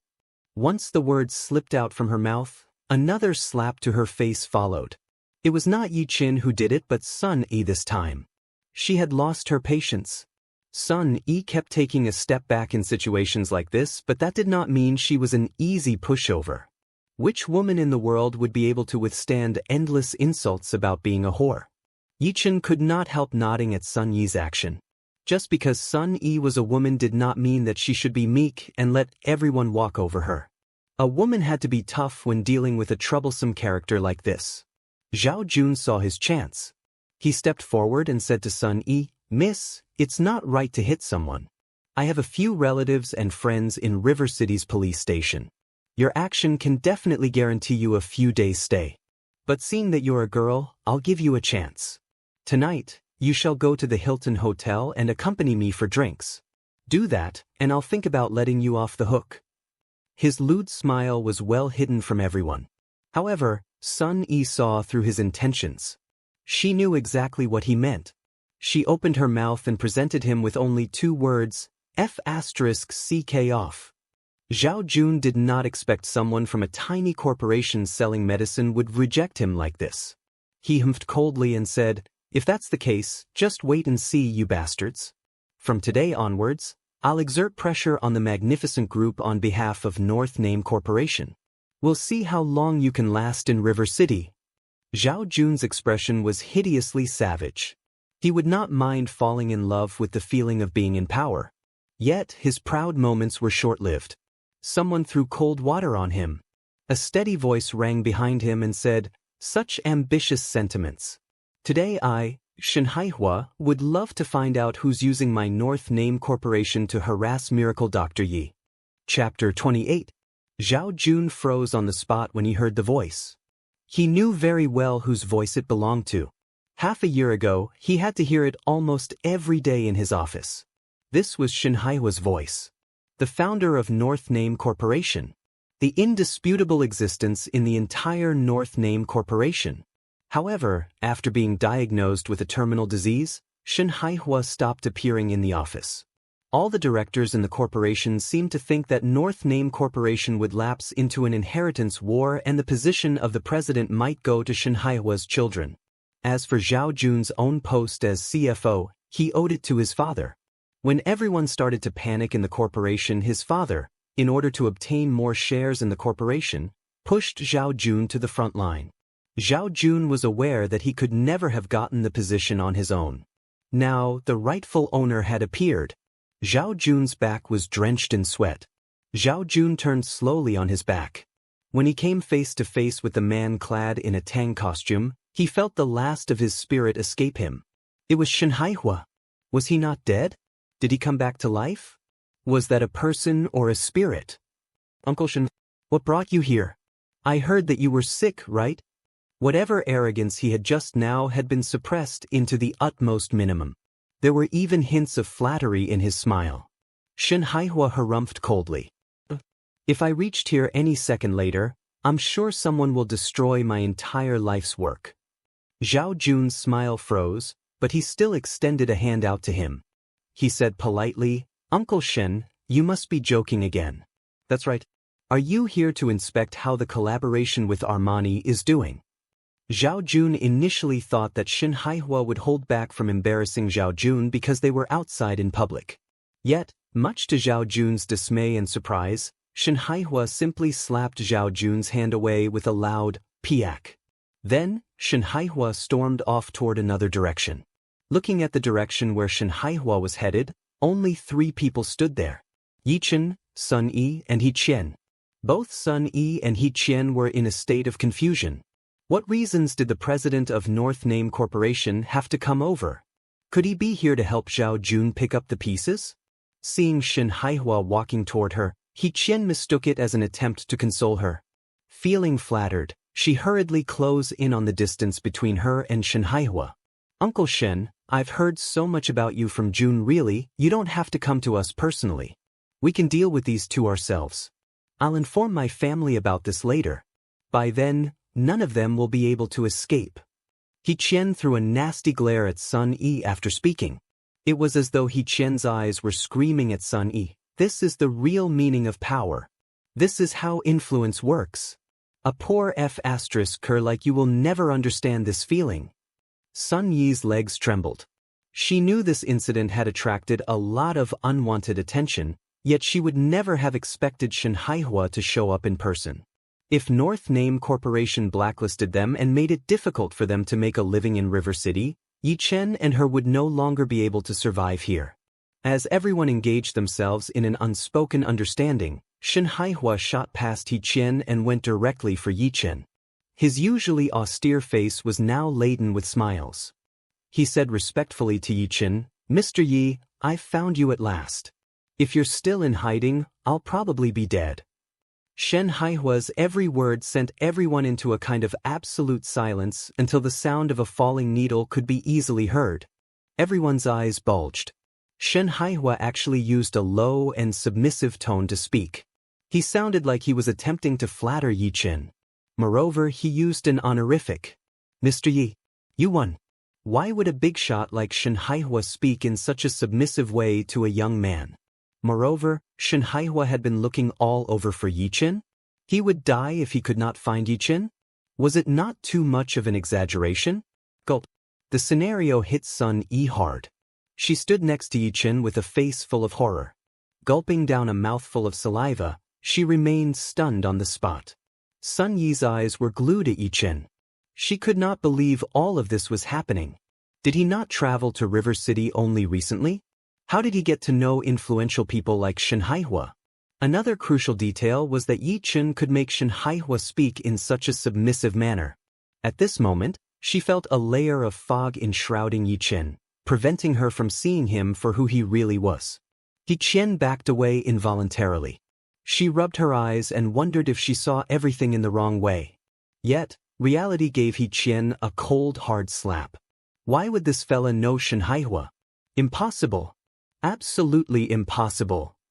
Everyone waited for Yi Chen's response. It was the only thing that could explain everything. A few seconds passed, then Yi Chen looked at Shen Haihua and said, "I gave you, the Shen family, a chance. You didn't appreciate it." Shen Haihua did not expect Yi Chen to be as difficult to persuade. Tentatively, he said, "It's my fault for not teaching my children well, Mr. Yi. Today, I'll make my embarrassing excuse of a son apologize to you." After saying that, Shen Haihua spun around and shouted to the man sulking in the corner, "Menglong, get your ass over here and apologize to Mr. Yi." Although extremely embarrassed, Shen Menglong shuffled out from the corner he was hiding in when he heard his father's bark. He stood in front of Yi Chen with his head bowed. He did not say anything. "What are you waiting for? Kneel in front of Mr. Yi and apologize." Shen Menglong clenched his fists. Rage was burning in his heart, but he went down on his knees with a plop eventually. "Mr. Yi, I was wrong that day. Please forgive me." He had no choice but to kneel. If he refused, death would be inevitable. Some distance away, Zhao Jun watched Shen Menglong kneel in utter shock. He knew very well what kind of personality Shen Menglong had because they grew up together. Shen Menglong would never bow his head to anyone, and he would never kneel before someone. However, how could Zhao Jun explain what was going on before his eyes right now? His eyes slowly shifted toward Yi Chen. He felt an impending sense of doom. Zhao Jun was afraid that he went overboard with his pretentiousness and offended someone important. Could it be that the fella came from Jiangnan province? Or was he from a bigger family? If that was the case, he was as good as dead. Zhao Jun's thoughts sent his knees shaking. Meanwhile, as the main lead in the whole incident, Yi Chen swept his eyes coldly over the kneeling Shen Menglong and ignored him. He patted the dumbstruck Sun Yi and said, "Let's go. The second floor is the female clothing department. Let's pick something for you too. Today, I have money to spend." With that, he left Shen Menglong and Shen Haihua where they stood and led Sun Yi away. The store manager could not process what had just happened. She had met countless arrogant people in her life, but as of this moment, none of them could compete against this man. Who the hell did he think he was? Of all the people she knew, she could not think of someone more aggressive than Shen Haihua. After Yi Chen left, Shen Haihua recollected himself. With a dark expression, he landed a kick on his son's body. "Look at what you did. If we can't get Mr. Yi to agree today, you'll never have to get up again." After saying that, he turned to look at Zhao Jun and barked, "Zhao Jun, did you offend Mr. Yi just now? Don't you dare think that I don't know anything about what you and your dad did in the past. You'll pack up your things and get lost today. And your dad, Zhao Deming. Even if I die, I won't allow you two to get any shares of the company. Get lost. When it seemed like Shin Haihua had finished venting, he took a few deep breaths and hurried after Yi Chen. Everyone started to follow. Shin Haihua simply told everyone off. Don't even think about following me, all of you useless piece of H*T. Chapter 29. After Shin Haihua left, Yi Chen jerked awake from her trance and tugged at Zhao Jun's hand. Jun, what should we do? Yi Chen's voice was so coquettish Zhao Jun could not stand it anymore. He raised a hand and gave Yi Chen a cold, hard slap. It's all your fault, bitch. You're the reason I lost everything. How dare you ask me what's next? Do you want to die? Dig a hole and bury yourself. As though it was not enough, Zhao Jun landed a kick on Yi Chen. I'm telling you, Yi Chen, you better keep your condescending eyes to yourself. No one will be able to save you next. Get the fuck out of here. Yi Chen's face was as pale as paper. Her eyes had lost their former gleam. She knew there would no longer be a future with Zhao Jun. She assumed that all of Zhao Jun's gifts in the form of sports cars and houses would be taken back too. Yi Chen stared long and hard at Yi Chen and Sun Yi's departing silhouette, clenching her fists. It was all their fault. If it was not because of these two, how could she lose everything? Since young, Yi Chen thought she was nobility. Her status was not something that someone who led a Cinderella-esque life like Sun Yi could be compared to. Yi Chen was jealous of Sun Yi's good looks and figure. She would not lose the opportunity to make fun of the despicable woman. It was the same 5 years ago, and it would be the same 5 years later. However, what she failed to realize was that Sun Yi had long surpassed her. Yi Chen was curious as to who the hell was that guy that came with Sunny? Who was he to bend the head of River City's Shin family, Shin Haihua, to his will? Did Shin Haihua not call him Mr. Yi? Was Yi his surname? There was not a Yi family in Jiangnan province, right? Was there a Yi family in River City? Rather unlikely too. Hold on, there was the Yi family that got massacred. Suddenly, a name floated up in Yi Chen's mind, Yi Chen. That trash from the Yi family. The same one whose love confession to Chu Shiren sent him spiraling down the endless depth of humiliation. Then, taking Sun Yi's relations with that man into consideration, perhaps, the mysterious man was truly Yi Chen. As Yi Chen reached the conclusion, her mouth fell open and her pupils widened in terror. Didn't die? How's that possible? And he's back. After a seemingly endless pause, Yi Chen suppressed the shock she felt and retrieved her phone immediately. With decisive fingers, she called a phone number that was both strange and familiar at the same time. At last, the call connected. A voice devoid of warmth spoke at the other side of the phone. What do you want? Shuren, I have something very important to tell you. What is it? Say it. The lady at the other end of the phone sounded impatient. I think I saw Yi Chen. What? Yi Chen heard the sound of something crashing from the phone. It sounded like the phone had fallen onto the ground. After a while, a female voice continued. Which Yi Chen? Our classmate from senior high? That useless Yi? Seems like it, but I'm not quite sure. Come to the Chu family house in 2 hours. The call disconnected. Yi Chen led Sun Yi around the mall for about an hour and had bought around 5 or 6 pieces of clothing for her. Despite saying that it was unnecessary, the moment Sun Yi stepped into the female clothing department, her eyes beamed like the sun. She had no resistance over beautiful clothes. Even so, Sun Yi chose only those on discount for the entire trip. The shopping spree only cost Yi Chen $1,000 or $2,000. Yi Chen had asked Sun Yi to ignore the prices several times, but she refused. Therefore, Yi Chen had no choice but to let Sun Yi choose at her own will. At this age and time, women like her are almost impossible to find, Yi Chen thought to himself. During the entire hour, Yi Chen noticed Shin Haihua was following them. Shin Haihua often looked like he was about to speak yet swallowed his words in the end. Yi Chen paid him no mind and let Shin Haihua follow them as he pleased. Yi Chen believed a man on the verge of death could not do as much as stirring up a wave. Once their shopping spree came to an end, Yi Chen and Sun Yi took the elevator down to the car park. Once they found their car and was about to put down their clothes, they saw Shin Haihua bringing along a pile of clothes over. Why are you here? Yi Chen was clearly pissed. He creased his eyebrows into an annoyed arc. Shen Haihua gave a small awkward laugh and proceeded to put the clothes into Sun Yi's car. Then, he said politely, "Mr. Yi, I think you've misunderstood me. I'm not here for you. I'm here for the lady." Sun Yi pointed at herself with a peculiar finger and asked, "President Shen, you're looking for me?" Shen Haihua retrieved a bank card and said in a serious tone, "Miss, since you know who I am, I'll save the trouble of introducing myself. In truth, my purpose in coming here this time is to give you a personal apology for the rude treatment you received from my staff. It's all my fault for not managing them better.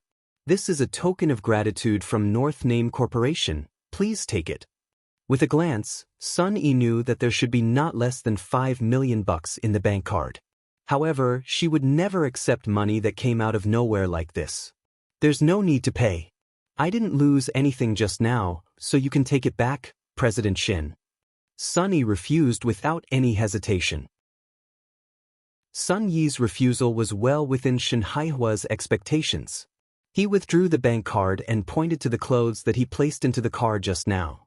"Since you refuse to accept my money, you'll accept these clothes that I've casually chosen for you, I hope? They're not expensive. Point being, even if you return them to me, I'll have no use for them." Sun Yi shifted her attention to the clothes. Soon, her face was full of surprise. These were all the clothes that she was happy with after putting them on in the fitting room. Yet, she did not purchase them because she did not wish to spend Yi Chen's money meaninglessly. As a matter of fact, she felt a little regretful when Sun Yi and Yi Chen got to the car. Who would have known that Shen Haihua had bought every single piece without a miss? It was apparent that Sun Yi was pleased, but she still refused. "I'm sorry, President Shen. I don't need these either. I appreciate your kind intentions." Yi Chen noticed how pleased Sun Yi was, so he said, "Since President Shen is being very thoughtful, why don't you accept them, Sun Yi?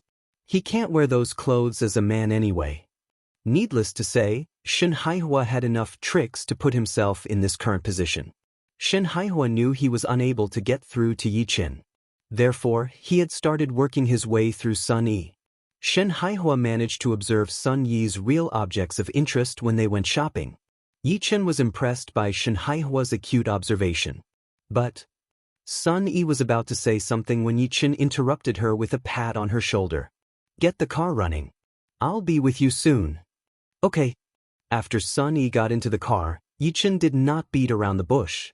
He said to Shen Haihua, "I'll give you another chance this time. I'll go to the Shen family house at 9 in the morning tomorrow. Also, you'll leave me alone. Don't disturb my life or the people around me. Otherwise, I can cure you, but I can also take back your life. Oh, and for the second stage of the treatment, I'm charging you 80 million.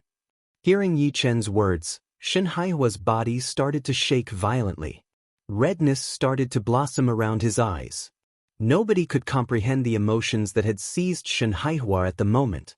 He trailed behind Yi Chen for an entire hour just to hear him say that. Mr. Ye's words meant that he, Shen Haihua, had regained his right to live. "Thank you, Mr. Yi. Thank you. You're my parents' reincarnated one. If there's anything you need, people from the Shen family will always be at your service."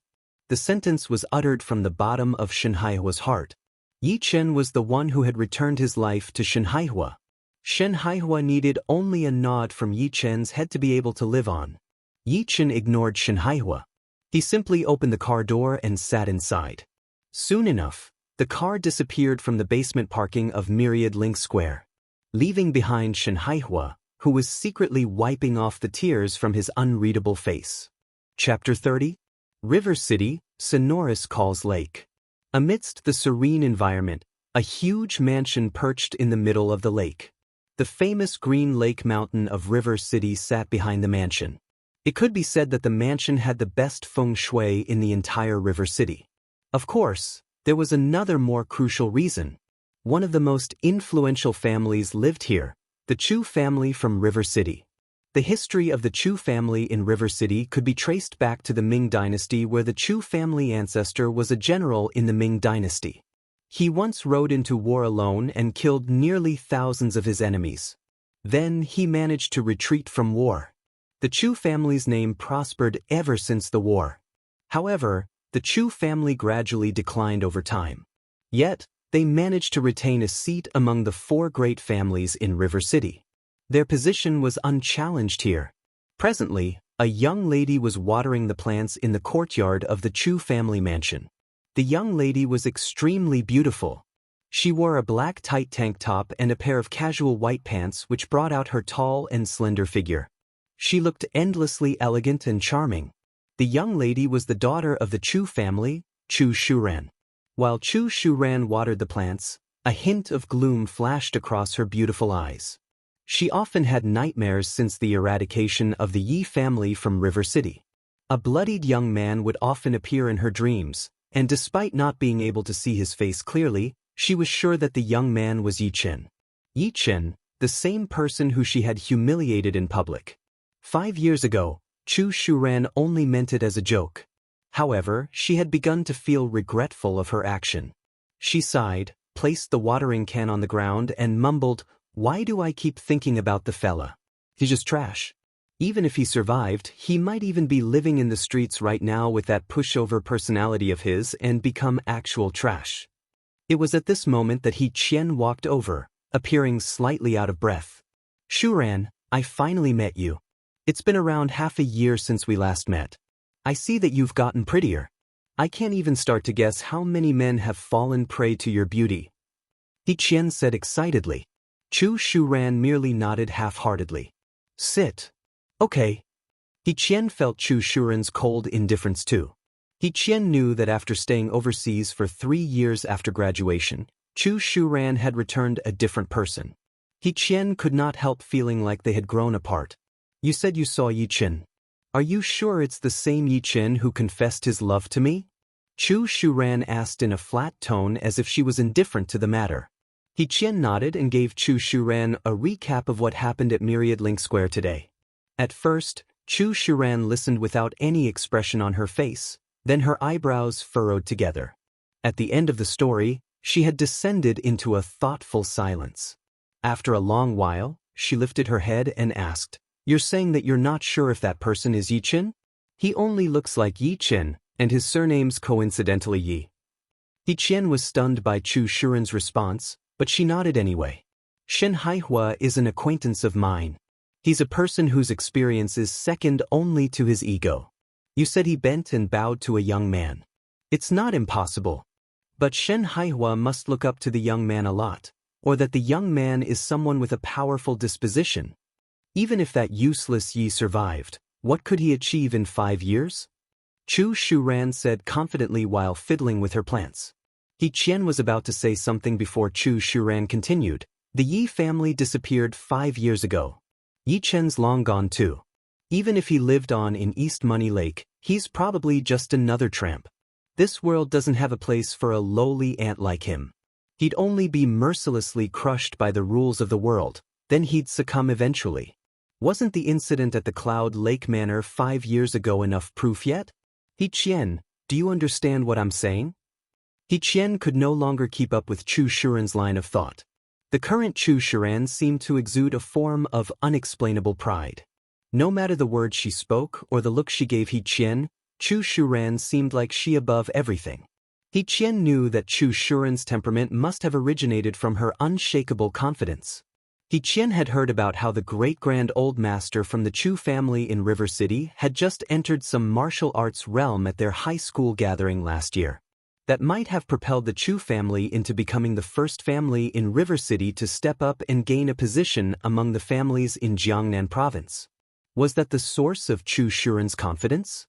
"Shuran, what if the person I saw today was really Yi Chen?" He Qian persisted. Chu Shuran stopped fiddling with her plants and gave a cold laugh. "So what if Yi Chen has returned? River City is no longer the same city 5 years ago. I, Chu Shuran, am no longer the same Chu Shuran 5 years ago. It doesn't matter if Shen Haihua bows to him or if he's a person with extreme power. Once he stands in front of the Chu family door, he can only stare dreamily into the Chu family just like he did 5 years ago." Once Chu Shuran finished her sentence, He Qian looked somewhat pale. She felt oppressed by Chu Shuran's imposing manner. There was nothing He Qian wanted more right now than to ask what happened to Chu Shuran these past few years, but she had already issued a removal order. Perhaps I can only admire Chu Shuran for my entire life. I wonder what kind of man will be able to conquer her, muttered He Qian to herself. Grand City Apartments. Yi Chen and Sun Yi returned home with a handful of shopping bags. Sun Yi, who had just returned from a shopping trip, made Yi Chen a feast out of excitement. She made him 2 dishes of meat, a dish of vegetables, and a bowl of soup. Yi Chen ate 6 bowls of rice before stopping, and that gave Sun Yi quite a shock. She knew Yi Chen was a glutton, but she did not expect him to be that much of a glutton. Are you the reincarnation of a hungry ghost? Those who don't know might think that I've been starving you. Sun Yi snickered. Yi Chen swept up all the leftovers, patted his stomach, and said with a smile, "Truth be told, I haven't had a meal like this in years. In the past, my mom used to—" At this point, Yi Chen stopped abruptly. Then he smiled. "Let's not talk about the past. Seriously though, you're a great cook. Will you cook again tomorrow?" Sun Yi knew Yi Chen must have thought about his late parents. For some reason, it touched her at the softest corner of her heart. With tears welling at her eyes, Sun Yi pledged in all sincerity, "If you want, I'll cook for you every day from now onwards. How's that for a landlady? Not bad?" "What, you're saying you're never going to marry?" Yi Chen blinked. "Or are you indirectly confessing your love for me? I'm telling you, there are many criteria to meet to become my wife." Sun Yi perked up in curiosity. "Tell me, I'll help you look around." Yi Chen cleared his throat and spoke in a serious tone. "Number 1, big boobs. Number 2, big boobs. Number 3, still big boobs. Say, I think you fit those criteria perfectly. Shall we make do?" Sun Yi picked up a pillow from the sofa and threw it at Yi Chen. What an infuriating man. "Sure, go on. Throw more of them at me. Stretch further before you throw. That would hurt more." Chapter 31. Sun Yi smashed a few bolsters, running out of breath. It was only then she noticed that Yi Chen had a strange look on his face. She followed Yi Chen's line of sight and knew what was going on immediately. Placing the pillow directly on the sofa, she pretended to be angry. "What ideas are you coming up with again?" Perhaps it was because of the intense exercise just now, Sun Yi's pure white t-shirt was stained with some perspiration. Coupled with that red face, she was really exuding charm. Yi Chen felt that it would be dangerous for both sides to live together like this. Like dried wood and blazing fire, Tian. It is a Chinese idiom describing the strong sexual desire between men and women, which is mostly used in improper relations between men and women. The two were virgins too, how about that? After a few heavy breaths, Sun Yi thought of something and asked, "Are you really not going to Xia Ruoshues? She is the young lady of the Xia family of Jiangnan province, an outstanding beauty. Can you really hold back?" Yi Chen gulped. Turning on the TV, he said casually, "I'm not in a hurry. If they want to see me, even a dragon would have to be curl up and wait. Let's not mention the precious daughter of the Xia family of Jiangnan province. I, Yi Chen, will not even necessarily meet the daughter of the great family of capital city." Sun Yi had enough of Yi Chen. Would this guy die if he does not brag just for one day? She reckoned that he would regret everything when he really saw Xia Ruoshue. Which man was undefeated under Xia Ruoshue's pomegranate skirt? Tian. Pomegranate skirt is part of a Chinese adage that describes men who greatly adored women. The adage is related to the story of Emperor Tang Ming and Yang Guifei, and during the Tang dynasty, the pomegranate skirt was popular for its bright red color. Just then, the host on the TV happened to be reporting an important piece of news. The identity of the deceased has been determined. It is Chen Zhenghua, president of the River City Chamber of Commerce, and his son was also killed by the suspect. According to the police's judgment, this was a deliberate murder, and the murderer's means were extremely terrible.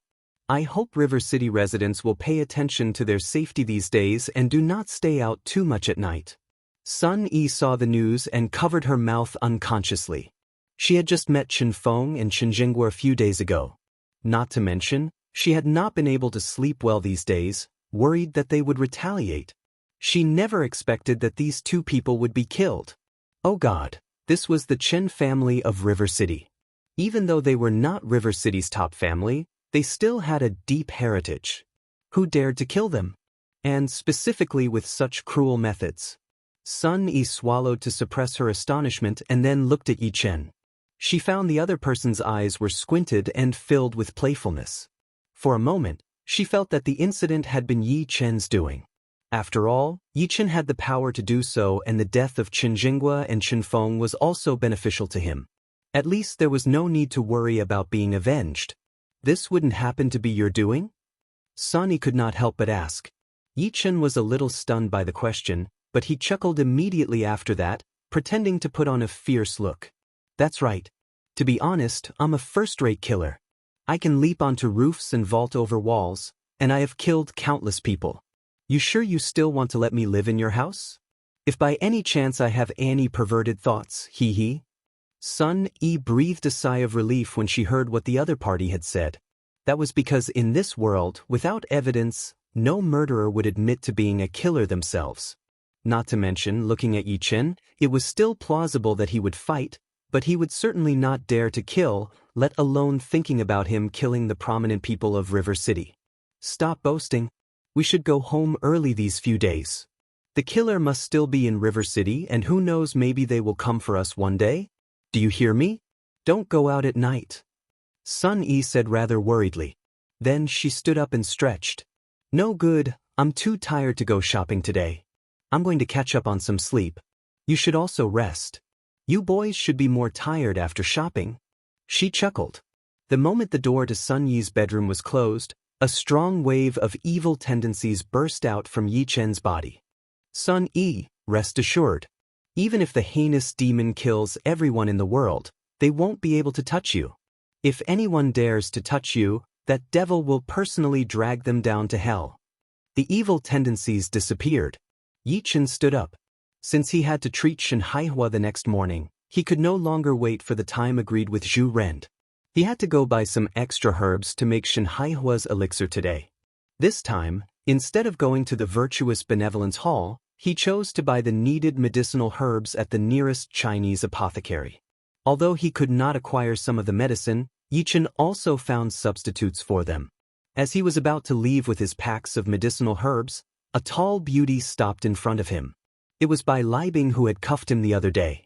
Bai Liebing was not wearing her uniform today, and it was probably because she was having an off day. Yi Chen almost did not recognize her. What's this? Has your body become weak that you need to take supplements? Bai Liebing said satirically with her arms hugging her chest. Yi Chen shrugged and walked in the other direction without so much as an explanation. He did not like getting involved with this woman. When Yi Chen had walked a dozen steps away from her, Bai Liebing's cold voice rang out. The Chen family incident, that's your doing, isn't it? Yi Chen paused and said blankly, I just saw the news today. Miss Bailey, isn't it a bit too rash for you to suspect me out of nowhere? If anything, shouldn't you pay attention to the evidence? With that, Yi Chen was ready to leave once and for all. Bai Liebing's voice chimed behind him again. That's also true. We need to pay attention to the evidence when convicting people. This time, however, I came here not for the Chen family's affairs but for something else. I'm curious, how did the young man who fell into East Coin Lake 5 years ago survive? Yi Chen's eyes narrowed. He could feel the chilling urge to murder unfurling inside him. He never thought that this Bai Liebing would find out about his identity. 5 years ago. East Coin Lake. The mishap involving the only useless person of the Yi family, Yi Chen. Bai Liebing turned around. Swaying her voluptuous body, she sauntered to the front of Yi Chen. It seems that I was right, you really are the Yi Chen who died 5 years ago. Who would have thought the famous, useless person of the Yi family had not only returned but had carried a terrifying power back with him? Before the Bai Liebing could finish speaking, a pair of large hands seized her long neck and lifted her up. It was immediately followed by a sense of death permeating her whole body. It made her feel like she was in an ice cave. What are you trying to say? After a few seconds, Yi Chen flung Bai Liebing away and the latter stabilized her fall with a backflip. Stupefaction dawned on her face. The ancient martial arts that Bai Liebing practiced was not very powerful, but it was also not something that ordinary people could handle. Nevertheless, when Yi Chen grabbed her just a few moments ago, she felt a sense of death in her heart and that there was not even a chance for her to burst out the power within her body. It was as if a terrifying power had suppressed her. She stepped back unconsciously when she realized that the Yi Chen standing in front of her was far more complicated from who she had uncovered from her investigation. 5 years ago, he was the joke of countless people in River City. Yet, 5 years later, this Yi Chen had apparently turned into an extremely terrifying existence. What had he experienced in the past 5 years? Even if the boy started practicing ancient martial arts from that day onwards, it would still be too late for him. He had passed the best age for him to master the arts. Why was he still so strong? Numerous doubts lingered in Bai Libing's mind. Chapter 32. Looking at the extremely dangerous man in front of her, Bai Libing suppressed the shock in her heart and said, "Some things can't be explained in an instant. Shall we have dinner together later tonight?" This was the first time Bai Libing had invited a man to dinner. She seemed to think that men had almost no resistance to her looks. Not only those from the police station, but many of the young people in River City had also lined up to invite her out to dinner, but she had ruthlessly rejected every one of them. It was because those men did not have anything that interested her like Yi Chen did. For Bai Libing, it was not important to her anymore whether Yi Chen had acted against the father and son of the Chen family. She just wanted to know the secret behind his disappearance in the past 5 years. How had he survived the fall from the height of East Coin Lake 5 years ago? Where had he gone to in the past 5 years, and where did his terrifying cultivation come from? No need. I promised the landlord that I'd be back for dinner tonight. After saying that, Yi Chen brushed past her shoulder and walked away without waiting for Bai Libing to respond. Yi Chen could care less if Bai Libing was a beauty or not. Why should he, Yi Chen, be kneeling and groveling under her feet like the other men? What kind of joke was that? He would stand at the peak of Huaxia and look down at this group of people one day. By then, what would this woman mean to him? She was but a small boat in this long river. Bai Libing froze as if she had been turned into stone after hearing Yi Chen's response. She never expected that Yi Chen would refuse her invitation. He had rejected her and left her with no attempt for negotiation. Seriously? The landlord had asked him to eat?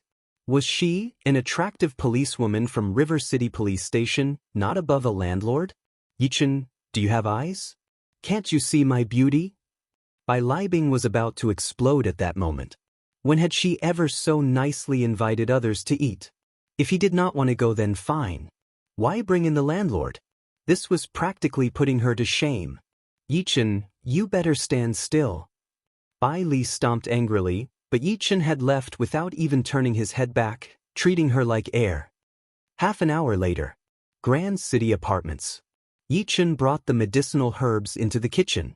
Sun Yi was still sleeping, so he decided to close the kitchen door tightly behind him. He would not know how to explain to Sun Yi if she found out about the alchemy. He predicted that she would go on about keeping one's feet firmly planted on the ground and the sorts. He glanced at the surrounding equipment and felt a headache coming up. It was a pity that he did not bring over the master's alchemic stove. Otherwise, everything would have been so much easier. He could only rely on these pots and pans now. Although the product would be slightly poorer in terms of quality, it should be more than enough to treat Shanhaihua. Big cities also have their shortcomings, Yi Chen said ruefully. Without further ado, he turned on the induction cooker to its hottest and put the medicinal herbs in accordingly. The induction cooker was only for warming the herbs. To refine the herbs, they still required true qi from the depths of Yi Chen's dantian. The contents of the pot quickly came up to a boil, but Yi Chen knew very well that the medicinal herbs needed to be refined into a thick consistency for it to be considered successful. 1 hour passed. The medicinal herbs in the pot had more or less melted and large drops of sweat were forming on Yi Chen's forehead. The rate of consumption of his true qi was getting faster and faster. I need to continue. After another hour, with the pot almost burned through, the medicinal materials gradually came together to form a viscous matter. Finally, it dispersed to form 5 irregular medicinal pills. Only 5. He sighed and continued, but it's not bad. Mainly, this stove just doesn't work. I need to find a way to get an alchemic stove somewhere nearby. If not, it'll be difficult for Zhu Rend to refine the batch of medicine when they arrive. We can't use the induction cooker every time. Yi Chen looked at the pot that had been burned through and the induction cooker that was almost broken with a heavy sigh. He should hurry up and buy a pot and induction cooker or he would be in trouble again when Sunny wakes up. Yi Chen found an empty mineral water bottle and filled it with the 5 medicinal pills. Just when he was about to open the door, he found that Sun Yi was already standing at the door and had been eavesdropping with her ears inclined sideways. When she saw Yi Chen walking out, Sun Yi coughed to hide the awkwardness and tried to steal a few glances of the kitchen. What were you doing in the kitchen by yourself during the day? Were you masturbating? Why is there so much noise? Well, what's this smell? Blocking the door, Yi Chen smiled and explained, it was nothing. Just making some medicine to drink. Sun Yi looked at Yi Chen from head to toe and asked with concern, are you injured? When did it happen? With that said, she ducked and made her way into the kitchen. When she saw the situation in the kitchen, her whole body stilled. This was him making medicine? The kitchen looked like it had been through a war. There was even a hole at the bottom of the pot. Although she had not cooked any medicine before, it was unlikely that it would result in what the bottom of the pot looked like now. What the hell are you doing? Sun Yi asked just as she noticed a small brown pill from the corner of her eyes. Yi Chen had not noticed it himself because it was so small. Sun Yi picked up the pill and sniffed it, struck by a strong medicinal scent. It really looked like the medicinal pills on TV. She glanced at Yi Chen and said, this is what you were meddling with in the kitchen the whole afternoon? It's not poison, is it? Suddenly, she thought of the prescription for the beginner-level beauty pill that Yi Chen had in his hands. While she did not know how he got it, the prescription was real according to those in the technology department. Her eyes widened when she realized something. You couldn't have been concocting pills in my kitchen? It seems you are really ill. Is this that beginner-level beauty pill? Yi Chen shook his head. He could only tell the truth now that he had been found out. This is an ordinary pill. It can't beautify your appearance, but it's no big deal if you take it.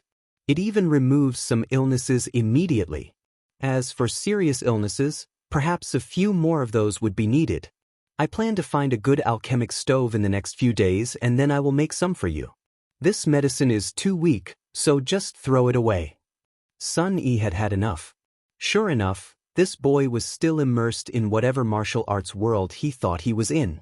A few days ago, he had said he was some kind of medical god and now he was an alchemist. Could he not be a bit more realistic? How naive.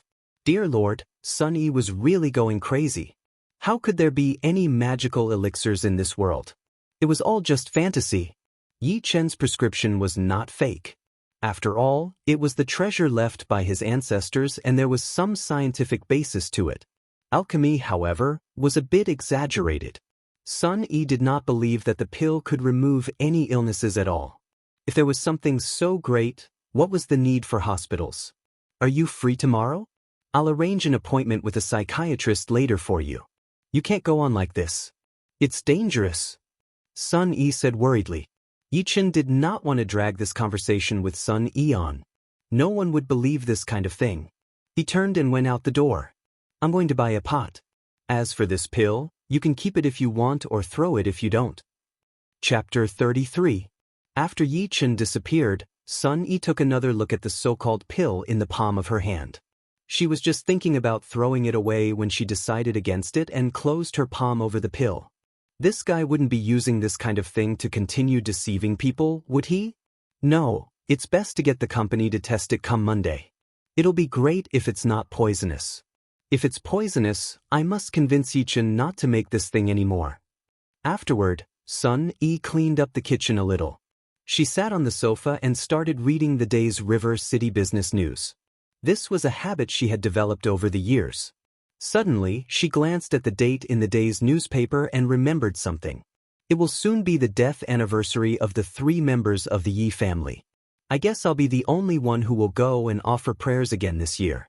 Although I have nothing to do with the Yi family, there are always things that someone has to do. If the people of River City won't do it, then it is up to me to do it, she murmured. In fact, after the incident at Cloud Lake Manor 5 years ago, She had sought many people just to find out exactly why the Yi family was destroyed. However, no one was willing to tell her anything. Everyone's reaction seemed to her as if they were afraid of being involved with the Yi family. She even found Yi Chen's uncle, but instead of telling her the truth, the man immediately shooed her out. After 5 years, she had more or less scoured some information through her investigation. That year, it seemed that Yi Chen's father had offended a prominent man from Beijing and had enraged him greatly. The man had Yi Chen's parents killed instantly. As for Yi Chen, he fell into the East Coin Lake and his whereabouts remain unsolved to this day. She had seen the place where Yi Chen had fallen down. The water was turbulent and it was impossible for him to have survived it. What did the Yi family do wrong until the whole family had to end up like this? Geez. Sun Yi said with a long sigh. Early in the morning the next day, Yi Chen had just left Grand City Apartments when he found a Mercedes-Benz G-Wagon parked at the gate of the neighborhood. It was the exact same as the one from City North Park. There was a young girl next to the G-Wagon. It was Shen Mingjia, who was looking anxiously at something at the moment. Shen Mingjia was not wearing a hat today and her black hair ran down to her waist. She wore a simple white dress, looking like a fairy. The sight of luxury cars and beauty was enough to catch everyone's attention. There was a group of guys crowding in the neighborhood, whispering among each other constantly. Say, you think that beauty there is waiting for a man or a woman? Of course she's waiting for her girlfriends. That's a G-Wagon. It's at least a few million yuan and according to my research and investigation, girls who buy G-Wagons generally have strong personalities. They're from rich families. How could these ladies from rich families be waiting for a man here? My brothers, I will reveal to you again. If those beautiful women have been provided for, most of them would only be open to the BMW brand. Pretentious and beautiful, don't you think so? Said a plump man with sunglasses mysteriously. The plump man made a lot of sense and attracted a large wave of fans right away. The plump man saw his fans are growing and continued to speak more and more outrageously. He even began to analyze whether the girl was a virgin from her stance and the animals behind him were howling. Just then Yi Chen came over. He said to the plump man with a frown, I think you have made a wrong analysis. Shoo shoo. Everyone looked at Yi Chen in unison. The plump man adjusted his glasses and said with some hostility, Who are you, boy? Do you know what my nickname is? Prince of Mature Women. I have played more women than you have eaten. Do you understand women as I do? Yi Chen shook his head. I don't understand women, but I know that the girl in the dress is waiting for me, so all of your inferences are wrong. At that point, not only the plump man laughed but also everyone else. Waiting for you? Huh, why don't you take a piss and look at your bearish appearance? A beauty with the G-Wagon waiting for a loser like you? What a joke. For a loser like you? I'll cut off my manhood if that beautiful woman is waiting for you, vowed the plump man with his hands stretched out to take the oath. Faced with everyone's ridicule, Yi Chen did not bother paying attention to it and walked directly towards Shen Mingjia. Everyone looked at Yi Chen, who walked shamelessly over and suddenly looked as if they were about to witness a good show. This kind of woman usually had quite a background. It was truly a spectacle to hit on and take liberties with them. When Shen Mingjia, who was standing by the G-Wagon, noticed Yi Chen, she felt so nervous that she thought her heart would fall to the ground. If Yi Chen had not shown up or appeared any later, her father would surely be dead. Her father had even made it clear to her that she must stay as humble as she could when entreating Yi Chen. Without much hesitation, she went up to Yi Chen in small steps and bowed. She said respectfully, Hello, Mr. Yi. She was about to go on with conversational platitudes when Yi Chen waved his hand and said, Take me to the Shen house. I guess Shen Haihua must be very impatient now. Shen Mingjia's face turned red. She immediately took the initiative to open the door for Yi Chen and said softly, Mr. Yi, please. She uttered every word carefully. This was something she had never to do before, so she was afraid of offending Yi Chen with her insensitivity. Although Yi Chen did not exude any kind of aura, she felt an invisible force enveloping her and pushing her down. Shen Mingjia only got into the car after Yi Chen had been seated properly. She felt as if a weight was lifted off her mind. The G-Wagon was driven slowly out of the neighborhood. The group of people who had been engaged in heated discussions was now completely frozen. They were waiting to see the kid embarrass himself. Who would have thought that the kid would really get into the car? Not to mention that throughout the process, the beauty of the G-Wagon was fawning over him like how the servants of the olden times would attend to their masters. What the hell? Are beauties nowadays all interested in men like that? I'm not dreaming, am I? Said a boy weakly. I seem to remember someone who said that they were going to cut off their manhood. Where did that brother go off to? That's right. Where is the lady magnet brother who said he'd cut off his manhood? The plump man's face burned. He left dejectedly without caring about how the crowd reacted. Half an hour later, at River City Shin House. As Yi Chen got out of the car, he realized that almost everyone in the Shin family had come to greet him. Shen Haihua even stepped forward and said excitedly, "Mr. Yi, you're here at last. I didn't sleep at all last night. I was afraid that it would be my last few hours. If you had been a few hours late, I would have probably been getting ready for a funeral. Mr. Yi, have you had breakfast? I've just requested my servant to prepare it earlier," said Shin Mingjia's mother also quite respectfully. Yi Chen really could not stand such enthusiasm from the lot and said immediately, "Let's go to the second floor. I will treat you, and it'll be done in just a few seconds." Everyone's mouths twitched when they heard that it would be done in just a few seconds. How could there be such quick treatment? Should the miracle doctor not inspect and inquire first? If it were not for Yi Chen's terror the other day, the Shen family would have kicked Yi Chen out for being crazy. "Mr. Yi, are you sure you'll need just a few seconds? Even acupuncture isn't that fast," Shin Haihua said with uncertainty. "We don't need anything. Fine, we don't even have to go to the second floor. We'll conduct the second stage of treatment right here," Yi Chen said nonchalantly. The crowd was even more confused. The treatment was too ridiculous. "Mr. Yi, do I not need to lie down?" Shen Haihua's heart could not stand it any longer, and he had asked with a trembling voice. "There is no need." "Mr. Yi, then what should I do?" Shin Haihua asked. "Just open your mouth." Even though Shin Haihua was confused, he could only open his mouth obediently. In the next second, they could see Yi Chen fishing out a crumpled plastic bottle from his pocket. He then opened the cap and poured out 5 dark and swarthy things. "Come here, eat all of them." Chapter 34. Everyone in the Shen family stared at the crumpled mineral water bottle and the unknown black pills with blank minds. Was this thing really edible? Cleanliness was also an issue. If one did not have an illness, they certainly would after consuming that thing. Yet no one dared to step forth and stop Yi Chen because they knew that only this youth could save Shen Haihua in the entirety of Huaxia.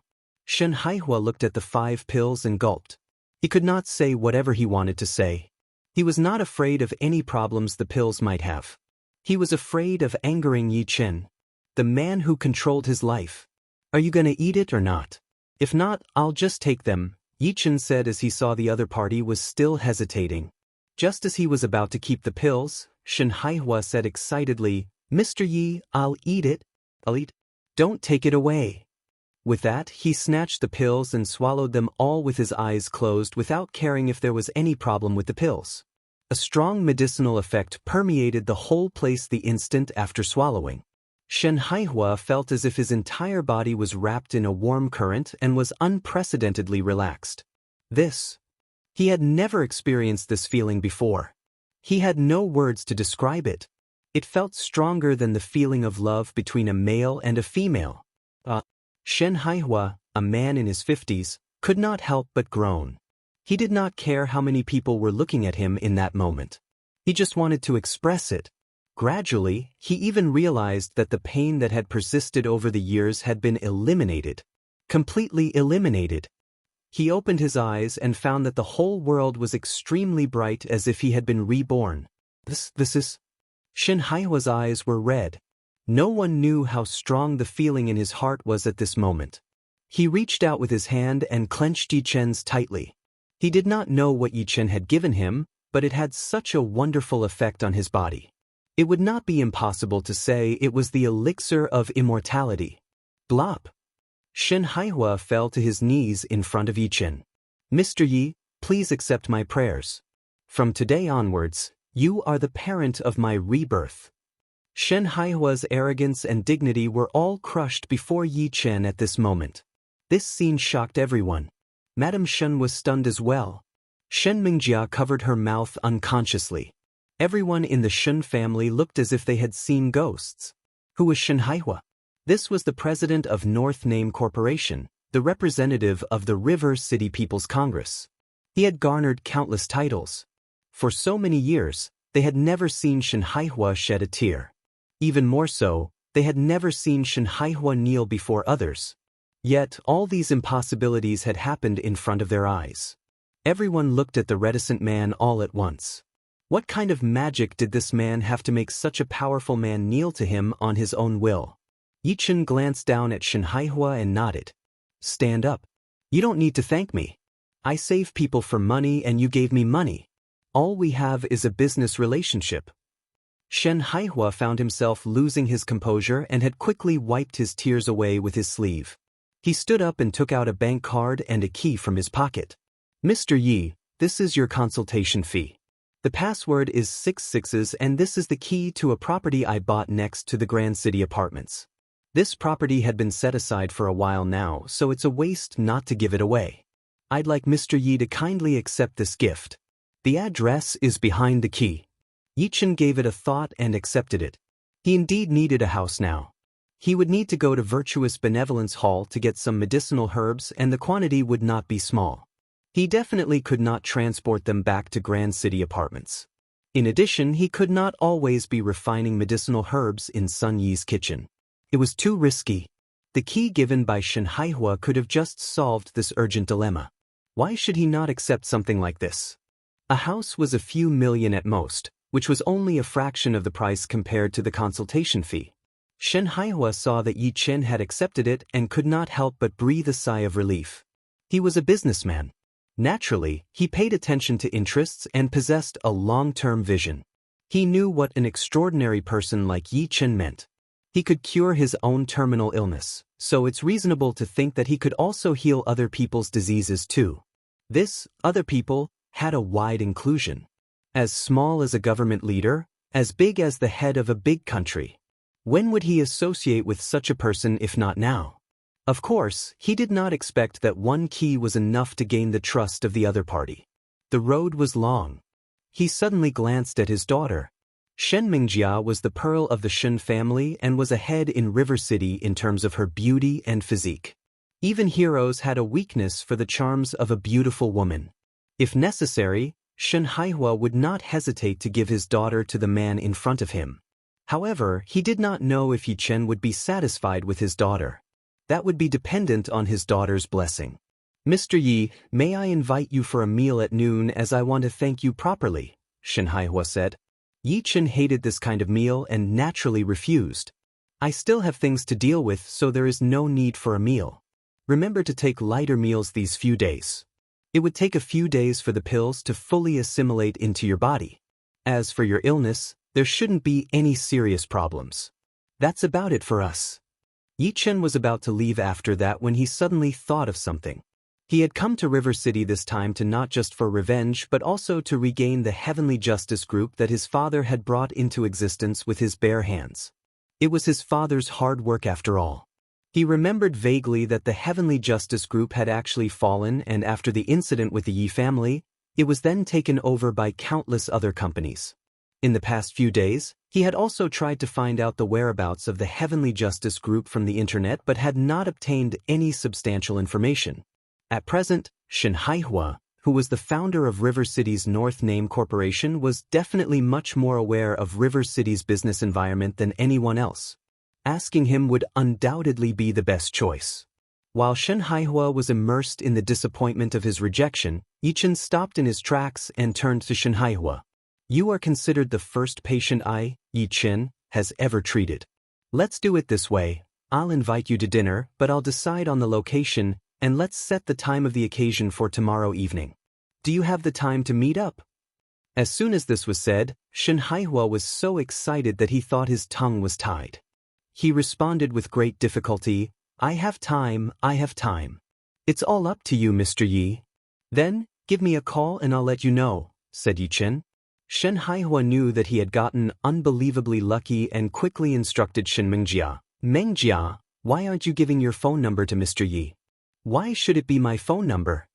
Shen Mengjia was about to speak when she realized that her father was glaring at her. She could only then get a pen and paper and write down her phone number to hand over to Yi Chen. Yi Chen glanced at the phone number and walked towards the door. Mengjia, why aren't you sending Mr. Yi back? Shen Haihua ordered. Why is it me again? Shen Mengjia was a little unhappy. She felt like a servant. There's no need to send me back. I'll head out and grab a taxi. Yi Chen left those words behind and then disappeared from everyone's sight. Chapter 35. After Yi Chen left, Shen Mengjia came directly to Shen Haihua's side. She pulled at his clothes and pouted. Dad, why do I feel that you are deliberately trying to match me and Yi Chen? Why should I leave my phone number and why should I send him back, huh? You don't need to push me out there even if he cured you. We paid for it. Shen Mengjia initially thought she could escape the cliché of arranged marriage. Shen Haihua had also once promised her that he would not interfere in her marriage, but now the appearance of Yi Chen had disrupted their promise. How could she not understand what her father meant? Shen Haihua held both his hands behind his back, still staring in the direction that Yi Chen left. It had been a while before he turned to Shen Mengjia and said softly, Mengjia, what do you think of Mr. Yi? Shen Mengjia blushed at the unexpected question. She could say that Yi Chen was handsome. He had aged pretty well and had an indescribable temperament. As for his ability, he was even able to cure her father's illness. Naturally, he was not bad. He's all right and that's it. I know more outstanding young talents apart from him. Shen Haihua almost reached out and gave Shen Mengjia a slap when he heard this. Young talents? I, your father, will let you know that those nonsense young talents you know don't deserve to lift a foot in front of Yi Chen. Shen Mengjia was a little stunned after hearing his father's words. It was the first time she had heard her father speak with this tone. The people she knew did not deserve to even lift one foot before Yi Chen? Who was he kidding? Yi Chen was at most exceptional in the art of healing. Could he be compared with those who had had a good education since childhood on life experience and conversation? It was impossible. Shen Mengjia suddenly thought of something and retorted, Isn't brother Lu Kai better than Yi Chen? Lu Kai led a legendary existence in their circle of friends from childhood until adulthood. He had been jumping grades since elementary school up until junior high. At 16 years old, he was the top scorer for the college entrance examination in Jiangnan province. He then went directly to Peking University for further studies. At the time, he was also known as Huaxia's child prodigy. At the age of 19, he had studied for a master's degree at Stanford University. He was of 10th grade with piano and a Go professional of rank 8. His family's background was even more astounding. The Lu family was one of the 4 major families in River City. They were also a family of traditional Chinese medicine practitioners. Lu Kai's presence in River City was almost heavenly, and countless people look up to him. Since young, her father would boast about this person every time they dined together. He had described him as a giant amongst men during numerous occasions. Shen Mengjia still could not believe that this kind of person was not comparable to Yi Chen. Sure enough, Shen Haihua did not speak. He thought for a few seconds and said, Lu Kai is indeed one of the best in River City, but to really compare? He paused for a second and continued, In this life, he only has the right to look up to Yi Chen. Mengjia, you have been well protected by me, so you have no idea what the world looks like after peeling off that gorgeous coat on it. It's dark, it's dirty, and it's bloody. In this world, only one kind of person can live a good life, and it is those who are the strongest. They control 80% of the world's resources. They can destroy our Shun family with a wave of their hand. They stand at the highest point in the world and look at us like ants, like dust. But that Yechen is different from us. He is neither an ant or dust. He can determine the existence of these strong men. If the strong are the unreachable mountains, then Yi Chen is the sky above those countless mountains. Shen Haihua's words sounded like thunder in Shen Mengjia's ears. Her scalp tingled with numbness, and her entire mind was blank. Her worldview had begun to collapse and only Yi Chen was in her mind. Virtuous Benevolence Hall.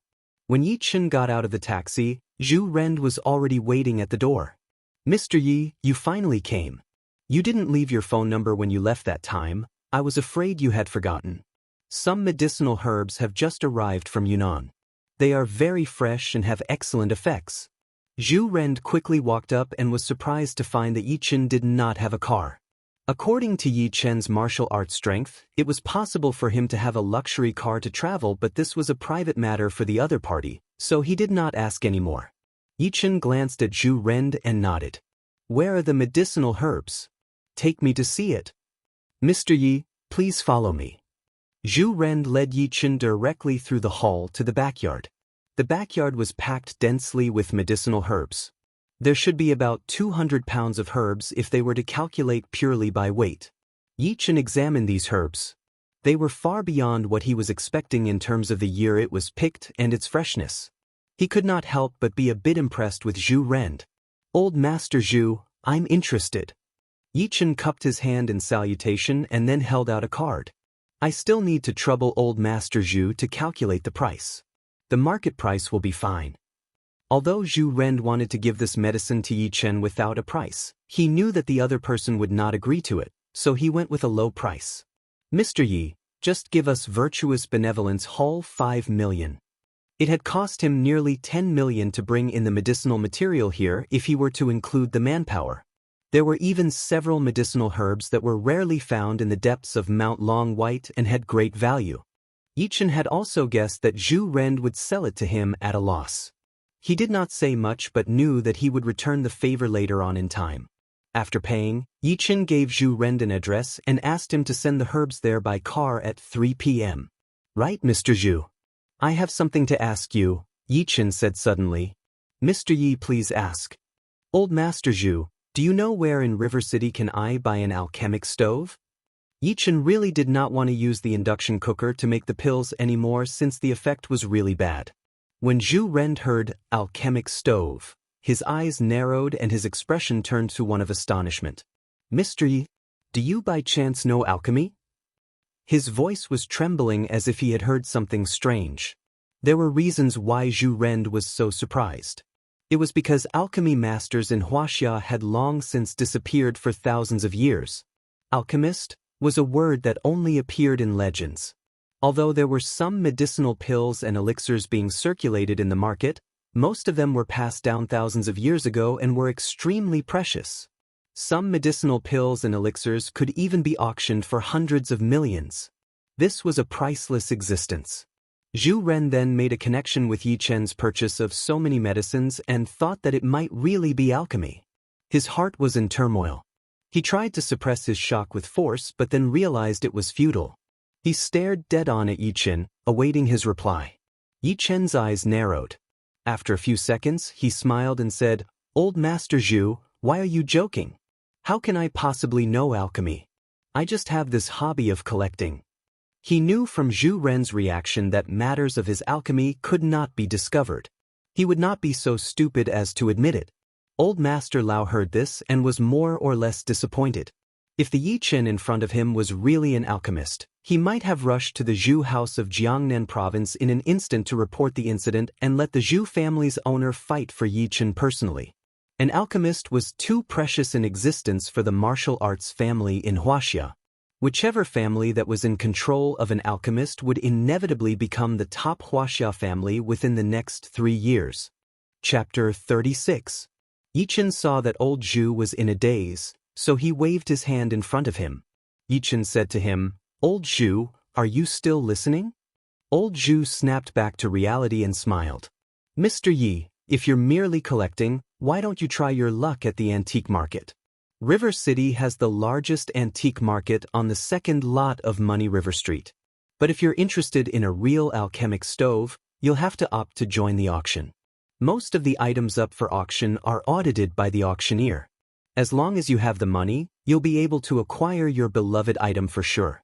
This of course also goes for things that are over tens of thousands of years old. So let me ask you, Mr. Yi, are you the former or the latter? Although Yi Chen had a secret method for identifying antiques, most of the items in the antique markets were in fact counterfeits. If he were to look for one, it would be like looking for a needle in a haystack. Hence, auctioning was undoubtedly the best choice at that moment. Old Zhu, I prefer auctions, Yichen replied honestly. Old Zhu nodded his head and then continued, since Mr. Yi prefers auctions, perfect. In 5 days, a big auction will be held in River City Millennium Hotel. It just so happens that the Zhu family was invited to attend the auction. Mr. Yi, how about you come along with us at that time? Thanks for the trouble, Old Zhu. Yichen shook hands with him but had an afterthought and said, Old Zhu, I haven't seen your granddaughter today. Old Zhu did not expect Yichen to ask him about Zhu Zixuan. Seems like Mr. Yi isn't that inhuman after all. As luck would have it, Zixuan happened to go hiking with her master today. She'll only be back later. Initially, I was going to ask Zixuan to serve tea as a formal apology to Mr. Yi. Mr. Yi, how about stay back to have dinner with us? Naturally, Yichen was not able to stay back. He stood up, turned around, and then held up a piece of River City's evening paper which dated to the day before. Old Zhu, you have no use for this newspaper anymore, right? No, I don't, Mr. Yi. Do you wish? Old Zhu, do you have a pen? Yes, Mr. Yi, please wait for a moment. After a while, Old Zhu brought a black pen to Yichen. In fact, he was a little puzzled. He could not figure out what Yichen was up to, asking for the newspaper and a pen. He wondered what medicine Yichen sold in that calabash of his. Yichen was seen holding the pen as he scribbled to fill the empty spaces on the newspaper. He wrote a copious amount of lines of words fluently and then proceeded to draw a sketch of the human body with inexplicable lines over it. Once he was done, Yichen proceeded to rack up the newspaper. He then handed it to Zhu Ren. Old Zhu, when your granddaughter comes back later, remember to pass this piece of newspaper to her.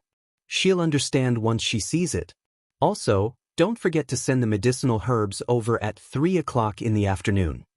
After Yichen had finished explaining what he had come to say, he stepped outside. It's almost noon, I wonder what Sunny has cooked up today. After Yichen had left, Zhu Ren furrowed his eyebrows and wrinkled as he opened up the newspaper. However, it did not matter how he tried to look at it. He could not understand what Yichen had written on the newspaper. For the most part, he dealt with medicinal herbs. Not to mention, he started doing so from a very young age. Even though he had seen martial arts experts before, he did not have the slightest clue on how martial arts experts trained. Forget it, I'll wait until Zixuan comes back and ask her. After 10 minutes, Zhu Zixuan went into Virtuous Benevolence Hall with an old man. Zhu Zixuan was in a set of pink attire. The old man wore a set of gray clothes and a pair of black sports shoes. He was very thin, and his standing posture was as straight as a pencil.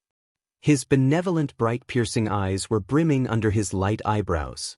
When Zhu Ren saw the old man, he greeted him promptly, Old Qin, did you bring Zixuan out to practice again?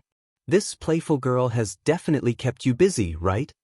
Zhu Zixuan was displeased. What are you trying to say, Grandpa? Do you think that I'm the type that brings chaos to your life? Zhu Ren shot a glance at Zhu Zixuan and scolded, You should know what you did. Remember the time when you offended Yichen? I specifically left you with him to apologize yesterday, but in the end, you went hiking with your master early in the morning. I would have beaten you up already if old Qin wasn't here right now. The moment Zhu Zixuan heard Yichen's name, she suddenly became very worried. Ever since the incident that had happened previously, her grandpa would not stop talking about Yichen. He talked about him from day to night. She was sick and tired of it. With that level of skills. Aren't Yichen's skills merely average? Why does he go so far as to praise him highly? What martial arts grandmaster?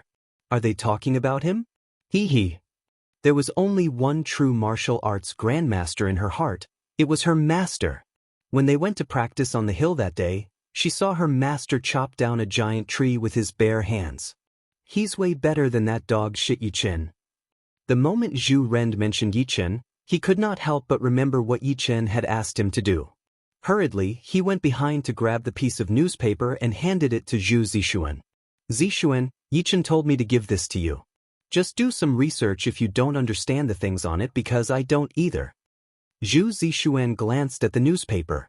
She snorted coldly and said, Is that guy so kind as to give me something? For a second I thought it was something valuable, but a closer look shows that it's just yesterday's River City evening paper. What is he trying to say? Is he trying to say that I lack knowledge and he's asking me to read more newspapers? This is just an insult in disguise. What an asshole. Zhu Zixuan got so angry that she rolled up the newspaper and threw it into the trash can. Pick it up right this instant. He wrote something inside. Zhu Ren went straight for the rod as if he was going to beat her. He did it without saying a word, picking it up from the side. He was obviously very angry. The helpless Zhu Zixuan could only reluctantly pick up the newspaper from the trash can. When she opened it up and took a quick look, sure enough, there were words and a diagram. However, she did not understand any of it. What dog shit has Yichen written this time? Why would he ask me to read this? That guy is out of his mind. When she was done, Zhu Zixuan decided to crumple up the newspaper into a ball to toss it again. However, she was suddenly met with a yell from the side of her ears. Wait! The shout came from old Qin. Master, what are you trying to say? Ignoring Zhu Zixuan's question, old Qin snatched away the piece of newspaper. His eyes stared sternly at the words and diagram that had been left by Yichen. He furrowed his eyebrows and wrinkled his forehead. As time went by, his expressions slowly unfolded. In the end, his facial expression showed that he was struck dumb with amazement. When they saw his expression, both Zhu Ren and Zhu Zixuan looked at him weirdly. Master, what's going on? Old Qin, what have you found out? Old Qin ignored them as he sat cross-legged on the floorboard. He shut both his eyes tightly. It was similar to when he practiced. Master, the floorboard is dirty. Even if you want to practice, it can wait, right? Zhu Zixuan said. Old Qin ignored her. After 5 minutes, old Qin suddenly opened up his eyes. He slammed his palm on the floorboard and a faint wave of air started to flow outward from the palm of his hand. Crack. At the same time, the floor started to split open. A 1-meter deep depression suddenly formed. In an instant, the floorboard turned into dust. The scene, which was filled with sudden intensity and movement, would easily scare anyone. Suddenly, Zhu Zixuan seemed to have noticed something as she exclaimed, Master, you've managed to achieve a breakthrough. Congratulations, Master. Old Qin stood up and exhaled a mouthful of air. The next second he shot open his eyes. His pair of eyes looked pleasantly surprised despite his wrinkled face being flushed red. He looked toward Zhu Ren and grabbed his arm as he said, Old Zhu, this newspaper. Whose hands did you take this from? Please, bring me to him. He is Qin Yuanming's benefactor. His voice trembled with excitement as he grabbed Zhu Ren's hand fervently. It was so hard that Zhu Ren's hand started to turn blue-black. Chapter 37. Zhu Ren could guess what was going on. He ignored the pain in his arm and exclaimed, Old Qin, what you mean is, what's written on that piece of newspaper isn't ordinary, right? Qin Yuanming finally noticed his gaffe and loosened his grip immediately. He coughed and explained, Not ordinary? It's not just unordinary. It's a prophecy from the gods. Zixuan and I have been practicing a cultivation method called the Seven Sons Heart Method. I got it by chance when I was young, but it was an incomplete cultivation method. Subsequently, I met a grandmaster powerhouse. I spent a lot of money on him to help me perfect it in order to make it my current cultivation method. But as I practiced the cultivation method, I found a bigger problem. It was so big that it had affected all of my vital organs. When they heard that, Zhu Ren was shocked, and Zhu Zixuan turned as pale as a ghost. Throughout the practices for the past few days, she had started feeling uneasy but did not bother mentioning it. Was it the side effects of an incomplete cultivation method? Qin Yuanming looked toward Zhu Zixuan and tried to comfort her. Zixuan, don't worry about it. You're still young, and you haven't gone that deep into the training yet. The heart method doesn't affect you that much. But for me, it's a bit annoying because there are only 2 roads I can take. Either I continue practicing and all my vital organs start to fail from exhaustion, or abolish this practice that I've tried to perfect my whole life. The more Zhu Ren and Zhu Zixuan heard, the more frightened they became. Both of them knew of Qin Yuanming's level of strength. Even though he was not a grandmaster yet, he was the sole protector of the Zhu family from River City. If anything were to happen to Qin Yuanming, the Zhu family would be affected greatly. Zhu Ren's heart grew uncertain.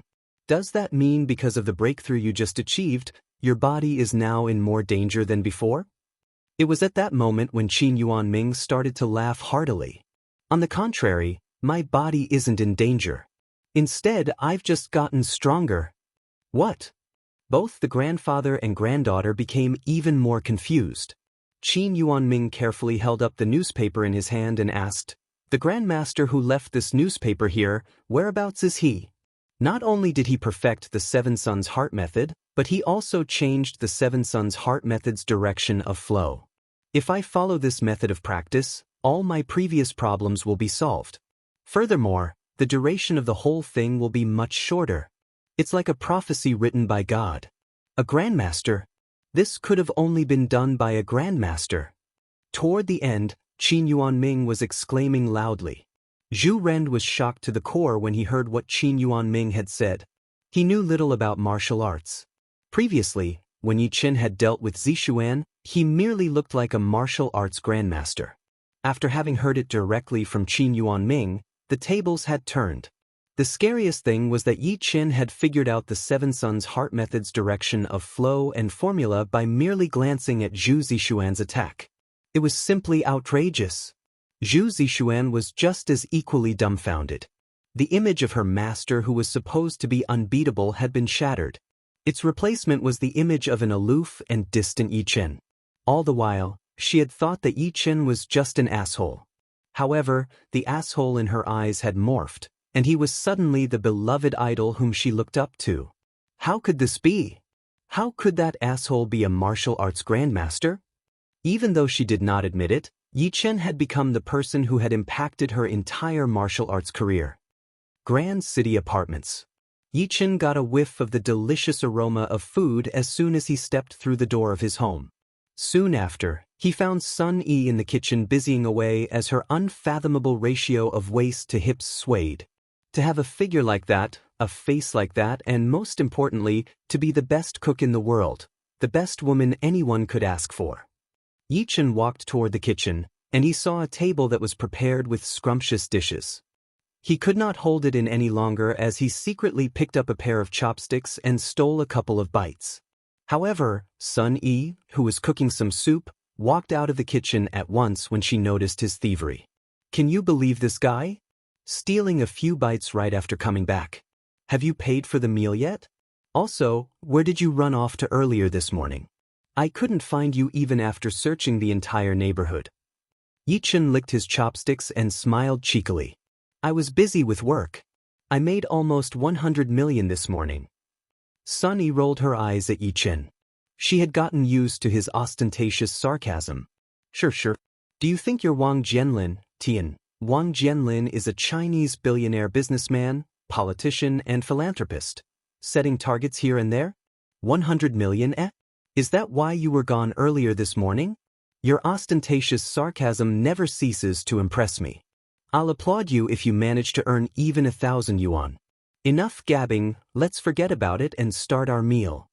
Yi Qin decided to omit the long explanation as well and started to devour the delicious food that had been prepared by Sun Yi. After some time, Sun Yi remembered something and told Yi Qin, "Don't wait for me tomorrow night. I may have some things to settle." Yi Qin did not think too much about it and nodded his head. When Yi Qin was almost done with his food, Sun Yi's phone beeped. Yi Qin glanced at it and noticed that Sun Yi had an incoming call from her father. "Excuse me, I have to answer a call." Sun Yi picked up her phone and then went to the balcony. After a minute, Sun Yi ran over hurriedly and grabbed her coat along with her car keys before running out the door. "Don't wait on me tonight, I'll be going back to my dad's to settle something." By the time she had finished her sentence, she was gone from Yi Qin's sight. Yi Qin stood up and furrowed his eyebrows. Even though he wanted to follow her, he could not. This was because the medicinal herbs would arrive any time soon. Moreover, it was a call from home. It had to be a personal issue, so it would be rude for him, an outsider, to intervene. 10 minutes to 3 in the afternoon. Yi Qin followed the address on the key to find the place Shen Haihua had given him. At first, he thought that Shinhaihua had given him an ordinary 100-square-meter place. Little did he know, it was a place at the Great Thompson Luxury Condominium just beside Grand City Apartments. It was not just a simple 100-square-meter place. It was a penthouse. Close to 1,000 square meters. The main point was that it was on the top floor, an execute suite. What's this supposed to mean? Yi-Chen could not comprehend what was happening. It could be said that Great Thompson was the dream of every River City citizen. Yi-Chen vaguely recalled the time he drove past Great Thompson with Sun Yi a few days ago. Sun Yi had lamented, "How nice would it be if I could live here? Even if it was only for one night, I'd be satisfied. But that's just a dream with my current salary. I'll never be able to afford a place here, not in this lifetime." At that time, Yi-Chen had jokingly said that he would buy her a place there after earning enough money.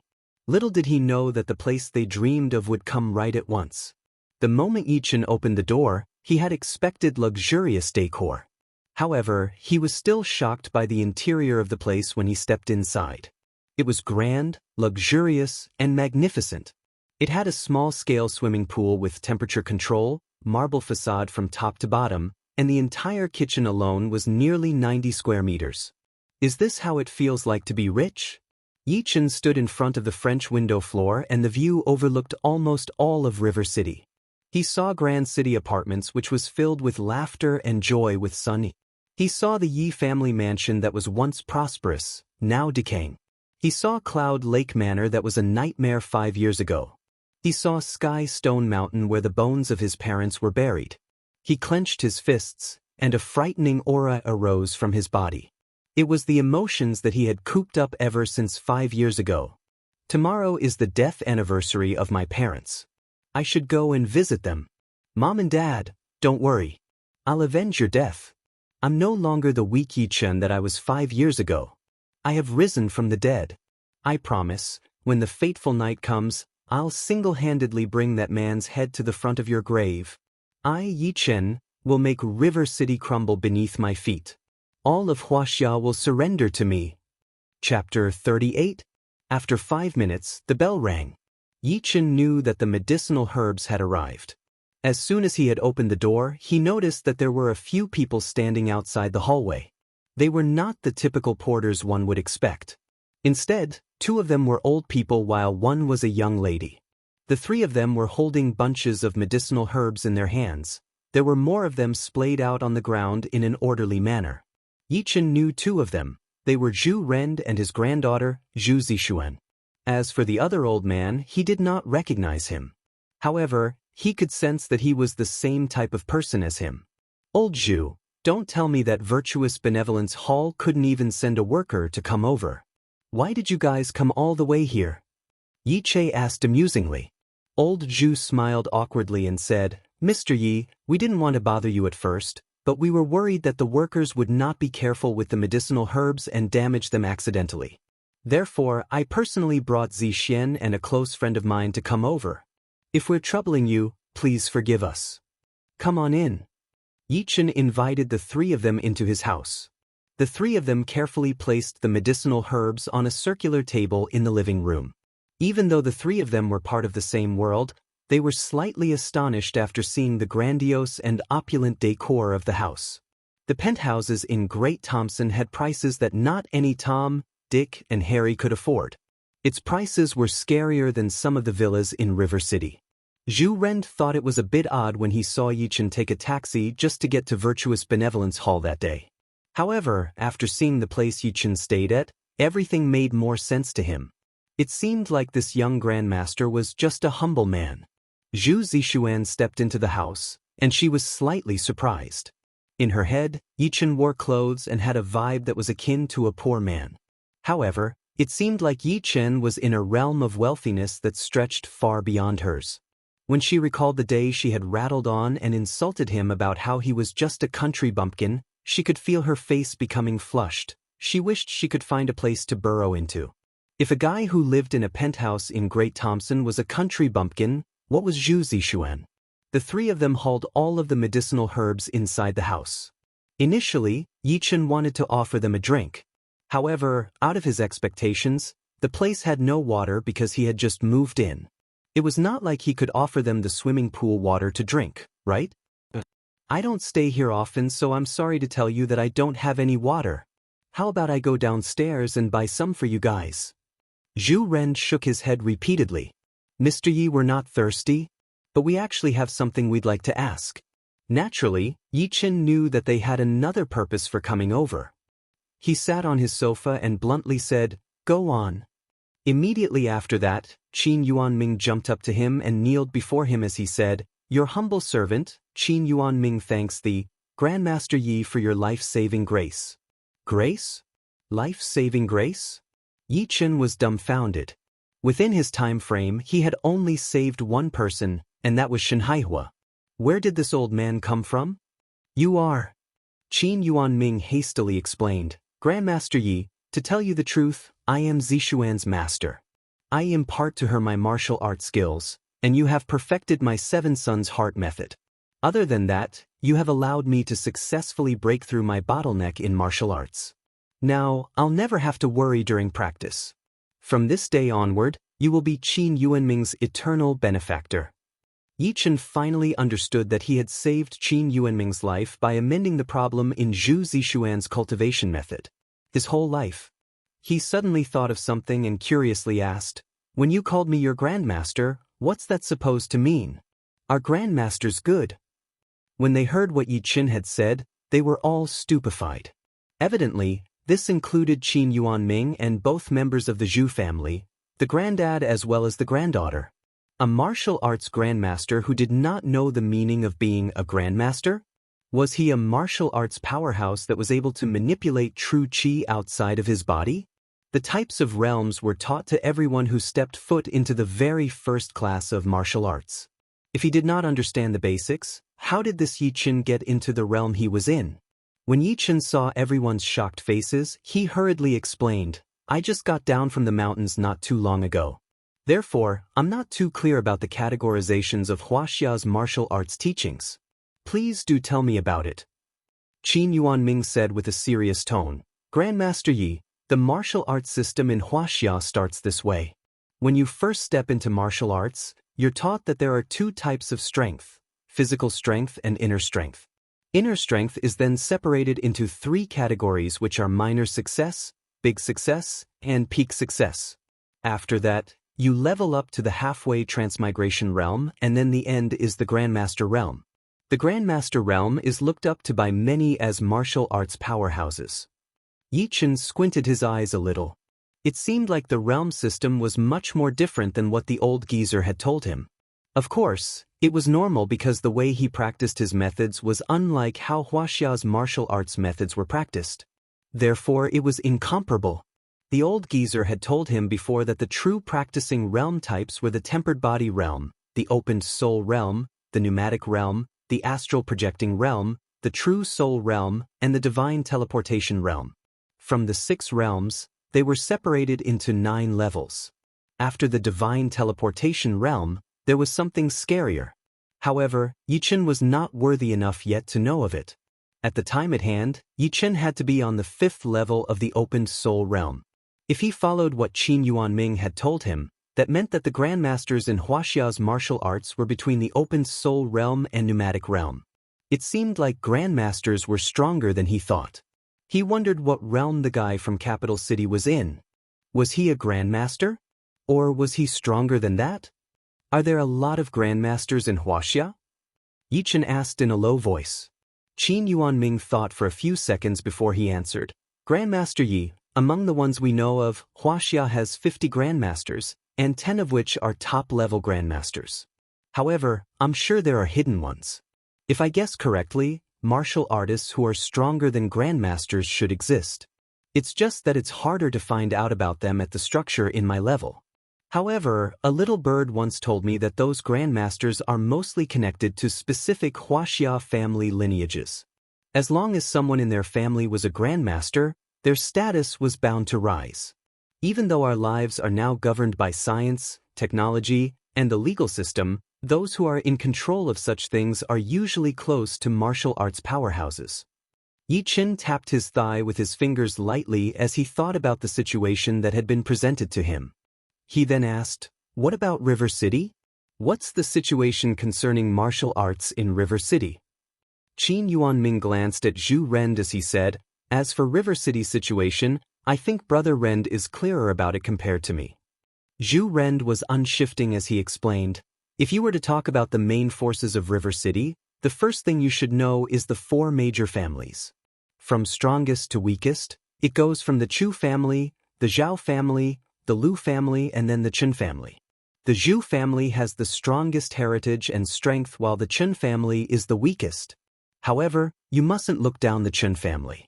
If the Chen family's old grandpa takes over, it'll be a different story. It's a shame that one of the Chen family members offended someone, and both the father and son were brutally murdered in their own home. Currently, the Chen family has been kicked out of the four major families and has been replaced by the Wan family." Previously, Yi Chen had heard from Qin Jinghua that the Chen family had a grandmaster who practiced on Martial Waste Mountain. He had even tried to threaten Yi Chen with him. Seemingly, the old grandpa of the Chen family must have known about what had happened to the Chen family, but nobody knew when he was going to return. Even though the job had been done cleanly, without a trace of evidence, they could connect the dots to him if they set their minds to it. If Bai Liebing doubted Yi Chen, other people would as well. As for the Chu family, the Zhao family, the Lu family, and the Wan family, he knew some of them. The person he was most familiar with was Chu Shuran. It was the woman who was full of herself and had played him like a rag doll. If it was not for her insulting him in front of the entire school congregation 5 years ago, he would not have failed to recover from the negative experience. Neither would he have left his parents in tears every day. Then, his parents would have never attended the banquet in Cloud Lake Manor for the sake of his dignity. Even though 5 years had passed, he could vividly remember everyone's faces at that time. How all the family members had called him useless in front of his parents. Moreover, he remembered how his parents had defended him, their eyes bloodshot with fervent. In his parents' eyes, their son would never be useless. No one had the right to insult him. "Chu Shuran, this time I'll return, and I'll let you understand what it's like to be the real champion." Yi Chen crossed his heart. Chapter 39. Yi Chen did not notice that he was slowly exuding a strong menacing aura while thinking about the matter. His menacing aura had cooled the living room's temperature down, and a surge of chilly air had enveloped the 3 people present. They sensed the perilous air around them, and they whispered in their hearts, "What's this scary and menacing aura coming from Grandmaster Yi? Did we accidentally offend him?" Old Zhu could not hold it in any longer. "Mr. Yi," he croaked as if trying to get Yi Chen back from his trance. When Yi Chen realized that in front of him were 3 people with horrified expressions, he quickly regained his composure and apologized. "Old Zhu, are you all right? Don't mind me, I just had a sudden recollection of things." Old Zhu waved his hand, took a few deep breaths and then said, "Mr. Yi, the day's getting late. The 3 of us won't take up any more of your time. In a few days, we'll send someone to come and fetch you to the auction. Farewell." Old Zhu was too scared to stay another minute in that place. Who knew what the young guy in front of him would do? Yi Chen nodded his head and watched the 3 of them leave. After that, he stared at the medicinal herbs in front of his eyes as he wondered what his next course of action should be. Without an alchemic stove, refining medicinal pills and elixirs were too troublesome. It seemed to him that the only way he could absorb what he needed was through those medicinal herbs in water. The results would be similar to using medicinal pills and elixirs, albeit not as good. When nighttime came, Yi Chen's stomach grumbled. Hence, he left Great Thompson and went back to Grand City Apartments. He was most probably not going to stay at the huge deserted place alone. When he opened the door of the apartment, he realized that Sun Yi was not back yet. He tried to make a few phone calls to Sun Yi with the landline at home to ask what was going on, but none of the calls went through. What's that girl up to? Why didn't she say anything to me? Did something happen at home? If I can't reach her, I'll go straight to town to find her. When they were seatmates previously, Yi Chen had in fact been to Sun Yi's place. At that time, when Sun Yi was being teased by hooligans at the entrance of the school, Yi Chen went straight for them with a brick. When he thought about the incident, It could have been Chu Shuren's taunt that had piqued him to do such things. Naturally, the hooligans were afraid of the ruthless Yi Chen, so they covered their heads and fled immediately. However, Yi Chen got injured during the fight. Since he did not want to worry his parents, Yi Chen had decided to stay over at Sun Yi's that night. Although he could not pinpoint the exact location since the incident had happened 5 years ago, he could find it if he looked carefully. When he looked back, Sun Yi had put off everything just to help him plan his parents' funeral. He thought that maybe it was true love since then. Forget it, I'll just not have any of Sun Yi's wonderful dishes tonight. I'll just go out and eat, it's not like I'm poor or anything. Yi Chen closed the door behind him and walked off. He circled the nearby places to see what sort of food they had, but he was not interested in any of them. He was not trying to be picky or anything. However, since he had been pampered by Sun Yi's food throughout the past few days, it was hard to like any of the dull and boring choices the restaurants provided. Suddenly, he thought of something. He hailed a taxi and went southward. He vaguely remembered that when he was in high school, he often went to a food stall. When he thought about the food there, he could not help but drool. Since he frequented it, he got to know the couple's son, Wang Yuheng. Wang Yuheng had been schoolmates with Yi Chen previously. When the entire school heard that Yi Chen was useless, Wang Yuheng was the only person who continued to befriend him. He was one of the few friends Yi Chen had at that time. When the taxi arrived at the place, Yi Chen took a long breath when he saw the food stall. It was usual for places to stay unchanged despite the people who were previously there being gone. He was worried that the only place he still cared for had nobody left after 5 years. As Yi Chen approached the food stall, he realized that Wang Yuheng was not there but his parents were there instead. He could not figure out why there were no customers around. From what he remembered, their food stall business was always booming and on fire. Yi Chen found a table and sat down. In his line of sight, he saw a notice that said the food stall was moving and that it was their last day there. What surprised Yi Chen was that they were moving to the alley of an old street. How could that place compare to this place's customer traffic? This place has at least 10 times more customer traffic than there. Yi Chen did not think too much about it and asked, "Uncle Wang, I'll have some signature barbecue skewers." 5 years ago, Uncle Wang and Aunt Zhang would prepare a mountain of barbecue skewers and a bottle of Sprite for him every time he said that. Those were Yi Chen's most enjoyable memories. Evidently, Uncle Wang and Aunt Zhang were not expecting customers at such an hour. Uncle Wang glanced at Yi Chen, but he did not seem to recognize him. Aunt Zhang looked around as if she was afraid of something. Anxiously, she walked toward Yi Chen and said, "Kiddo, we're moving stalls today. We're almost closing now, why don't you head on over to somewhere else to eat?" Yi Chen furrowed his brows and he asked, astonished, "Aunt Zhang, it's only 6 o'clock in the evening. Business should be starting just about now. Why are you guys closing early?" "Yeah, you're right, kiddo. Just head on over to somewhere else. If you really want to eat our food, you can support us by bringing some of your friends over to our new spot. We're opening tomorrow and everything is 50% off. Aunt Zhang said as she pointed toward the notice. Yi Chen could sense that something was wrong. He noticed that some parts of Aunt Zhang's face and hands were bruised. It was as if she had been beaten up by someone. He looked over at Uncle Wang who was smoking at the side. The two of them love each other. It can't be domestic violence. When Uncle Wang saw Yi Chen staring at him, he limped over with a crutch. "Kiddo, we've been interrogated a lot lately so business has been slow. I'll cut you a deal. Since you really want to eat some, I'll make some for you, but you have to finish them within 5 minutes. We really have to close up soon. It's been 5 years. To be frank, we wouldn't leave this place if we hadn't been forced to," Uncle Wang said desolately. After he was done talking to Yi Chen, he turned around and then walked toward the mobile food stall. After a while, Uncle Wang served Yi Chen a few sticks of barbecue skewers and side dishes on a tray. He also brought Yi Chen a bottle of drink. "You're the last customer for me and my wife's food stall, so you can have this or free. Here you go." Yi Chen was ready to devour his food when he suddenly felt that something was amiss. When he glanced over at the end of the street, he saw someone with a menacing grin. "They're here." Chapter 40. After 10 seconds, Uncle Wang and Aunt Zhang noticed the 7 or 8 men coming from the end of the street. Their faces turned pale as soon as they saw the men and began to close up the stall frantically. "Kiddo, I'll pack the rest of the food for you. Just leave right now." "Leave." Aunt Zhang ran toward him and said with a hushed tone. Yichen remained unmoved. "Why should we leave? Kiddo, you're still young. Maybe you still don't understand certain rules, but it's not going to end well if you don't leave soon. I'm begging you." "All right." Aunt Zhang's voice started to tremble. Yichen was about to reply when a loud noise rang beside his ear. He turned his head quickly to see men who were wearing black singlets were already at the food stall. The bald guy leading the group, who had a gold chain around his neck, had even flipped the table beside Yichen over, scattering everything on it to the floor. He had made a mess of the place.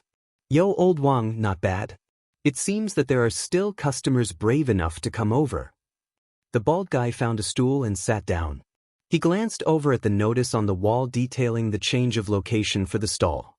"Yo, today's the last day, huh? Changing locations tomorrow? Why are you changing to an old street? You sure you can earn enough money with the meager amount of people passing through there?" Uncle Wang's expression darkened as he shot a glance at the bald guy. Then he smiled apologetically. "Master Hulu, you're a gentleman, please, I beg you, don't bother my small business anymore." After he spoke, Uncle Wang took all the money out from the cabinet and handed it over to the bald guy carefully with a smile. "Master Hu, this is all my income I've gotten these few days. I respectfully give them all to you. You see." The bald guy, Master Hu, swept his eyes across the money and gave Uncle Wang a big slap on his face. "What the fuck am I supposed to do with this money? I've told you guys to prepare 50,000 as your protection fees. Is that really so hard?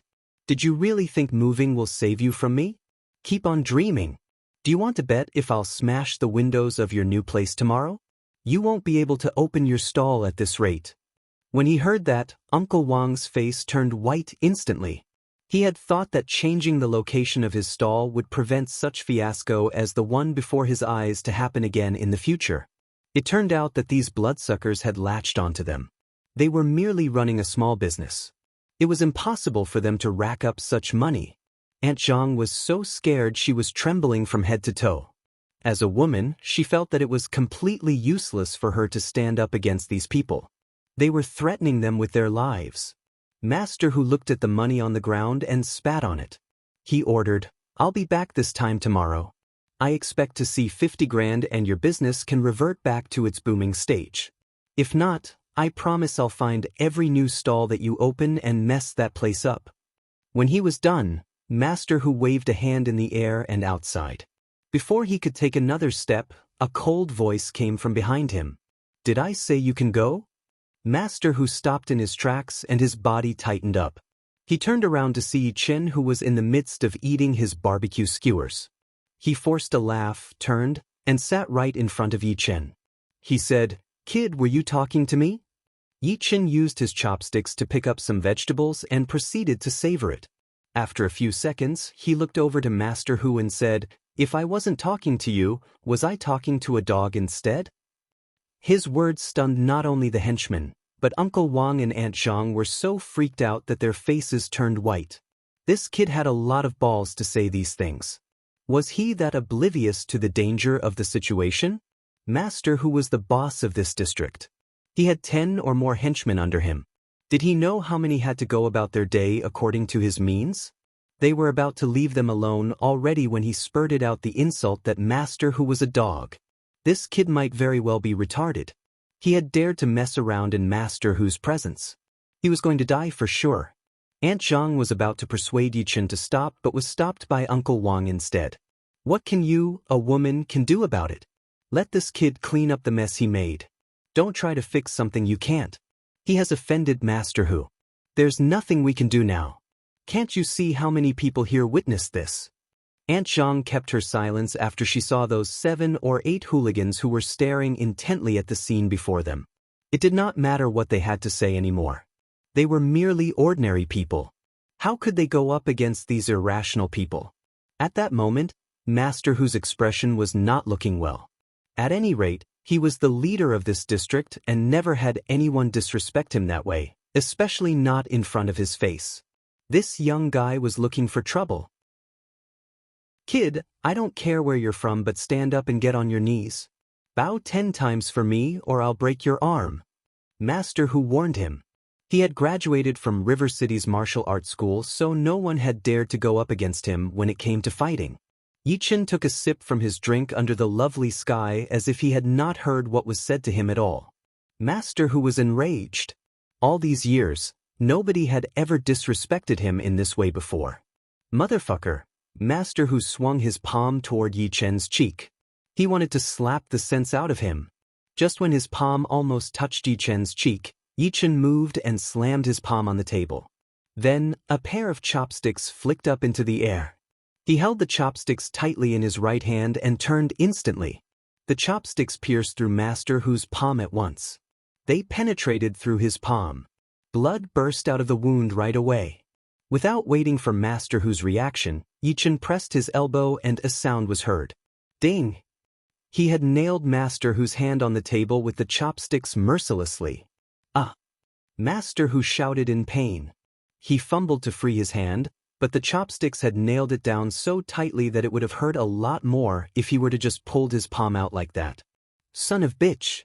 Master Hu's other hand was pulled into a fist and heading straight toward Yichen. Yichen snorted coldly without any attempt to duck but had received the punch with his fist. Crack! Both fists collided. Master Hu's other arm was punched out of shape instantly. His bones were broken. Master Hu was in so much pain that the veins on his neck popped. His eyes turned bloodshot. He was about to scream from pain when Yichen gently lifted his hand to shut him up. He packed a fierce blow onto his face. Bam! Master Hu's face was slammed directly onto the table. The whole thing had happened so effortlessly. It was as if Yichen was demonstrating an artistic performance. "I don't like loud noises." Yichen's voice sounded very cold. When he heard him speak, Master Hu was so stunned that his entire body shook. It was at this moment that he realized he had landed himself in hot water. A practicing martial artist. He must be a practicing martial artist. From the way he attacked, he could tell that Yichen's strength had far surpassed his. The problem was he had no chance of fighting back. Yichen's way of fighting back had stunned the whole crowd. Although they did not know much about martial arts, they could tell Yichen was not someone to mess with by his fighting skills. Master Hu, who still had his cheek flat on the table, noticed that no one was defending him. He bellowed, "What are you waiting for? Come and kill this bitch." It was then the hooligans snapped awake as they ran up to him with empty beer bottles in their hands. A sudden voice said coldly, "Anyone who dares to take a step, dies." Yichen said it with a matter-of-fact tone. It sounded devoid of any emotion. When the hooligans heard what he said, all of them did not dare to move a muscle and was frozen in their steps. His voice was like some sort of magic. They knew that death would befall on them should they took another step forward. That guy really did have the balls to kill. Chapter 41. Master Hu was left fuming with rage when he saw that none of his own henchmen dared to move. Never in a million years did he think that a sentence would frighten these bunch of useless trash. Are these guys blind? There's only one of him. It shouldn't matter that he practiced martial arts. There are so many of them. What's there to be scared about? At that moment, he could feel distinctly the blood trickling down his palm. If he left it like this any longer, he might lose his entire hand entirely. He looked over to Yichen and said, "This guy over there. You attacked with such force. Don't you think it's a bit too much to disable both my arms like that? I, Lin Hu, did nothing to offend you." Yichen ignored Lin Hu and instead stood up and took out a cigarette from his pockets. He lit it up with ease. He was completely indifferent toward the life and death of someone else. "Is it over? Why didn't I feel anything?" Yichen finally spoke up. Lin Hu's eyes flickered with a hint of ruthlessness as his voice said coldly, "Don't think I don't know what's going on. You're doing all this so that you could get the protection fees from this couple instead. If you have the balls, then just kill me.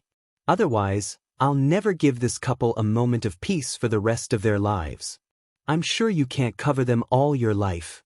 When Uncle Wang and Aunt Zhang heard what he said, their faces turned as pale as a ghost. Never in a million years would they think that this young man in front of them was protecting them. However, They had no choice but to count on the young man to risk his life to save them. Yichen took the cigarette out from this mouth and pressed the lighted tip onto Lin Hu's face gently as he said, "You're a confident one, aren't you? How are you so sure that I won't kill you?" Even if Lin Hu felt a great shame blanketing him, all he could do was take it. At that moment, there was no way he could have moved at all. "Let's cut the bullshit. If you have the guts, then just kill me. Just know that you'll regret it later." Lin Hu showed his outrageous bravery at the moment. Over the past few years, he had been playing with fire so much so that he would not be intimidated by a kid who had never grown a pube in his life. Yichen laughed coldly. "Kill you? Do you think you deserve it? I won't get my hands dirty for you. Even so, keeping a scum like you alive is more suitable than having you dead." The next second, the toothpick canister flew up from the table with a wave of Yichen's arm and countless toothpicks were suspended in the air. Yichen's fingers plucked a toothpick out of the air and pierced it into one of Lin Hu's acupuncture points. A second one was plucked. Then, a third one. 5 toothpicks were pierced neatly into Lin Hu's body. The picture it presented was terrifying. Subsequently, the toothpick canister dropped and everything was as before. "If you could endure 10 seconds of this without begging me for mercy, I'll let you go," Yichen said. Lin Hu snorted coldly. He felt something pricked into his skin, but so what? He did not furrow his eyebrows when his hands were nailed by the chopsticks onto the table. These small toothpicks should not be a problem for him. "Kid, let's not talk about 10 seconds. Even if—" Lin Hu did not finish his sentence when a wave of immense pain flooded over him. It felt like tens of thousands of ants had bitten his body at the same time. The pain felt like it was magnified by 100 times. He would rather die than to endure this sort of pain. The veins on every inch of his body popped up and white foam trickled out of the corner of his mouth. His entire body was shuddering. It was then he realized how scary the young guy before his eyes truly was. He was the devil, to say the least. A devil that came from the depths of hell. "Wandu." Yichen had not counted to 3 when Lin Hu croaked, "Let me go. I beg you, let me go." Yichen was unmoving and looked at him with his cold-blooded stare. He was no Mother Mary. Some people did not deserve mercy. You call yourself a man when you can't even stand the pain for 2 seconds? "Please. Beg you. Let me." Lin Hu's eyes were filled with nothing but terror. He was really scared now. He did not want to experience this kind of pain in his life ever again. Staying alive was better off than being dead. Yichen did not move an inch in spite of Lin Hu's incessant begging. He was no Mother Mary. In those 5 years, he had understood the rule that made the world go round. Weak praise are good food for the powerful. Sparing your enemies meant hurting yourself.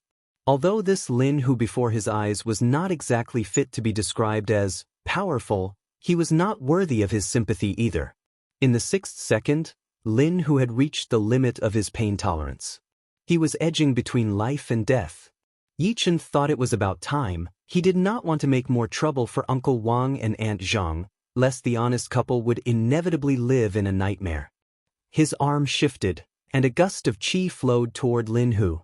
The toothpicks flew away as if they were sentient and nailed themselves into the wall, still trembling a little from the impact. The hooligans were all horrified at what they saw. Why the fuck does this look like something that came straight out of a martial arts novel? They did not see the young man move his hands, so how did the toothpicks fly out?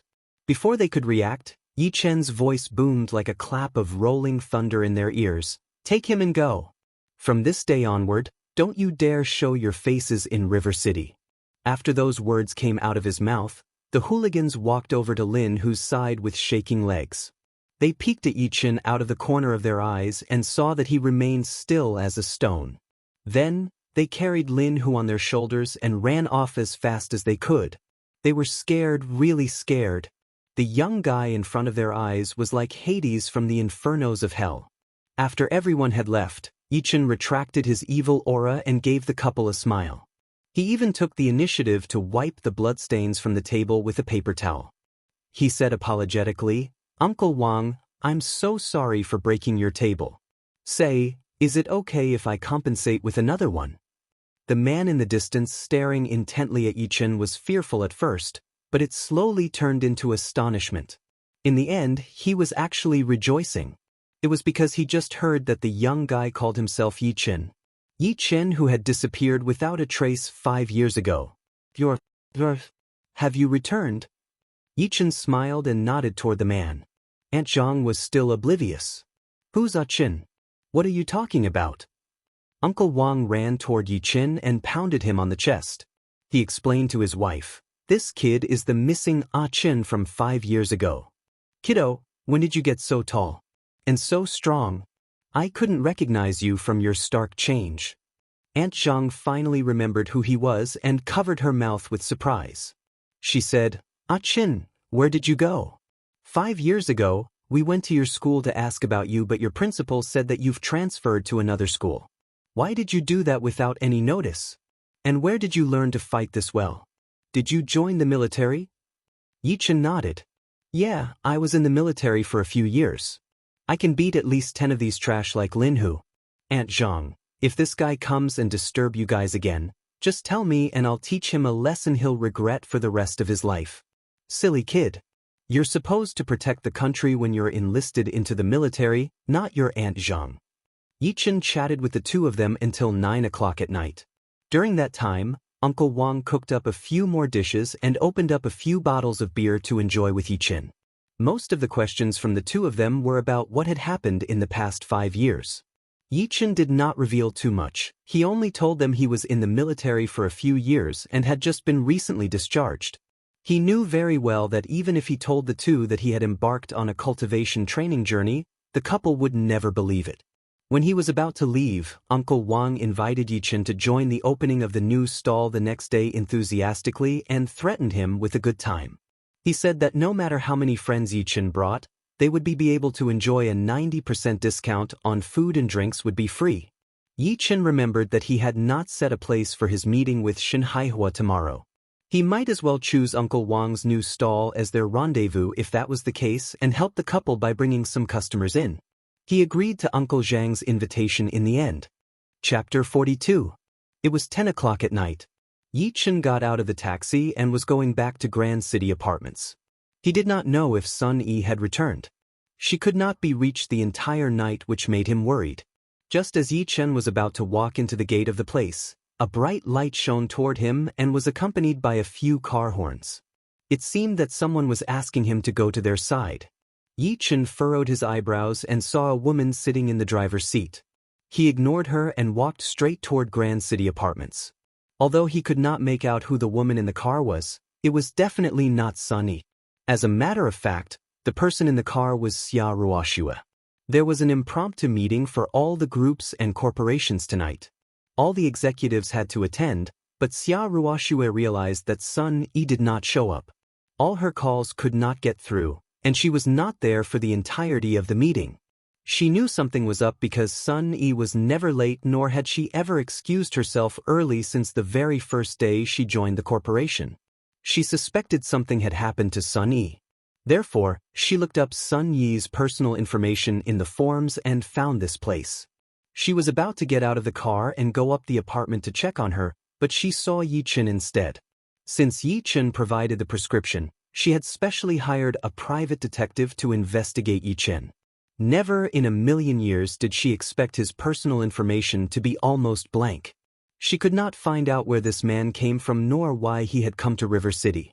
One should know that in order to live in Huaxia, even a beggar could not yield a blank sheet of information. The only possibility for a blank sheet of personal information was that the party's personal information had been protected by a higher authority. Since then, Xia Ruoxue started getting curious about this fellow called Yi Chen. Of course, it was not mere curiosity but hatred as well. Yi Chen was the first guy who dared to reject her in years. When Xia Ruoxue saw that Yi Chen was ignoring her, she was furious and balled her hands in a fist. She saw that he was about to disappear from her view soon, so she could only get down the car and ran after Yi Chen. "Yi Chen, stop right this instant." A clear voice sounded. Yi Chen turned automatically and finally had a clear view of the woman before his eyes. Although Yi Chen had seen his share of beautiful ladies, he could not help but be stunned by the lady in front of him. The lady had skin as white as snow, long hair that was curled in small waves that cascaded down her back. She looked tired, but her eyes were clear and sparkling. Coupled with her enchanting and attractive eye shape, she was beautiful and untouchable. She was biting her bright red lip at the moment, and her pale skin made her look a bit sickly but confident. Yi Chen had compared the woman in front of her with Sun Yi subconsciously. Appearance-wise, this woman was obviously better looking than Sun Yi, but Sun Yi's sexiness was hands down the best. Even so, this lady had a nice body with visible curves, and if she wore a sexier outfit, she would have scored higher. As Yi Chen was sizing up Xia Ruoxue, she said, "Yi Chen, didn't you see that I was trying to stop you just now?" Yi Chen stopped examining her and said coldly, "Who are you? Why did you want to stop me?" Xia Ruoxue took a step forward and declared proudly, "I heard that you threw hands at the magnificent group building just to see me. Now you're seeing me in the flesh and you're giving me this attitude." Yi Chen realized then the lady in front of him was one of Jiangnan province's top 3 beauties, Xia Ruoxue. She was the president of the magnificent group and was also Sun Yi's top superior. Yi Chen swept his eyes across Xia Ruoxue's face and breathed a long sigh of relief. Her face was not yet destroyed as described by his master, which meant that she was still safe for the time being. "What's your sigh supposed to mean? Does my presence disappoint you?" Xia Ruoxue felt angry when she saw him shaking his head and sighing. How dare someone treated her this way as the precious daughter of the Xia family? She felt that she was being judged by the cover. "Nothing. If there's nothing you need to tell me, then I'll be leaving," Yi Chen said. Xia Ruoxue gathered her composure and set aside her own thoughts as she asked, "Are you living with Sun Yi?" "That's correct." Yi Chen nodded. Xia Ruoxue was confused about why she felt disappointed when she found out the two of them lived together. "Don't misunderstand. When I came to River City, I was homeless and Sun Yi decided to take me in." Xia Ruoxue felt a sense of relief and continued, "Sun Yi was absent during the impromptu group meeting today. Do you know where she went?" "I don't know." With that, Yi Chen turned to leave. He hated people chasing him down and asking him questions. Moreover, he felt like he was not obliged to answer any of them. When Xia Ruoxue saw how impatient Yi Chen was, she was baffled and shouted quickly, "Yi Chen, stop right there." Yi Chen did not stop. Xia Ruoxue's hands were balled into fists, and she was so angry that she stomped her feet on the ground. "You were so adamant to meet me just a few days ago, so why were you being so impatient when I finally appeared? Am I, Xia Ruoxue, not good enough in Yi Chen's eyes?" Xia Ruoxue could not hold it in any longer. She shouted, "Yi Chen, why is a grown man like you staying together with Sun Yi? Don't you know that it'll affect Sun Yi's reputation?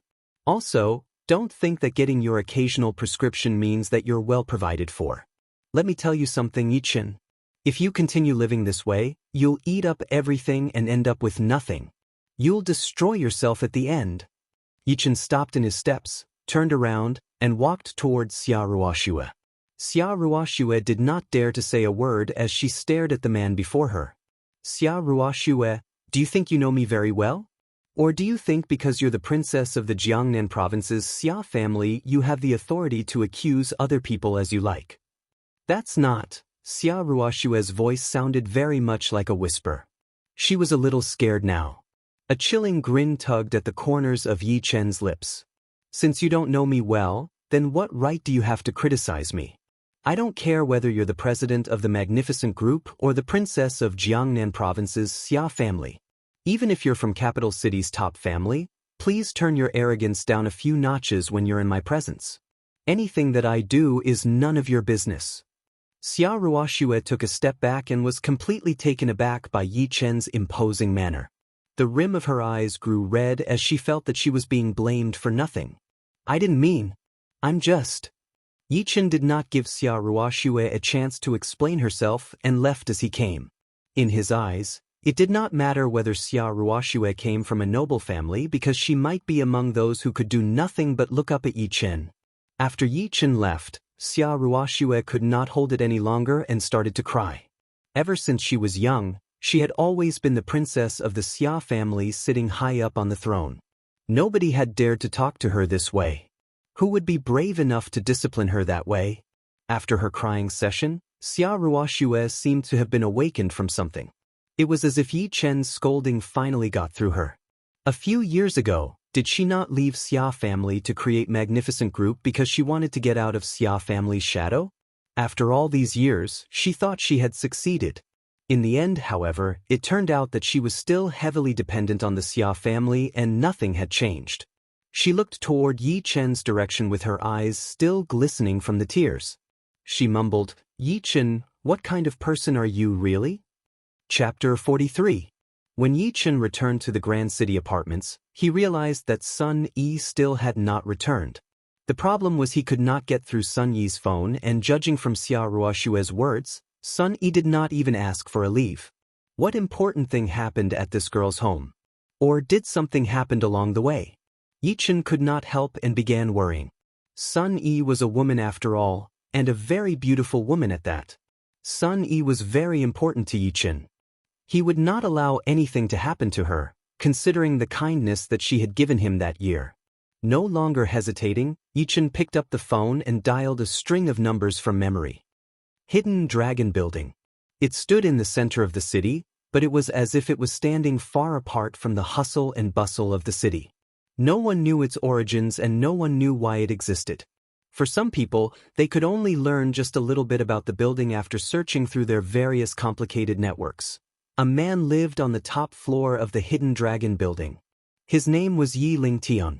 At this moment, Yi Lingtian was leaning on the chair with his eyes closed on the top floor of the Hidden Dragon Building. He had one hand on one side of the chair while his other hand was playing with a special disc. The design on the disc was very strange. It was a bloodthirsty black dragon.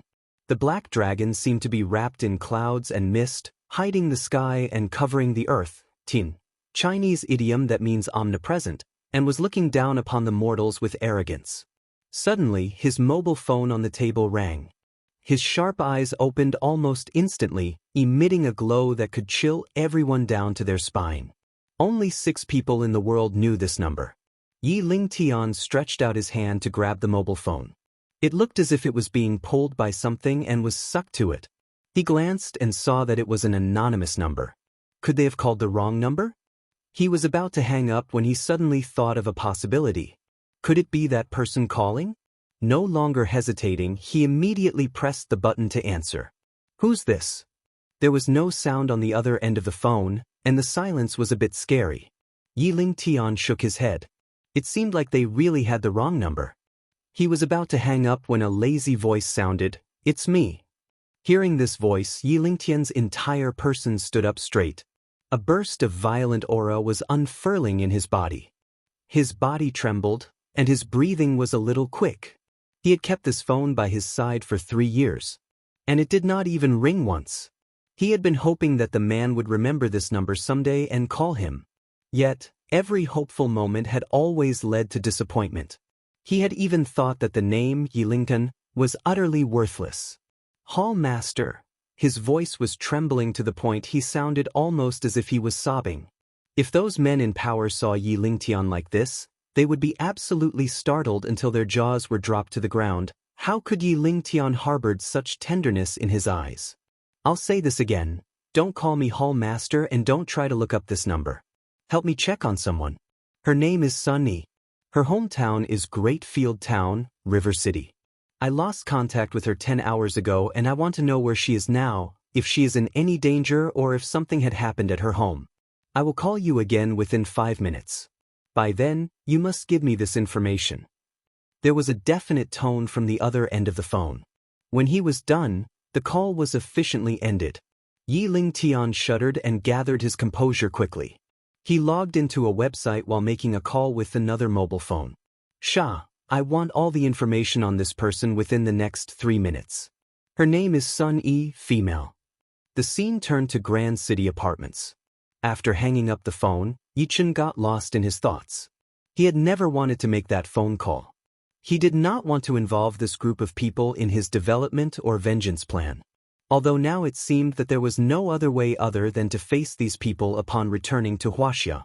After looking at the time, he then sat on the sofa and drew out a pack of cigarettes from his pocket. A cigarette fell onto his hand after he had shaken it lightly. A trail of smoke coming from his lighted cigarette swirled in the air. Cigarettes were not that bad of an antidote when one was upset. 5 minutes have passed in the blink of an eye. Yichen snuffed out the cigarette in his hand. With a flick of his fingers, the cigarette but swept through a curve and landed directly in the trash with accuracy. He dialed the phone again. Any news? The tone on the other side of the phone was calmer. Cough, I found news of Sun E. She left River City's Grand City Apartments at 11:35 p.m. She drove a Volkswagen Beetle 180 TSI to the 5th People's Hospital at 12:25 p.m. The car is still parked in the hospital parking lot. According to my investigation in River City, Sun Yi's brother, Sun Haozhe, suffered a sudden condition at 11:20 p.m. and needed immediate surgery that costs 700,000 yuan. We've obtained her phone records and the footage in the hospital. We found that she had made 3 calls while she was there. The first call was to a mortgage company. Miss Sun E sold the Beetle for an extremely low price of 50,000 yuan. The second and third calls were to private numbers. When the third call was done, Miss Sun E threw the phone into the second trash can outside Ward 512 on the 5th floor. I also have a detailed investigation report here. Is there a need to send it to your email? No need. Yichen shook his head helplessly and hung up the phone. This silly girl, why hadn't she told me even at this time? Did she not consider me a friend? Or did she think that I was completely powerless? I've told you that I've had made nearly 100 million yuan. Why couldn't you believe me? Why should you rely on those common doctors when there is a miracle doctor living right beside you? 700,000 yuan. Yichen knew it very well that Sun E only had 300,000 yuan. Even if the car was sold, it would not be able to make up for the remaining 400,000 yuan. He was afraid that the 2 private calls were to borrow money, and the result was a failure. Sun E was probably at the most helpless time of her life now. This time 5 years ago was the time when I was the most helpless, and today, 5 years later, is when you are most helpless. It's time that I pull you out of this abyss. Geez, what a silly woman. Yichen simply grabbed a jacket and put it on. Closing the door, he immediately melded into the night. Chapter 44. River City 5th People's Hospital. Sun E looked at her brother who was in the intensive care unit through the window. Her mood was unusually complicated. She had received a call from her father during the afternoon saying that her brother's condition had deteriorated and her heart stuttered. She had thought that there was just some abnormal data as usual but did not expect that he had been rushed to the hospital. The doctor said that an operation had to be performed immediately and that the cost was 700,000 yuan. For her, 700,000 yuan was beyond her reach. Although she was the director of the Magnificent Group, her salary had been reduced by the mortgage she had to pay and her brother's annual medical expenses. The 300,000 yuan in her bank savings was also her dowry money. She was willing to take out the 300,000 yuan for her brother's treatment. She had even sold the car, but it was still not enough. She could only call her second uncle, Sun Yongfu. Sun Yongfu had been working in wood processing in River City in recent years and had made a lot of money. He had bought a Mercedes-Benz luxury car and a 150-square-foot house. It could be said that he was the richest amongst them in the Sun family of the prosperous River City. She actually had not wanted to make the call because she was uncomfortable with the way she was seen in the eyes of her second uncle and his family as if they were above her. Had she not been at the end of her rope, she would rather ask someone else to borrow money from. After a while, Sun Yi's father, Sun Yongge, was leading Sun Yongfu and his family to her direction. He was bowing as he walked. It is really a blessing for my Haozhe that you could come. Oh, I don't know what debt I owed in the last life that God has to treat me like this. My only hope now is that Haozhe can get through this crisis. When they stopped outside the ward, Sun Yongge quickly said to his daughter, Sun E, little E, why aren't you saying hello to your second uncle, aunt, and Yao Yao? Sun E smiled a little and wiped away her tears. Second uncle, second aunt little Chen. Thank you for helping us at this time, we really appreciate it. Sun Yongfu glanced at Sun E with a little surprise. He did not expect that an earnest man like Sun Yonggue could have such a beautiful daughter. If she found a wealthy family to marry in the future, the fate of the Sun Yonggue family would probably change. His wife, Dong Kaiju, had also noticed this and whispered to her husband, Sun Yongfu, "Didn't you joke about introducing a partner to President Li's silly son during the last banquet? Who knows, but something might come out of Hengxing Building Materials if the marriage is a success." Sun Yongfu's eyes lit up. It was still his wife who was the smartest. Mr. Li's silly son was not right in the head and had always seemed so lecherous, but it was not his daughter that would be married to him, so he had nothing to be afraid of. The point was, how could President Li not be happy with a daughter-in-law like Sun Yi?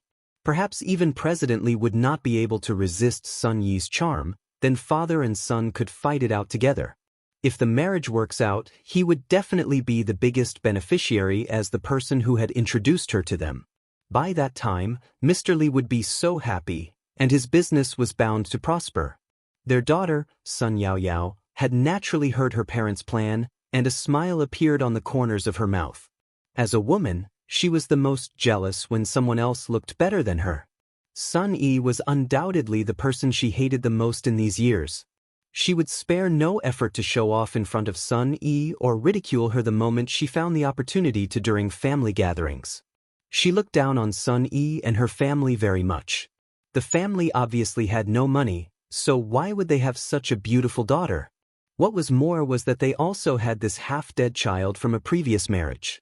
Sun Yaoyao put on an act and took a look at Sun Haozhe in the intensive care unit. She sighed and said, "Your family is really... I wonder what kind of evil had been done to give birth to such a sick thing. Life could have gone very well for your family all these years. He had become such a burden, oh dear." Sun Yi was angered by her words. Who did she call a sick thing? Just as she was about to refute, Sun Yongge pulled on Sun Yi's sleeve and whispered, "Don't speak. Do you want to save your brother or not? Only your second uncle and his family are able to lend us the money, so lower yourself." Sun Yi glared at Sun Yaoyao and said no more. At this moment, Dong Kaiju walked up with a smile on her face and said caringly to Sun Yi, "Oh, Sun Yi, Auntie sees that you're all grown up. We as the Sun family will definitely lend our help for your brother's treatment. It is unjustifiable if we do not help at this time."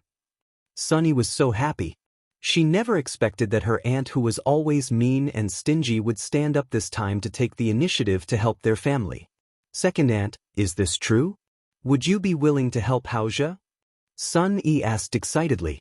Dong Kaiju said seriously, "Naturally. We're all family." Sun Yongere could no longer remain calm. He dashed up to Sun Yongfu. "Brother, I am willing to work extremely hard for you in this life. Thank you all. I will definitely find a way to pay you back." Sun Yongfu smiled and patted Sun Yonggue's shoulder. "It's all right even if you don't return it. Who knows, we might need to rely on you in the future." Sun Yonggue was confused by his words and was about to ask when Dong Kaiju grabbed his daughter Sun Yi's hand and said, "By the way, Sun Yi, you are already in your 20s. Have you found a boyfriend?" Sun Yi shook her head. "I'm still young and am not in a rush to find a boyfriend." Dong Kaiju looked happy. Falling short of clapping her hands and calling out in joy, she quickly said, "But boyfriends are looking for women. You are the most popular at your age. Why don't I look for one for you? By the way, I heard a few days ago that the son of President Li of Hengxing Building Materials is looking for a marriage partner. Hengxing Building Materials is a leader in our industry that even your uncle has to cater to them. If you marry into their Li family, not only your brother's illness, our entire Sun family is counting on you." How could Sun Yongge not understand what the other party meant when he heard this? They wanted him to sell his daughter. Sun Yongge felt that he had owed his daughter the most all these years. If Sun Yi had been able to attend university back then, her grades would have been excellent, but she had given up the opportunity to further her studies and decided to work day and night in order to make money to support her family. If he did not even allow Sun Yi the right to choose her own happiness, Sun Yongge would have really destroyed his daughter's life. That was why then, Sun Yongge stood up and refused. "Sister-in-law, don't worry about Sun Yi's lifelong affairs. Our Sun Yi will be able to handle it by herself." Sun Yi had also seen through Dong Caiju's intentions. If they really took their money, she would undoubtedly be selling herself. Marrying an unknown man for these hundreds of thousands? It was not worth it. Her second aunt had really put up a good scheme. Her expression turned grim and she said displeasingly, "Auntie, you don't need to worry about my matters. Since the young Master Li's so good, why not let Yao Yao marry him?" Sun Yao Yao did not expect Sun Yi would include her into the conversation and said quickly, "Sun Yi, what are you saying? No way will I marry that fool." Sun Yi and Sun Yonggui's expression darkened even more after Sun Yao Yao spoke. It turned out that the partner Dong Kaiju introduced was a fool. Chapter 45. Sun Yongfu knew then that it was the time that he had to stand up and say, "Yonggue and also Sun Yi, if you don't want to do this for your own sake, then do this for the person inside the room. Do you really wish to see Haoze go just because you didn't have enough money to treat him? He is only 14 years old and has so much to look forward to in the future." Both Sun Yi and Sun Yongge hesitated at the remark. Right now, they had their backs against the wall. Dong Kaiju knew this was her chance and continued, "Sun Yi, you don't have a boyfriend anyway. Although he's a fool, that can be a good thing too. He doesn't know anything. Once you're part of their Li family, just say a few words and the money is all yours, isn't it?" Sun Yao Yao also wanted to be a part of the conversation, so she said to Sun Yi intently, "Who would want to marry you with a family with such a burden? It's a bottomless pit. Sun Yi, don't tell me you have never thought about it? What's the real reason you don't have a boyfriend? It's because of your dying brother." Sun Yi's face turned pale at the words. Yet she had no grounds to refute. She was so tired after all these years. It was not that she did not want to find someone to depend on, but who would want her when she had a younger brother who needs money spent on him constantly? Sun Yonggui's eyes were also red-rimmed. He felt that he had failed as a father. He wished he could slap himself right now. Why did he not try to make more money when he was younger and let his daughter have the right to choose her own path? Sun Yao Yao and Dong Kaiju noticed the expressions on Sun Yonggui and his daughter's faces and knew that there was hope in persuading them. Just when they wanted to continue speaking, a cold voice sounded from behind them, "Who dares to insult my girlfriend?" Sun Yi looked up abruptly when she heard this familiar voice. Her mouth dropped wide open when she saw Yi Chen standing not far from them. Why did he come here? A small smile tugged at Yi Chen's lips. He was utterly confident in his own skin as he strode to Sun Yi's side.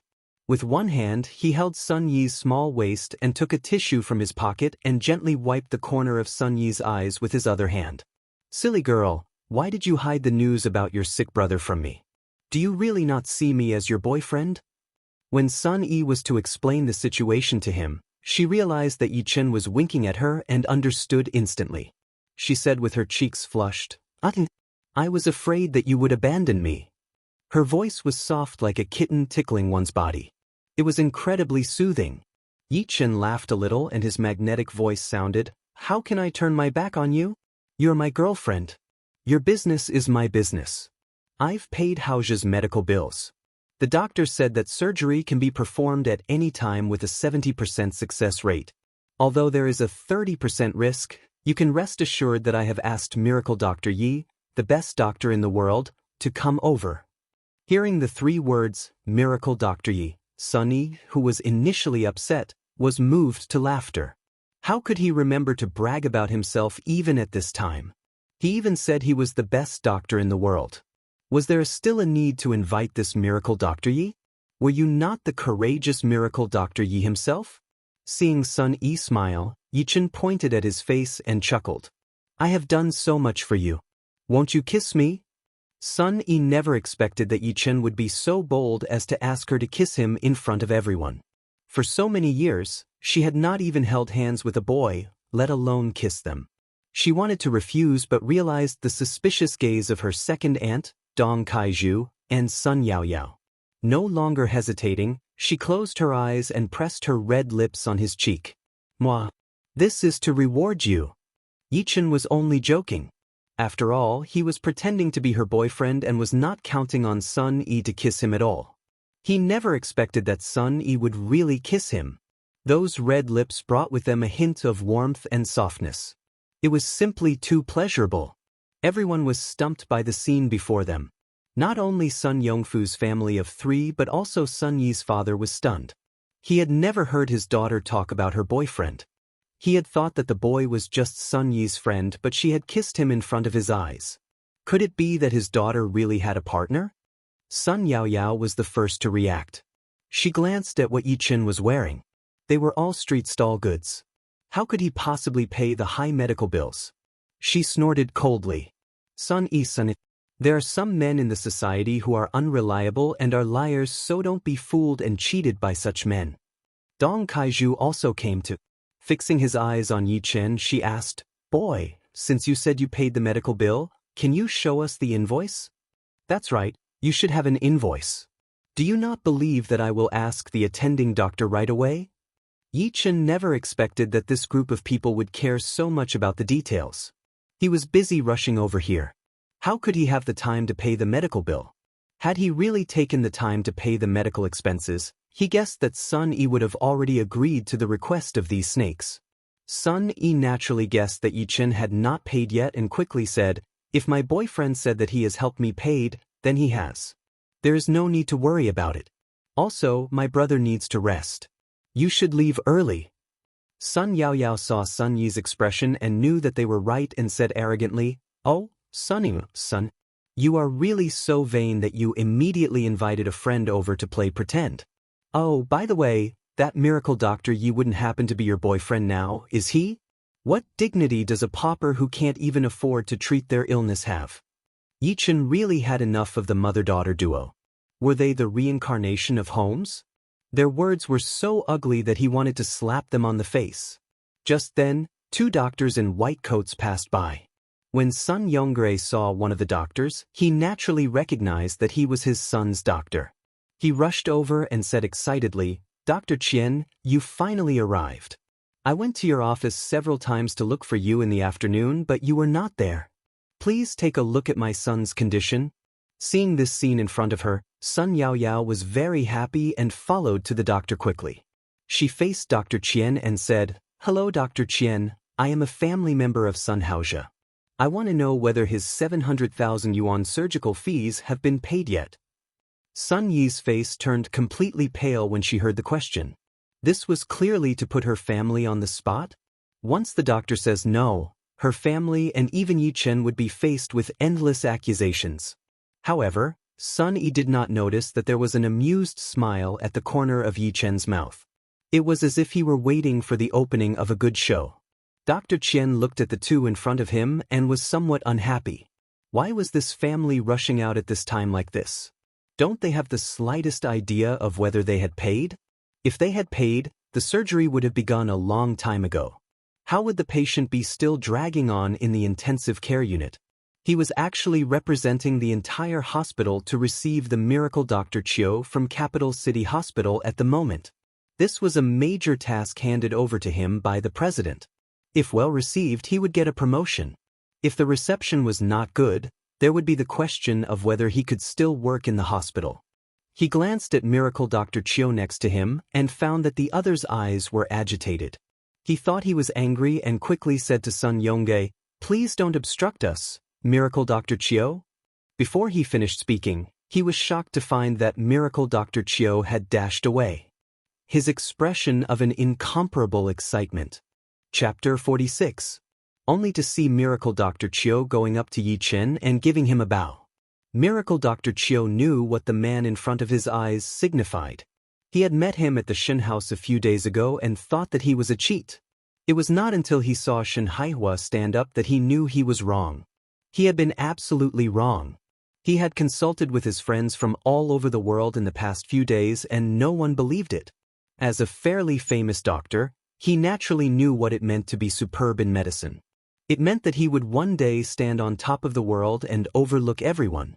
So, in the past few days, miracle Dr. Chiu had stayed in River City. On the surface, he was having discussions and exchanges with the many hospitals when in fact, he wanted to find the opportunity to meet Yi Chen. It would be even better if he could meet him. Who would have thought that he would really bump into him? How could he let go of the opportunity in front of his eyes? The bow stunned Dr. Qian. Miracle Dr. Chiu was a gift to the medical world. He would only usually do this in front of respected seniors. What was Miracle Dr. Chiu doing now? This youth was a senior?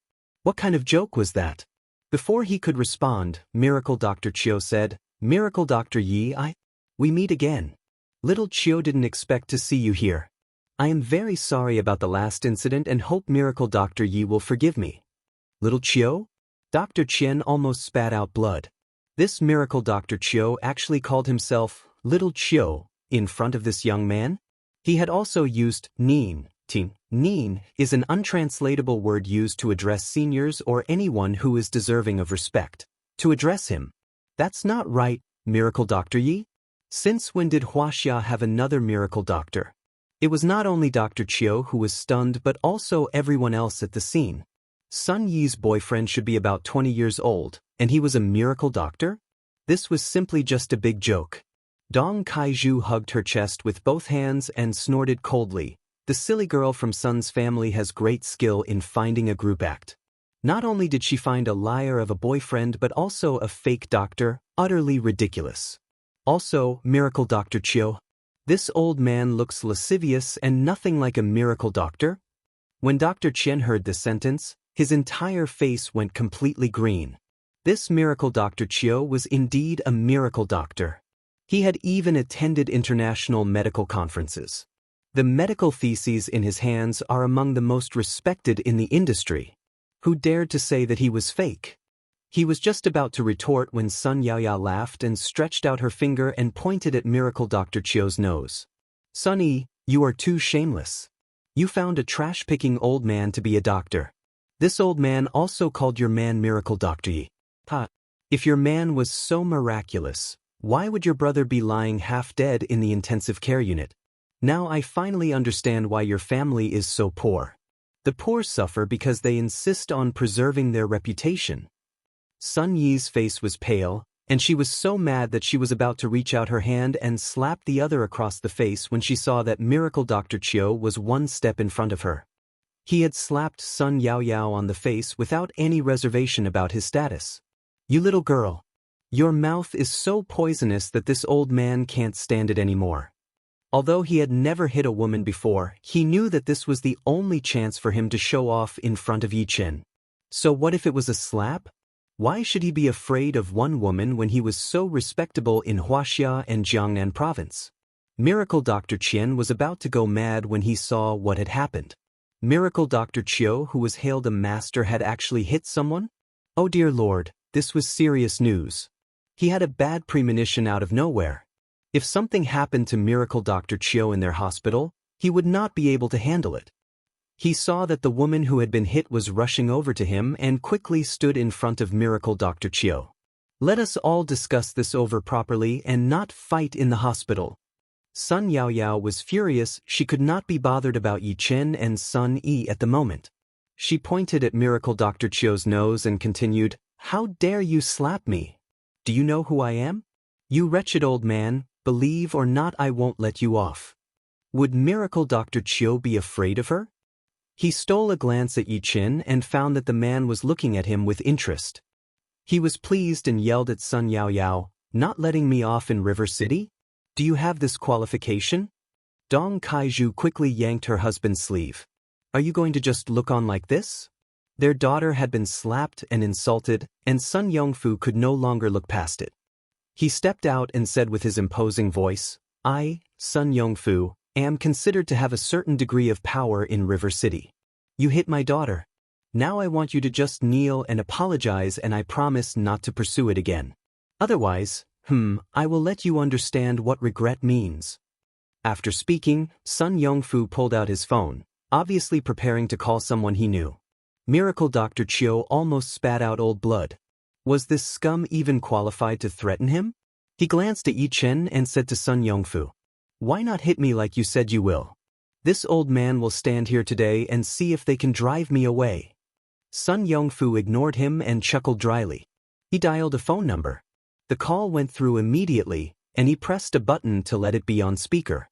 A dignified voice came from the other end of the phone. "Who is this? Is this old Zhong?" "It's Sun Yongfu. I'm sorry to disturb you so late. How have you been recently? We just fished together a few days ago." "Oh, it's you. What's wrong? Is there something wrong this late?" The voice on the phone sounded somewhat casual. Sun Yongfu laughed a little and said, "There really is something. I'm at your place right now. My daughter got into a conflict with your people on your side and was beaten." The person on the other end of the phone clearly got a bit angry when he heard that something went wrong in the hospital. "Which blind fool dares to touch your daughter? I will call the security department." Sun Yongfu glanced proudly at the people around him. The tone of speech of the speaker made him feel very respectable. He continued, "That's the trouble. We are on the 5th floor now. The person who hit her had like the surname Chiu and is wearing your hospital's white coat. We don't know if he is a doctor." The mobile phone on the other side of the call seemed to have fallen to the ground.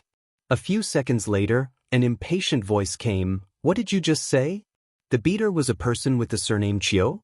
There wouldn't be a male doctor with glasses beside him, would there?" Sun Yongfu glanced at the doctor next to him and found that it was true.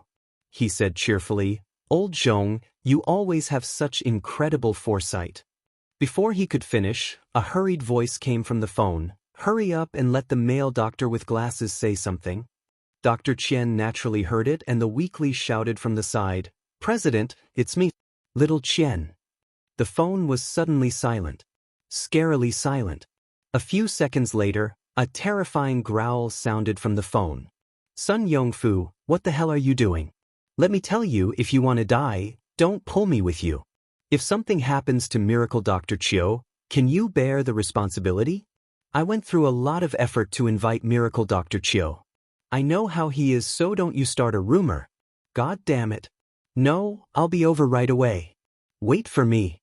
Also, little Chen, no matter what, you must not let Miracle Dr. Chiu suffer even a little bit of grievance. Otherwise, I will transfer you to the nurse department." Chapter 47. The call was cut off short. The last sentence was obviously meant for Dr. Chen. Dr. Chen did not even dare to take a breath. The president was really angry this time. The faces of Sun Yongfu's family was completely pale. They never expected that the wretched old man was a doctor. A goddamn miracle doctor at that. And from the president's tone, the power of the other party was extremely terrifying.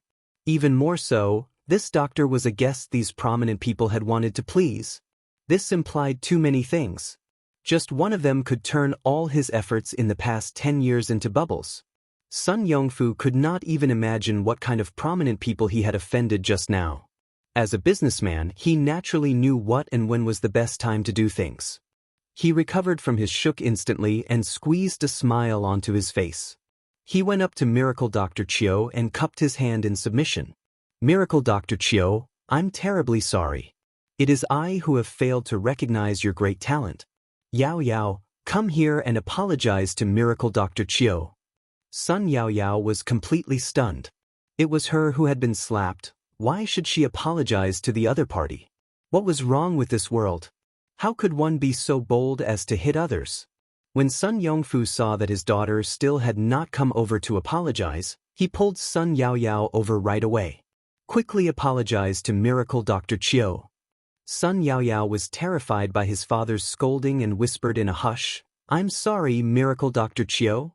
They were not done with their apologies, but Miracle Dr. Chiu could care less about them and regarded them as if they were air.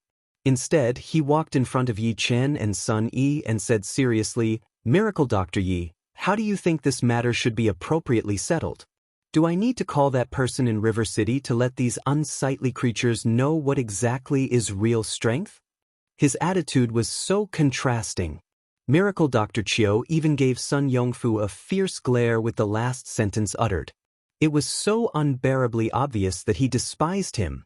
Yi Chen did not have the slightest shift in his expression, but he looked to Sun Yi and said softly, "Baby, what do you say?" Her frail body trembled a little when she heard, "baby." She shook her head with blushing cheeks. "Forget it, let's just end this here, but I don't want to see these people anymore." Sun Yongfu and his family never imagined that the one who would decide their life and death would be Sun Yi, whom they had always looked down on. Although they were a little angry, they did not dare to refute Miracle Dr. Chiu here. Sun Yongfu smiled awkwardly and took his wife and daughter away with their tails between their legs. They did not want to stay in this place anymore. The president would definitely make a big deal out of it knowing his temper. By then, They would not even how they had died. It was wisest to leave now. After Sun Yongfu's family left, the 5th floor of the hospital returned to its peaceful silence. About 5 minutes later, a middle-aged man with a big belly and a white lab coat walked over. When he saw Miracle Dr. Chiu, he stretched out his hands instantly and apologized. "Miracle Dr. Chiu, I'm terribly sorry you had to go through such shock. I will be hosting at the Canal Hotel tomorrow and will personally have the dog, Sun Yongfu, offer his apologies to you."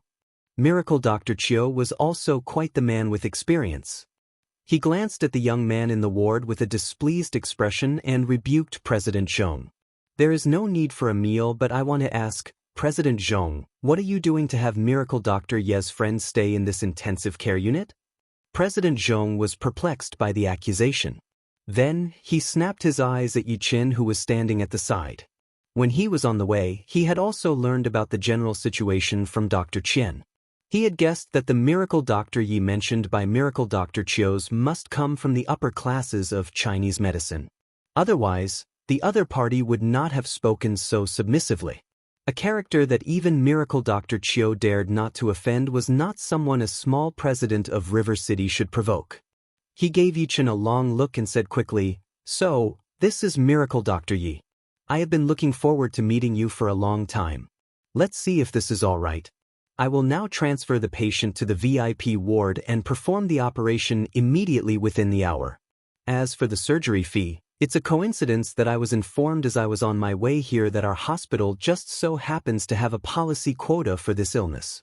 So please do enjoy the policy subsidies, and any other expenses will be covered by the hospital and the country."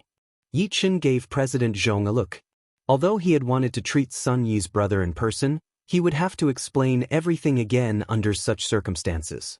It would be better to let the hospital treat him, and then he would work in secret. So be it. Sun Yi and Sun Yongray looked at each other with joy, which slowly turned to surprise.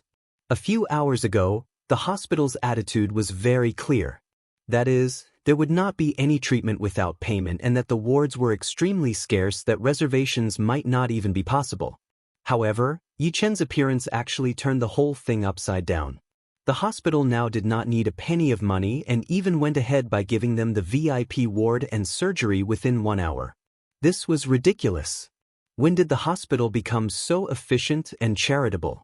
Sun Yi and Sun Yongray were not stupid. They knew that the hospital did not have any so-called policy quotas, but the director of this hospital was expressing goodwill to the man. All of this was entirely due to that man's reputation. Without this man, Sun Haozhe might not even have a chance to live. Sun Yongray was a little panicked. He was just a farmer and had never met such a famous person before. He approached his daughter and whispered, "Ai, what exactly does your boyfriend do? How did you two meet?" Sun Yi glanced at Yi Qin and said with a smile, He is a vagrant and we met when he asked to borrow money from me. Now I am his landlord." Sun Yongray froze. "Ai, what are you joking about? How can such a prominent man be a vagrant? And you're his landlord? He's the one who should be your landlord." 12 a.m. at night. Yi Chen and Sun Yi went home together since Sun Haozhe had been arranged to stay in the VIP ward and would be taken care of every day.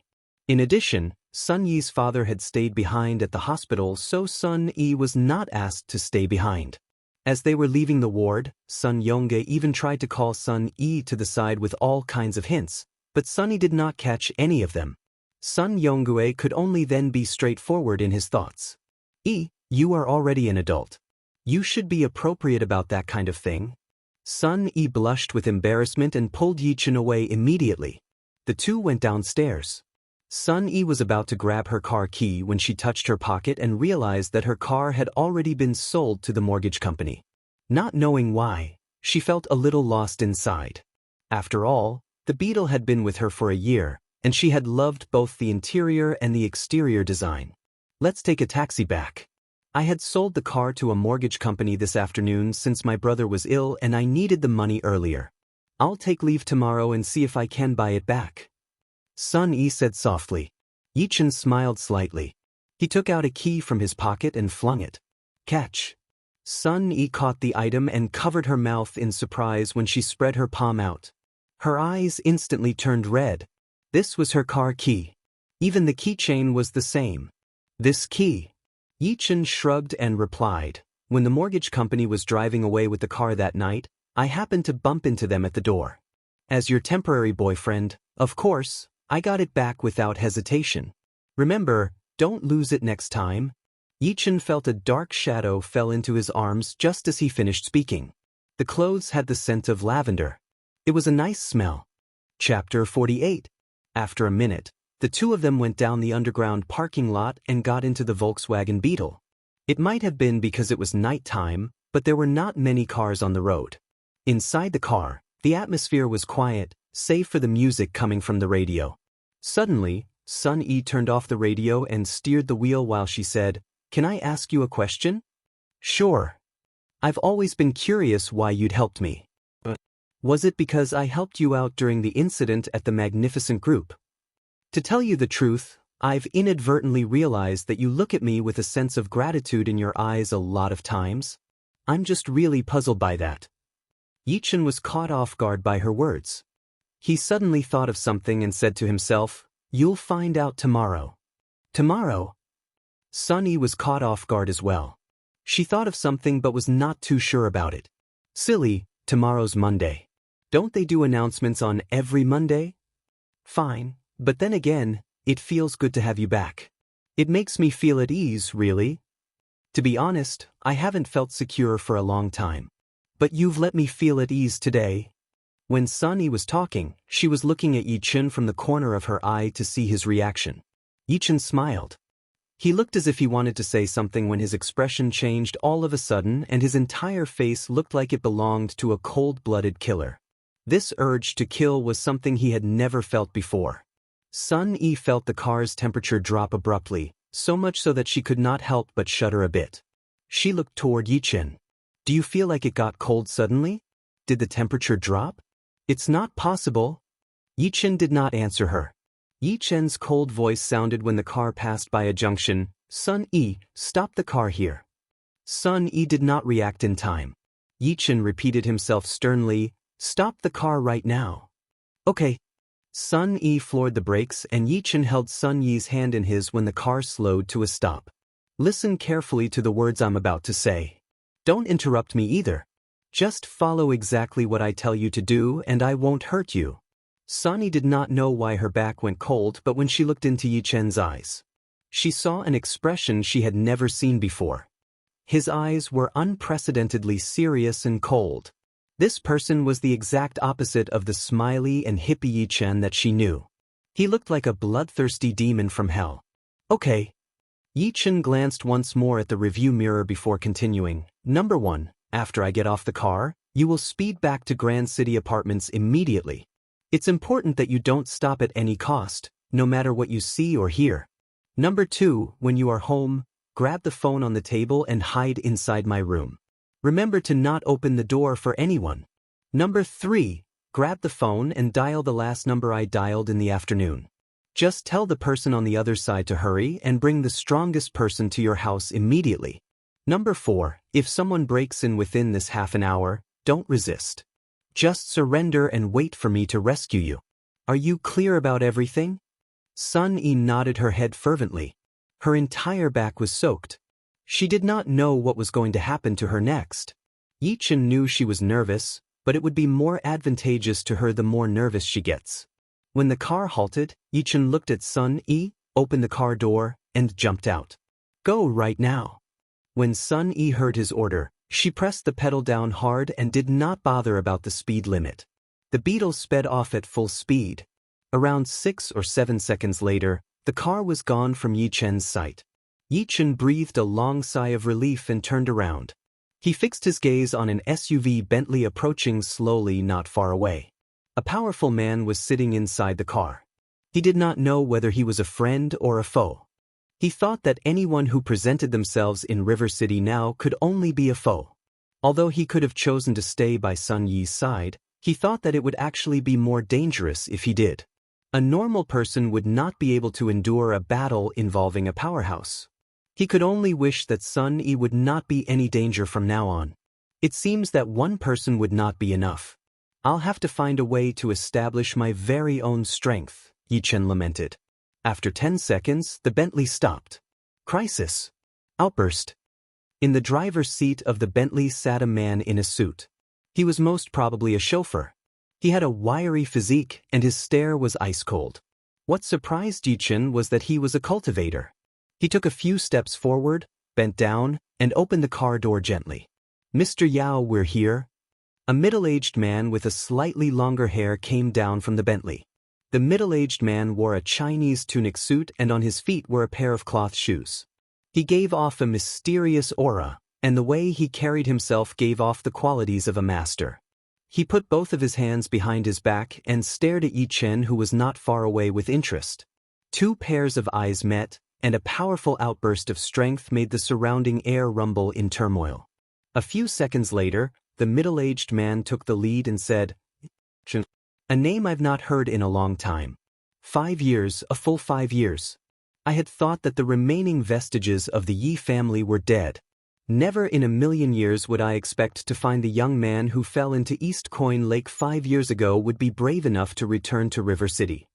Yi Chen's eyes narrowed as he stared indifferently at the middle-aged man in front of him. He said, "If I had guessed correctly, you took part in the incident that happened at Cloud Lake Manor 5 years ago, right? So did you come today to kill the last surviving witness?"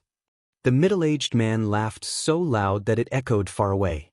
"To kill the last witness, eh? You flatter yourself. 5 years ago, you were the useless parasitic worm that people laughed at. Even if you came back 5 years later, it won't change the fact that you're just useless trash." Yi Chen tightened his fists and felt the chilling urge to kill unfurling inside of him. The scene 5 years ago was carved onto his chest by a knife. He would never forget it. Blood souls started to condense around his body as if he was a Jura from the depths of hell. The middle-aged man's expression shifted as he exclaimed, "Blood souls? This kid from the Yi family is able to condense blood souls." Not only did one have to walk the road of ancient martial arts in order to successfully condense blood souls, one had to kill thousands of people. In the world of ancient martial arts, people who had the ability to condense blood souls were most of the time a top hitman. At the moment, however, it appeared to have condensed on that young man's body. Naturally, it had surprised Mr. Yao. However, he did not show the fact that he was surprised. Instead, the middle-aged man said, "Who would have thought that in these 5 years you were gone, this useless trash has stepped into the road of cultivation? If this is the case, so what? Cultivation is mainly about resources, talent, opportunities. You've already missed the best time for cultivation. You don't have the support of your family. The only thing you can do in this lifetime is to stand at the bottom and look up to us in the sky. I just want to know one thing. Did you have a hand in what happened 5 years ago? And one more thing. Where is the man from Capital City?" Yi Chen's tone was as cold as a 9-day snowfall. It sounded so cold it could make your heart shudder. The middle-aged man beamed. He did not understand where the kid in front of him got the balls to talk to him that way. However, some things were okay to say to a soon-to-be dead man. He took a step forward and said with a clear voice, "The banquet 5 years ago was organized by me, so that tells you whether it had anything to do with me. Also, let me tell you another secret. The Yi family would have been wiped out that day anyway, even if there's no banquet." Chapter 49. Yi Chen was stunned by his words, but his expression seemed to embody his chilling urge to murder. The blood souls around him were also getting much more intense. Is he saying that there was more to the case than meets the eye? Or was that banquet just a setup for the Yi family? Nevertheless, the Yi family was just a small family from River City. Why would the man from Capital City want to wipe out the entire Yi family? Yi Chen's mind was flooded with all sorts of questions and doubts. The middle-aged man did not want to tell him any more details, so he said, "Me passing by River City was just a mere coincidence. I never expect to find you here. It seems that even God doesn't want to help the Yi family. Huang Qin, finish him off." "Yes, Mr. Yao." The chauffeur who was dressed in a suit nodded and started walking towards Yi Chen. His steps were light, but his eyes were gleaming with murderous intent. To him, killing a young man was just a piece of cake. So what if his opponent was into ancient martial arts? Even if he had started cultivating since young, he should only have some inner power at most. As for himself, he had already crossed 3 realms and was now a half-step force-dispersing master. To him, killing an inner power master was as easy as crushing an ant. Huang Qing clenched his fists and said, "Don't worry, kiddo, I'll make it easy for you." Yi Chen had already sprung into action before he could finish. His movement was so sudden. Nobody had expected it. Yi Chen appeared right in front of Huang Qing in a split second, swirling up a gush of wind around him. Life and death are only one thought away. Yi Chen's eyes went cold. He stretched out his hand, clasped it tightly around Huang Qing's throat and twisted it brutally. All Huang Qing felt was a surge of terrifying power spreading from his throat. The pain was excruciating. He later realized that he was not breathing. He even felt that his life was slowly fading away. His eyes were wide open as he tried to attack, but he soon realized that he was being locked in a deadly air wall, making him unable to move at all. His pupils were dilating, and after a few seconds, he was dead. He never expected that he would not even have a chance to fight back. He was killed by his opponent in a mere second. "You're so weak." Yi Chen sneered coldly and flung him away as if he were throwing a piece of trash. He said it in a low voice, but his words were as loud as thunder in the ears of the middle-aged man. The middle-aged man had seen countless powerful men in his life, but he has never seen a man killing a half-step force-dispersing master with such speed. The whole process was as smooth as the floating clouds and flowing water. Meaning, natural and unforced, skillful and beautiful movement. It had only been 2 seconds. He stared at the distant young man in horror. "Don't tell me that this kiddo is already at the Grandmaster level?" "Impossible. It's not possible that there's such a young martial arts Grandmaster in Huaxia." He, on the other hand, had spent 40 years in cultivation and had access to numerous great treasures. Most importantly, he was extraordinarily talented but had barely attained the Grandmaster level. However, this young man had only disappeared for 5 years. How could his cultivation reach such a terrifying level? Besides, he had definitely passed the best time for him to cultivate at this age. Tremendous waves were set off in the middle-aged man's heart, and a trace of fear flashed across his face. He was fearful of the unknown. Yi Chen began walking towards the middle-aged man with an icy cold expression. He knew better than him that killing Qinjinggua's family did not imply the start of the game.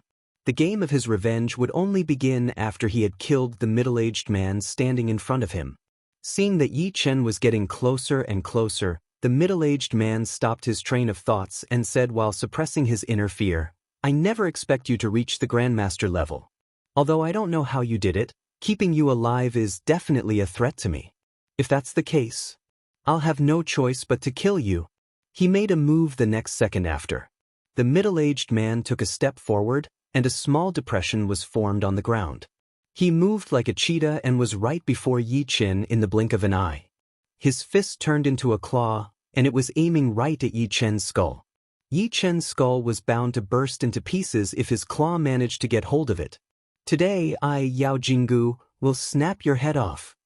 On the other hand, Yi Chen's eyes went cold, and he dared not make a careless move.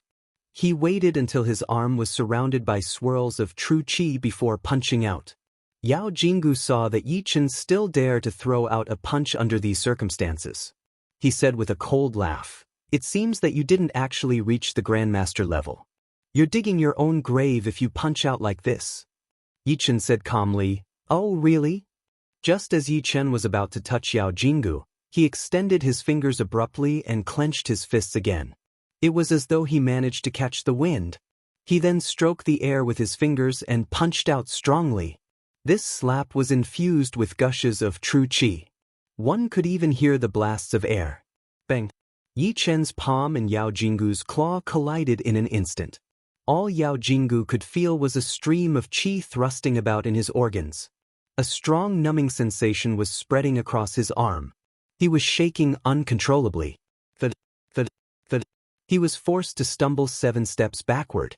After recovering his senses, Yao Jinggu stared straight at Yi Chen, who was standing as still as a mountain with a face full of horror. He could feel a gush of blood gurgling up in his body. If he did not suppress it by force, he would have spat out a mouthful of blood for sure. Although it was only one move, he already knew that his opponent was very powerful. He must have at least reached the Grandmaster level. He remained staring at Yi Chen for a while. His hand was trembling, and he could feel that his hand had gone almost completely numb. A trace of fear flashed across his eyes as he said, "Just who exactly are you?" He did not want to believe that the young man in front of him was the same useless brat of the Yi family who had been laughed at 5 years ago. How could someone like him possibly reach the Grandmaster realm? He also could not believe that this young man had been suppressing his powers purposefully all these years. It doesn't make any sense for him to act useless when his parents were being killed right in front of his eyes. The only explanation would be that this young man who was standing in front of him was a martial arts genius who had begun cultivating since young. He then managed to reach the Grandmaster level. This young man could be anybody. Anybody but Yi Chen from the Yi family. At this time, Yi Chen was feeling slightly unwell too. The dispersion force was rumbling in his body. The power of a Grandmaster in Huaxia turned out to be stronger than he had imagined. He knew that he could not back down now. He wanted these people to atone for the humiliation he had received 5 years ago. To him, debts tainted with blood must be paid back in blood. "I'm the same Yi Chen you knew 5 years ago," Yi Chen said calmly. Yi Chen appeared right in front of Yao Jinggu in a split second. With a cold look in his eyes, he kicked out mercilessly. His kick was infused with extraordinarily powerful true qi and an intense killing instinct from his body. It was as though this kick of his had killed all of the life forces surrounding Yao Jinggu. Yao Jinggu's expression darkened visibly. Although he had just reached the Grandmaster level and was not considered very powerful, he had still thought he had pretty good reflexes. He leaned backward immediately. At the same time, he stretched out both of his hands that were infused with dispersion forces and tried to grab hold of Yi Chen's leg. He managed to grab hold of it. With a hint of joy on his face, Yao Jinggu took a powerful step forward. He was planning to smash this kiddo onto the ground. He wanted him to become a pile of flesh and blood. However, it was obvious that Yi Chen would not succumb to his plan easily. He turned his body slightly midair while raising his other leg. He then slammed his leg down directly onto Yao Jinggu's shoulder. Bang! A crisp cracking sound was heard. A few of Yao Jinggu's shoulder bones were broken instantly. His body could not withstand the tremendous force, so he was forced to kneel down. Yi Chen's eyes gleamed with murderous intent, and he was not planning to give his opponent any chance to react. He punched out strongly once more. In an instant, Yao Jinggu's body was slammed down onto the ground, and he began spitting out mouthfuls of blood. He looked extremely weak and powerless. Yao Jinggu was defeated. A very miserable defeat at that. He did not even have a chance to fight back. Yi Chen exhaled deeply and glanced at the man on the ground calmly. He then took out a pack of cigarettes, gave it a little shake, and put one in his mouth with a flick of his finger. The cigarette was then lit up with a lighter. Yi Chen squatted down casually and blew a circle of smoke which surrounded Yao Jinggu's body instantly. "You know what? The game has just begun." A voice that sounded like hell rang in Yao Jinggu's ears. Sun Yi could not care less anymore, so she got off her car and started running toward her apartment. She felt like someone was following her, but she was not sure whether it was just her imagination. She ran toward the lift desperately and took it right up to her own apartment. She inserted her apartment key into its keyhole and unlocked the door. After entering her apartment, she slammed the door shut with a loud bang and locked the door immediately. Her legs trembled in fear as she recalled Yi Chen's words. "Phone. Get the phone first." Sun Yi quickly picked up the phone on her desk and rushed into Yi Chen's room according to his instructions. Although she had no idea why Yi Chen had ordered her to go into his room, she had no time to think about it. Just as she closed the door that led to the room, she was surprised to see the door emit a special light. She rubbed her eyes and saw that there were all sorts of ancient rune carvings on the door. Somehow, She felt that the rune carvings were in motion. What the heck is this? Then, all of a sudden, she remembered something and forced herself to stop thinking. She hurriedly hit the replay button on the phone. A series of weird numbers instantly appeared on the screen of the phone. Are you sure that the call will go through? Sunny could not help but doubt. After a brief moment, the call connected and a middle-aged voice was heard from the other side. Hall Master? The exact same time the middle-aged man's voice was heard, Sun Yi heard someone break into her apartment as well. The front door had been broken into. Somebody had barged in. Panic and fear overtook her as she shouted, I'm currently at Grand City Apartments in River City, 1003 Block C. Yicheng instructs you to send your strongest men here in the shortest amount of time. Hurry! Someone has just barged in. Okay. The phone call disconnected right after that word. Meanwhile, Sun Yi's heart was in her throat as she curled herself up in a corner, her body trembling in fear. Why did he hang up so quickly? Was the call made to the government of River City? At the Hidden Dragon Building, Jiangnan Province. Yi Lingtian's expression darkened drastically as soon he hung up the phone. His face was red with rage. He did not know who was the girl on the other end of the phone. Nevertheless, it did not matter. That was because it was the hall master himself who had ordered her to call his number. Not to mention, judging from her voice, something bad had happened in River City. Something very bad. Anybody who was a threat to the hall master was Yi Lingtian's enemy, no matter who it was. He picked up the phone immediately and dialed a River City number. The call connected in less than a second. I don't care if your strongest men are in the middle of a mission, order all of your men to go to 1003 Block C, Grand City Apartments in River City this instant. If anything happens to that girl, I'll be looking at your dead body. The man on the other end of the phone was stunned, but he replied instantly, Yes, my lord. Chapter 50? Yao Jinggu struggled to raise his head after hearing his words. His eyes were partially covered in blood, so he could not see things clearly. Furthermore, the smell of smoke caused him to cough uncontrollably. His internal organs began to hurt more every time he coughed. Nevertheless, he could not stop coughing up mouthfuls of blood. He was suffering in silence. Who would have thought that a high and mighty person like him would end up in such a situation? He wiped away the blood in the corner of his eyes and looked at the young man in front of him. The eyes of the young man were extremely cold and aloof, and it was as if he was indifferent to everything. At that moment, he felt a surge of fear rise in his heart. The young man was very powerful. He was much more powerful than him. Since when did Huaxia have such a young martial arts grandmaster? However, all sorts of clues pointed toward the fact that the martial arts grandmaster in front of him was Yi Chen, who had disappeared 5 years ago. The useless piece of trash from the Yi family who had been laughed upon by the people of River City. Yi Chen put out the cigarette in his hand and then stood up as he looked down at Yao Jinggu. He said, I'm going to give you a chance. Answer my questions and I'll consider sparing your life. Yao Jinggu spat out another mouthful of blood. He struggled in pain as he replied, Go to hell. Yi Chen gave him a cold smile and took a step forward. He then stepped on Yao Jinggu's face and said, Don't try to test my patience. If you don't cooperate willingly, I'll make sure you go through hell. First question, how do you know that I'm alive? How many people do? Yao Jinggu gradually began to feel the immense strength coming from his opponent's foot. He knew very well that if his opponent was to exert more pressure, his skull would inevitably be smashed into a pool of blood. The strength of a martial arts grandmaster was no joke. He wanted to break free, but he could not. He had no choice. It had not been easy for him to reach his current level of cultivation. If he died, all would be for naught. If I tell you, are you sure you'll let me go? Yao Jinggu tried to negotiate. Do you really think that you're in a position to negotiate? Yi Chen said in a low voice. Yao Jinggu glanced sideways at Yi Chen.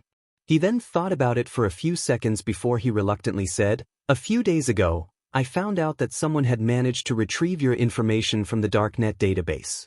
I found it very weird because I didn't think someone who had died 5 years ago would be of any worth. Hence, I asked some of my men to search through the same database, and they found some pictures and videos.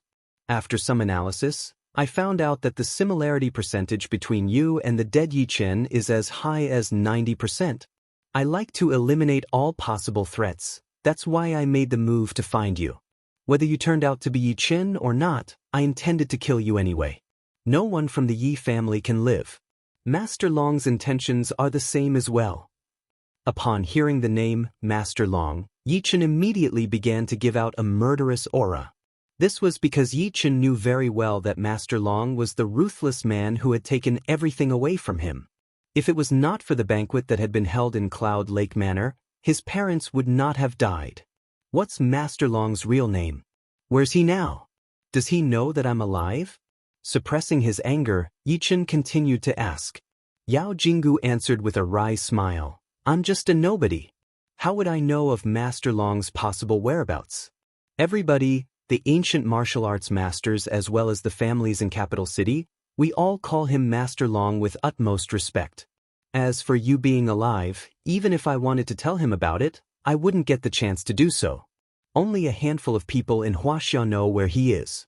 All I know is that he's very powerful, much more powerful than I can imagine. It was another dead end. Yi Chen wanted answers to obtain more information, so he continued to question, why did he want to wipe out the Yi family during the banquet in Cloud Lake Manor? Is it really because my father had offended him? Yao Jinggu shook his head. I don't know about the details. A lot of people were involved in the banquet because all of us wanted to please Master Long. I vaguely remember that Master Long seemed to be looking for something, and the last whereabouts of what he was looking for seemed to point toward the Yi family. A thing. Yi Chen immediately thought of the stone his father had given him. Is that the reason why Master Long wiped out the Yi family? Yi Chen was drowned in his own thoughts when the phone in Yao Jinggu's pocket started ringing. Hearing the phone call, Yao Jinggu spat out another mouthful of blood, and his attitude changed drastically. He then gave Yi Chen a sly smile and said, Kiddo, go ahead and kill me if you want. But if you do so, I won't be able to guarantee that your girlfriend will make it out alive. My men are already at your girlfriend's apartment, ta. Yi Chen's eyes turned cold as he reached out his hand. He grabbed hold of Yao Jinggu's neck and lifted him from the ground. I swear, I'll kill you if you dare lay a finger on her. Sun Yi was the only person whom Yi Chen cared about. He could not let anything happen to her. However, given the situation he was in, it was pointless for him to rush over to her. It all depended on whether Sun Yi followed his instructions obediently or not. Meanwhile, at the Grand City Apartments, a beetle had arrived at the main entrance after speeding down the road. However, the security guard on duty had dozed off, and he did not open the gates. Damn it!